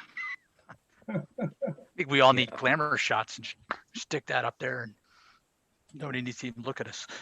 So Robert, grab that image. Yeah. So while you all were, so Ashley did send, and I'm not saying to approve necessarily. I don't know if we can do that, but I want to make sure that I get some thoughts on this. And so what Ashley had done. Gropin sent them two mock-ups. You can't see, these are about 22 by 30 inches. One is that kind of a aluminum with the film on it, and then this one is sort of the traditional bronze, cast bronze. And then go then to the two images. So it's not a perfect scale, but if you can see in the middle there about head height on that wall, and I put that on a photo I had, and you can go to the next one, sort of how they're thinking to display this. So we can certainly tell them, hey, that looks great, or I can at least go back and say, yeah, this is fine, we'll talk about it next month. But I just wanted to get some thoughts while I had your undivided attention, and it's only 7:30. Sorry.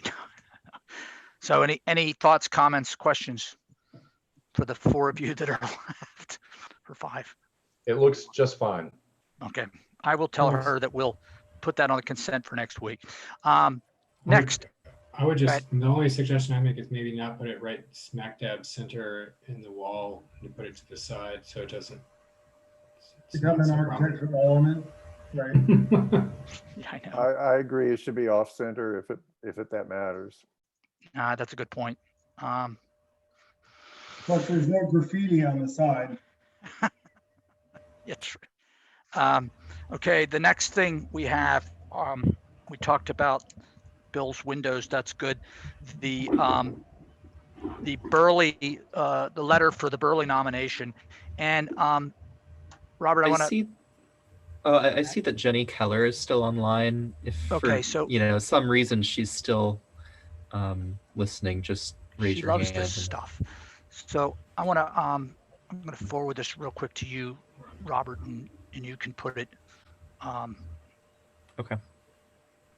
Actually, I just sent a note to Jimmy Hollins and asked, make sure we know this part of the story and what was the situation. But what I just sent to Robert is a 1957 aerial of Burley, and so 6 years after the school was constructed. The terraces are there, but the location of the football field is further to the west, back towards Washington Park. So I know that. So I know that the terraces are part of the history of that school, and as far as a landscape element, I don't know, and I know the history of their football program. It was if you guys ever want to sit down and talk to someone like Mr. Hollins, and he'd fill you in on what those guys accomplished. But so you can see there, the football field and track going towards Washington Park, and then there's that terraced hillside that we're all familiar with. So that's certainly been there for some time. So that's what Jenny was talking about.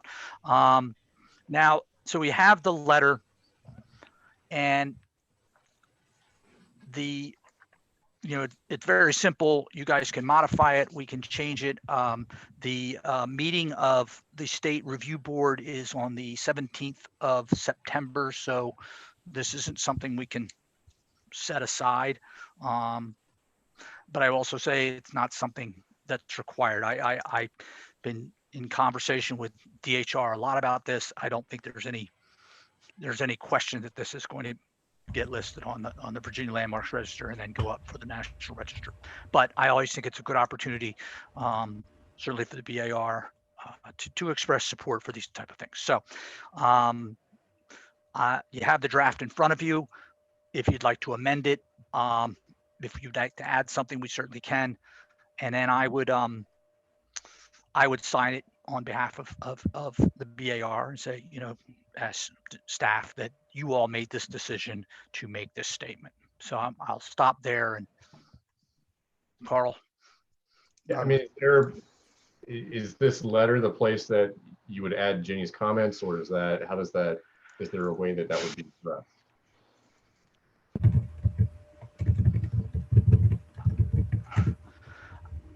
I wish Jody were here and help, although he would likely recuse himself because he is on this board. I know that this designation means a tremendous amount to the Burley alum, and I'd be lying if I didn't say I don't want to do anything to throw a wrench in that. I think that it is something that I can talk to Mark Wagner about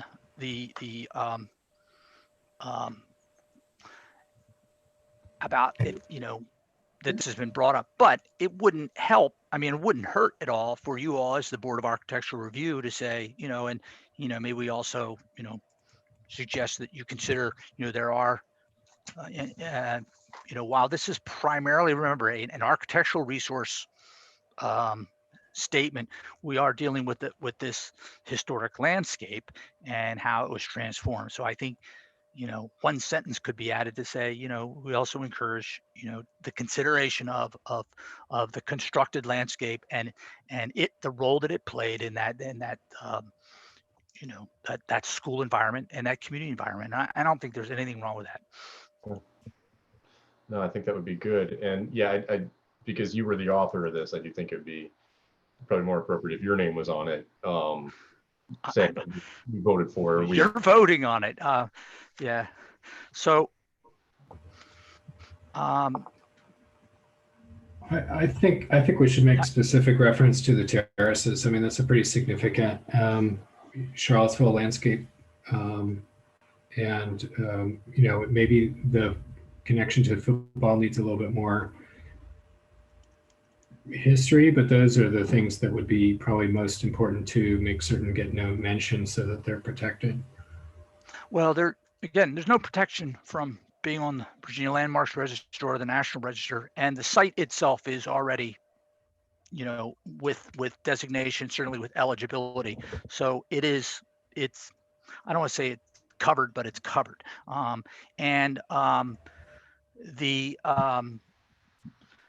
Is there any downside to including mention of the terrace? Well, there's no.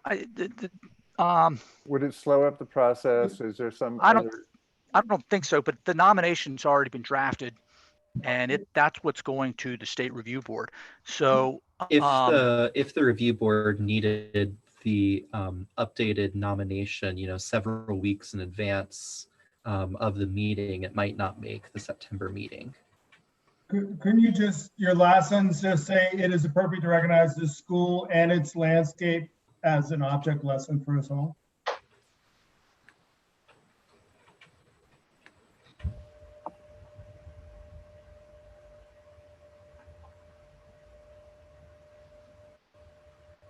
And the school and its constructed landscape is an object lesson for us all. I think you could work it right in the last sentence. And then the specifics, there's just so many specifics to be dealt with. I don't think this is more a letter of intent than if we start getting off the specifics, that's just going to, Right. This is not a decision for the board or city council. This is a decision being made. So we completed the PIF back in 2018, and the neighborhood was eligible, but they weren't sure about a district, but there were people who wanted to promote individual listing for Burley. So that's how we got here. And so for the past, starting about a year ago, Morale Cavian began this, and I can circulate it again. It's really a remarkable document about the school and its story and its, and its development. We even found the original construction drawings in a drawer at the county building. So, there's the stories told. I think there is and Breck and I have talked about this often. This is where that you go from the historic resources survey to that cultural landscape, that look at the human relationship to a site. I mean, certainly it should be done here. I just don't. I mean, we could put it in here. The state review board might say that's great. I don't. But I mean, if you want to add a lengthier explanation of it, then you'd have to tell me. So is it all right though? I like what Tim was saying, is just to add and the associated landscape, something like that. So I have, additionally to recognize this school and its constructed landscape as an object lesson for us all. And good. Or the school and grounds or something like that. Well, because the point being is that this was this landscape was changed. Now, what this would do is I know that others will be making a recommendation to the board. So this just adds a level of just one more additional yes to that. Yeah. So others will be making the point. I think we're supportive of including the constructed landscape in this letter. I will take care of it. All right. So just polling a straw poll. You unanimously expressing support for this listing, right? Yes. Yes. All right. Beautiful. Thank you. I would just like to request a copy of the nomination form. I'd love to read it. I thought I sent that out. It's really, Sorry, I didn't get it. I'm not. I half think the things with these meetings, but if you could out, if it could be sent again to me. Do you know the Burley Bears didn't have a point scored against them? And I know for an entire season, not 1 point. When I started this job, I think the second day I was here, Jimmy Hollins is sitting out here and came in and we talked for a good 2 hours. It was extraordinary. And then he would come in and tell me this and tell me that. And well, my big brother, that was and I'm like, man, you've got he's a big man. But yeah, he said, and that's where my understanding of the school changed, because I had always thought of it as a city school or a community school. He goes, no, they were a city county school, and then we had kids. He goes from Nelson County, Louisa, Fluvanna. He goes, and that's what he said. That's why we were so good. He goes, we had these kids from all over coming in here. He goes, nobody wanted to play us. Nobody wanted anything to do with us. And but I've told, and you guys know I coach. I've told some of the athletes at CHS, you guys need to go over and walk the halls at Burley and just see those trophies and see those photos. It's extraordinary. And all right, but yeah, I think that story of the Burley Bears and what they accomplished is certainly something we got to make sure we get. But I know that getting this historic designation, it was what really matters to Jimmy and his classmates. And so I'll adjust this letter. I'll get that out. The second thing is I just wanted to, you also know, and nothing you have to do about it, but the Card Greer farmstead out at Ivy Creek Natural Area is also now, the Ivy Creek Foundation has been pursuing the National Register nomination for that separately, but that will also be going to the State Review Board in September, which is, a nice thing to see. I want to show you something real quick, just because it's cool. Will you put that image up, Robert, of the Daughters of Zion? So you all familiar with Daughters of Zion Cemetery? Everybody know where that is. All right. So when I was out at Penn Park 3 or 4 weeks ago, I was talking to the people who were joining the ground penetrating radar work out there at Penn Park. And the guy said, well, what'd you think of our findings at Daughters of Zion? And I honest to God didn't know anything about it. And I knew that there had always been an estimate about 300 graves. He said, well, we just finished another a more intensive GPR analysis and have identified possibly 641 graves at Daughters of Zion. So so really fast. I mean, it's just to see, you know, the difference. Now, what the image on the left is 2010. Now, those are the graves that have known markers. That's about 150. And then there's another 100 or so that were thought to be in there. The image on the right is the result of the ground penetrating radar work. It's just, it's sort of, I don't know. It's amazing. So the folks at, you know, Edwina St. James and others over there at Daughters of Zion, they've got this. They'll be going to the media with it. But I just think it's just such a great story. I just wanted to share that. And I'm not sure we're gonna get that many number out at Penn Park, but I'll be getting the report on that in the next week or so. And that's going to be an interesting one. All right. So the last thing we had, and, you know, honestly, if it's too late, I know, is just to have a quick discussion about the COA process that, you know, and how things have changed. And the genesis of this is that, and some of you, you know, probably know, you know, Sherry, you were on the BAR before. You used to have these incremental approvals. Oh, we're going to approve the massing and scale. We're going to give a COA. And then you get a COA for landscape and lighting. And then they get a COA for something else. And then about a year and a half ago, city attorney said, no, you get one COA. You don't get multiple COAs. So we had to figure out a way to say, you know, here's your golden ticket COA. You don't get incremental, but at the same time, I was trying to explain to them that, you know, when you have a, you know, several $1 million hotel on West Main, that's not going to come in and be reviewed in one night. And they're not going to spend the money doing all the drawings without some incremental sort of direction from the BAR. So I think it's a little late probably to get into it tonight, but Robert and I have been drafting, well, mostly Robert, drafting a different approach to this. And at some point, we're going to need you all to kind of give it a blessing so that it becomes the policy that we then report to developers and architects as they come in. You know, this is how we handle these large scale projects. So I included it in the packet, and I suppose if you have any immediate feedback or responses, please let me know, and I can edit it for the next time we review it. Yeah. So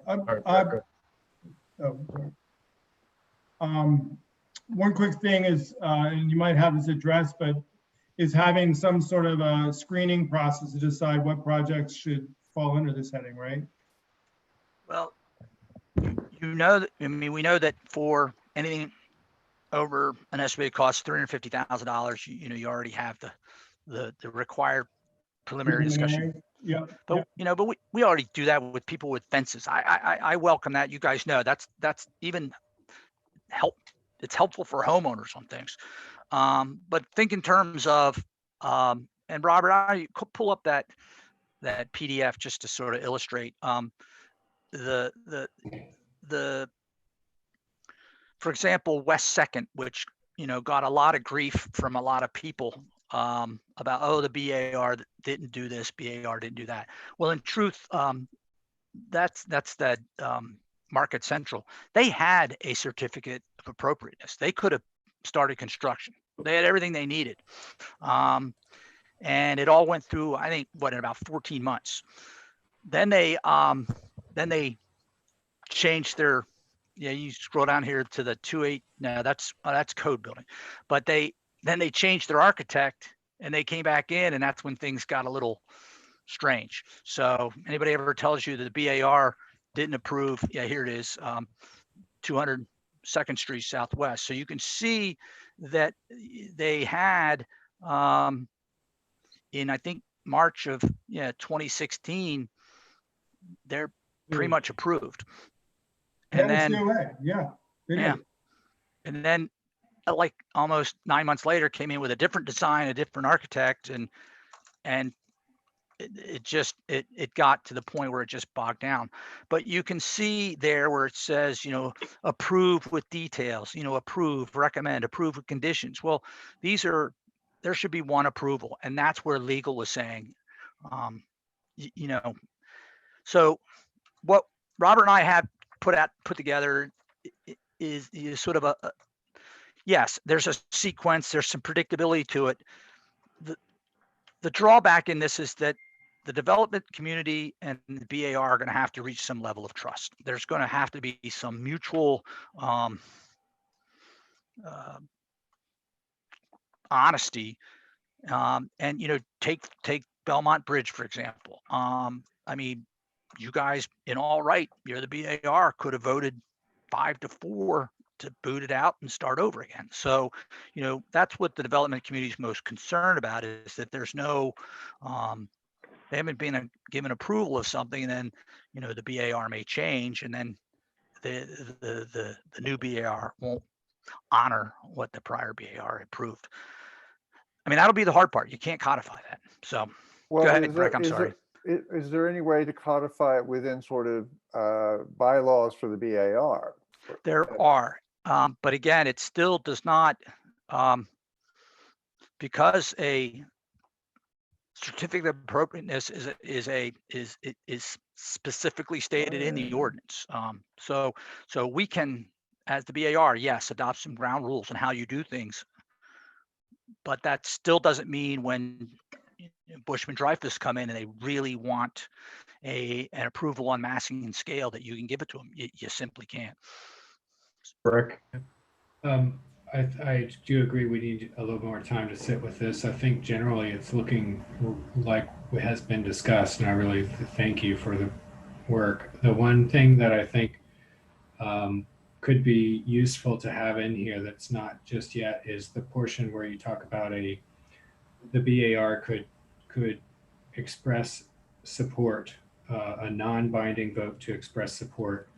I feel like we should just go ahead and even have some draft language of what that is and get legal to sign off on that, either, that we are, so that we just get the words right. And because otherwise we'll be in a meeting trying to come up with the right words, and we need to go ahead and have legal sign off on that.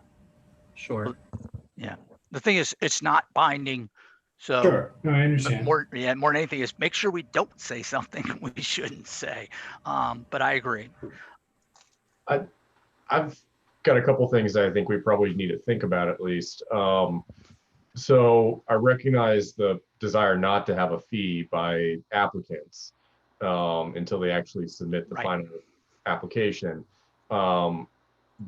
And I recognize that probably leads into not wanting to send out a bunch of letters to the neighbors.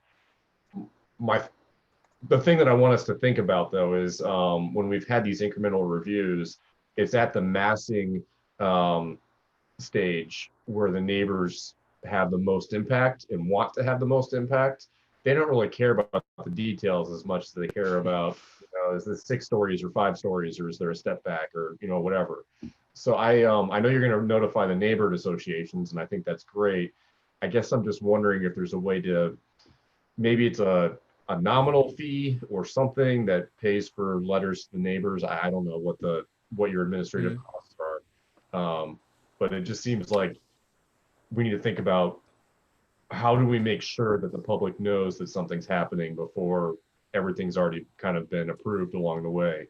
And then we're just rubber stamping it when it's a final COA. Okay.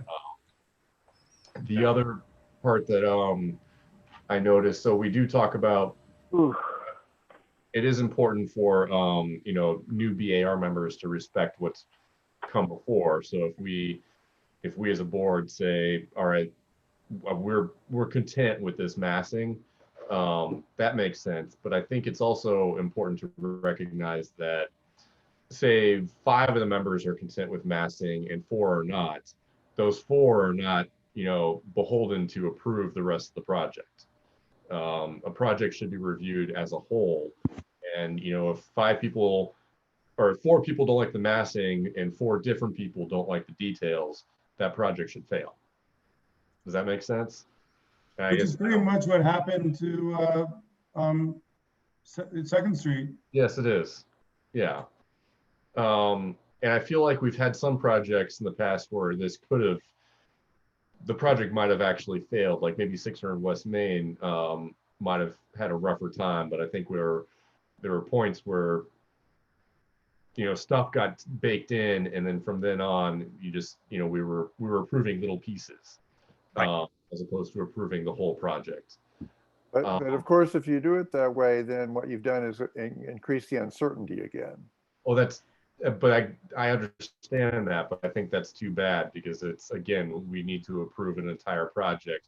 So what we tried to do on West 2nd, and the developer was pretending not to hear us. I know they heard us because they acknowledged they heard us. We warned them. We told them that you are getting massing by a very small margin. If you lose anybody again on the next meeting, you won't get approval. And they pretended not to hear that. But so I think we need to be clear when we're doing this with the applicant that, if it's a contentious project in the beginning, it's not guaranteed that, it's going to keep moving. Like you run a risk of losing more votes as the project progresses. Yeah, Ron, I would say the West 2nd, the story of that one is an aberration compared to these others.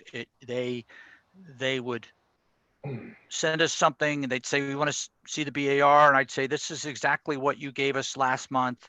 And then they would come in the meeting literally that night and say, throw that all out. Here's 30 new pages. But it just seemed to be, kind of what they had turned in before, but just rearranged. I don't know. There was it just wasn't adding up. And I think the BAR simply got frustrated that, this isn't, we're not moving forward.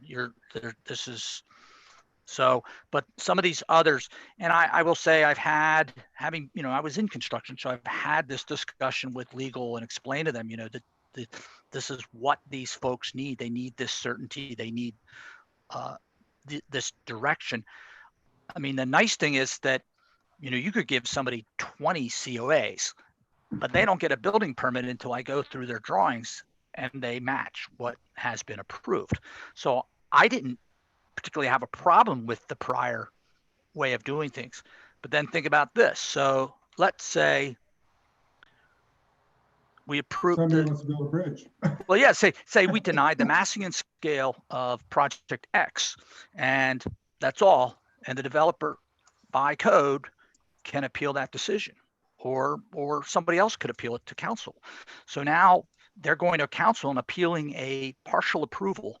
So let's say council says, yeah, we agree with you. BAR was terrible. Well, that doesn't give them, they still have to come back and get the entire review completed. So there's some very good, valid reasons for eliminating the multiple COAs. And, but I guess last year and 6 months prior, we looked at this thing every which way to Sunday, and I think this is the best course. And I think that it's up to us to make it work. But I think it really does come down to the idea is that what Robert's drafted, we put into when people say, what's the BAR process? Boom, here's one of the things they get so that they know what's expected. And I think going forward, when we vote on things, when we do these partial approvals, we need to be absolutely very clear as to our level of contentness with a project, because we have had some in the past that I remember where we gave approval for massing and scale, but it was lukewarm approval, and then the the developer would get confused later on when there was a lot of pushback on that project. So it is, we need to be clear. Now, go ahead. I was going to say one thing we could always do is, no, Robert and I didn't think things would go this long this evening, but that's okay.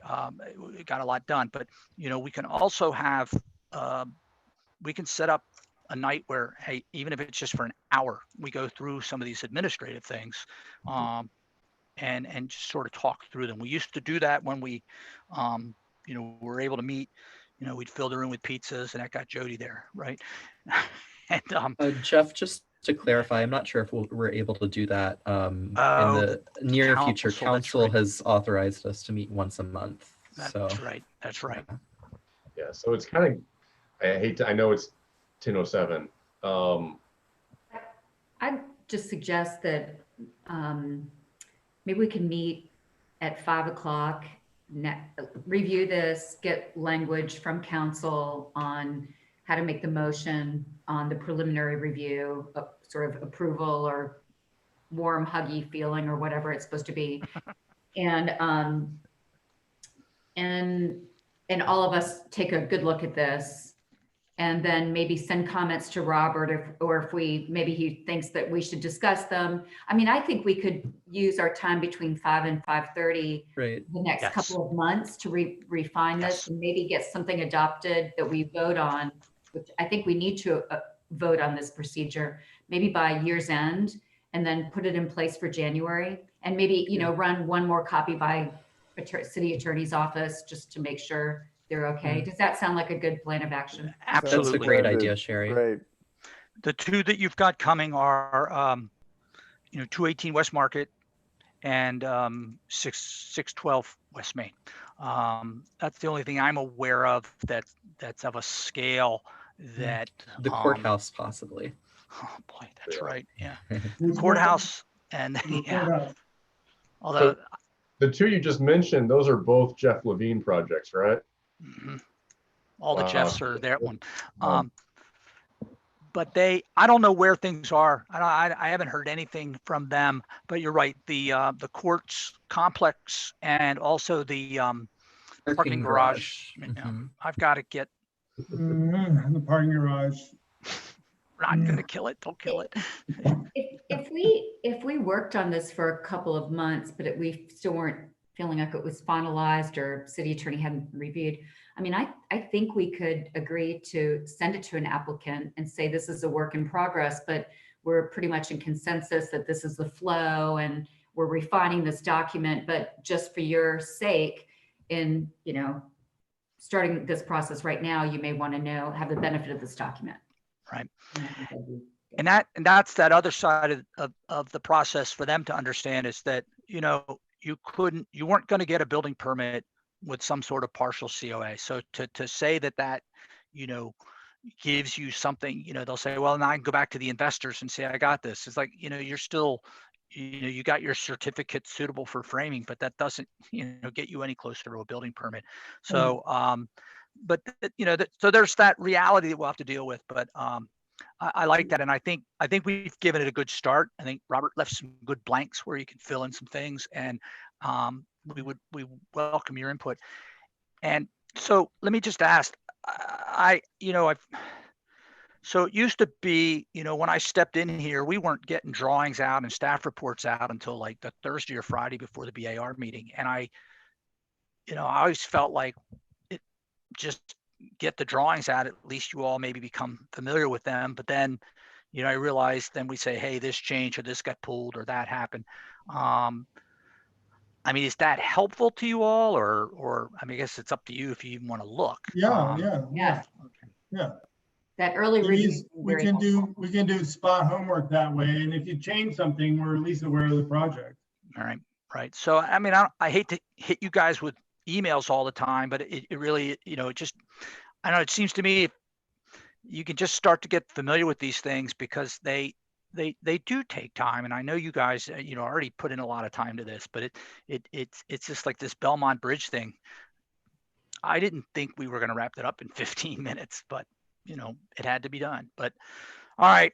So I wanted to say one quick thing about the extended approval process. I mean, any large project, like going through a site plan approval process, you have so many different divisions to go through and all this kind of stuff. I mean, we just basically model it after that. I mean, that's just the name of the game. I mean, you can go all the way to the very end and you got a snail darter in your parking lot, you're done. You know? What's remarkable is how quickly the city's BAR gets things approved. I mean, we are not the problem for any developer in town. And you know, when I like some of these, you know, like I don't know if you guys see these things accumulate on my desk, but only when I'm not here. And there's site plans, and it's over and over and over and over, and it's like, well, haven't I been looking at this, you know, since like I think, you know, like that tree at Westminster Presbyterian, they're still looking at that darn thing. So, you know, No, we got that approved. okay. But I mean, I'm like going, you guys complain about the BAR. I mean, we get, the last time I didn't get something to you in 3 weeks was because I sent a letter with the wrong date, and then we took care of it the next month. I mean, I don't know, but if it's, but there are, whatever, I don't know, people bitch and moan, and I think you guys do a fine job.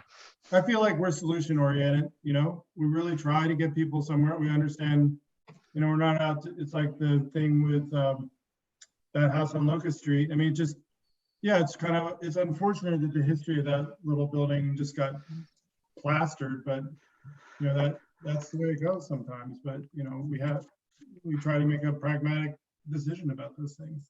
And you know, one other thing, you know, that we haven't mentioned, and I've talked with some of you individually about this, but the statues. I don't know what the schedule is. I don't know what's going to happen. I'm done. 10:13, and you're bringing up the statues. No. All it's saying is there's been some discussion of simply the BAR offering. I move we adjourn. I second the move. All right. I just want to see Carl's dog again. Call for a vote. So, I was simply just, I think we're. Yeah. Sorry. Yeah. Are we good? Is everyone said I their want to see your cute dog again, Carl. You want to see? Oh, the dog? Where does she go? She's finally not being obnoxious. She was throwing her ball at me for the past hour. For the record, we're not being involved in the statues. Yeah, our hands hearing clean. Jeff talk, where did he sleep? Okay, well, good. Yeah. So that's It's whether or not you want to express an opinion. Why are you talking about it? It's just Wait, let's go away. all in Let's end on that. Let's end on that good note. All in favor of adjourning. all right. Okay, thank you all very much. Good night, everybody.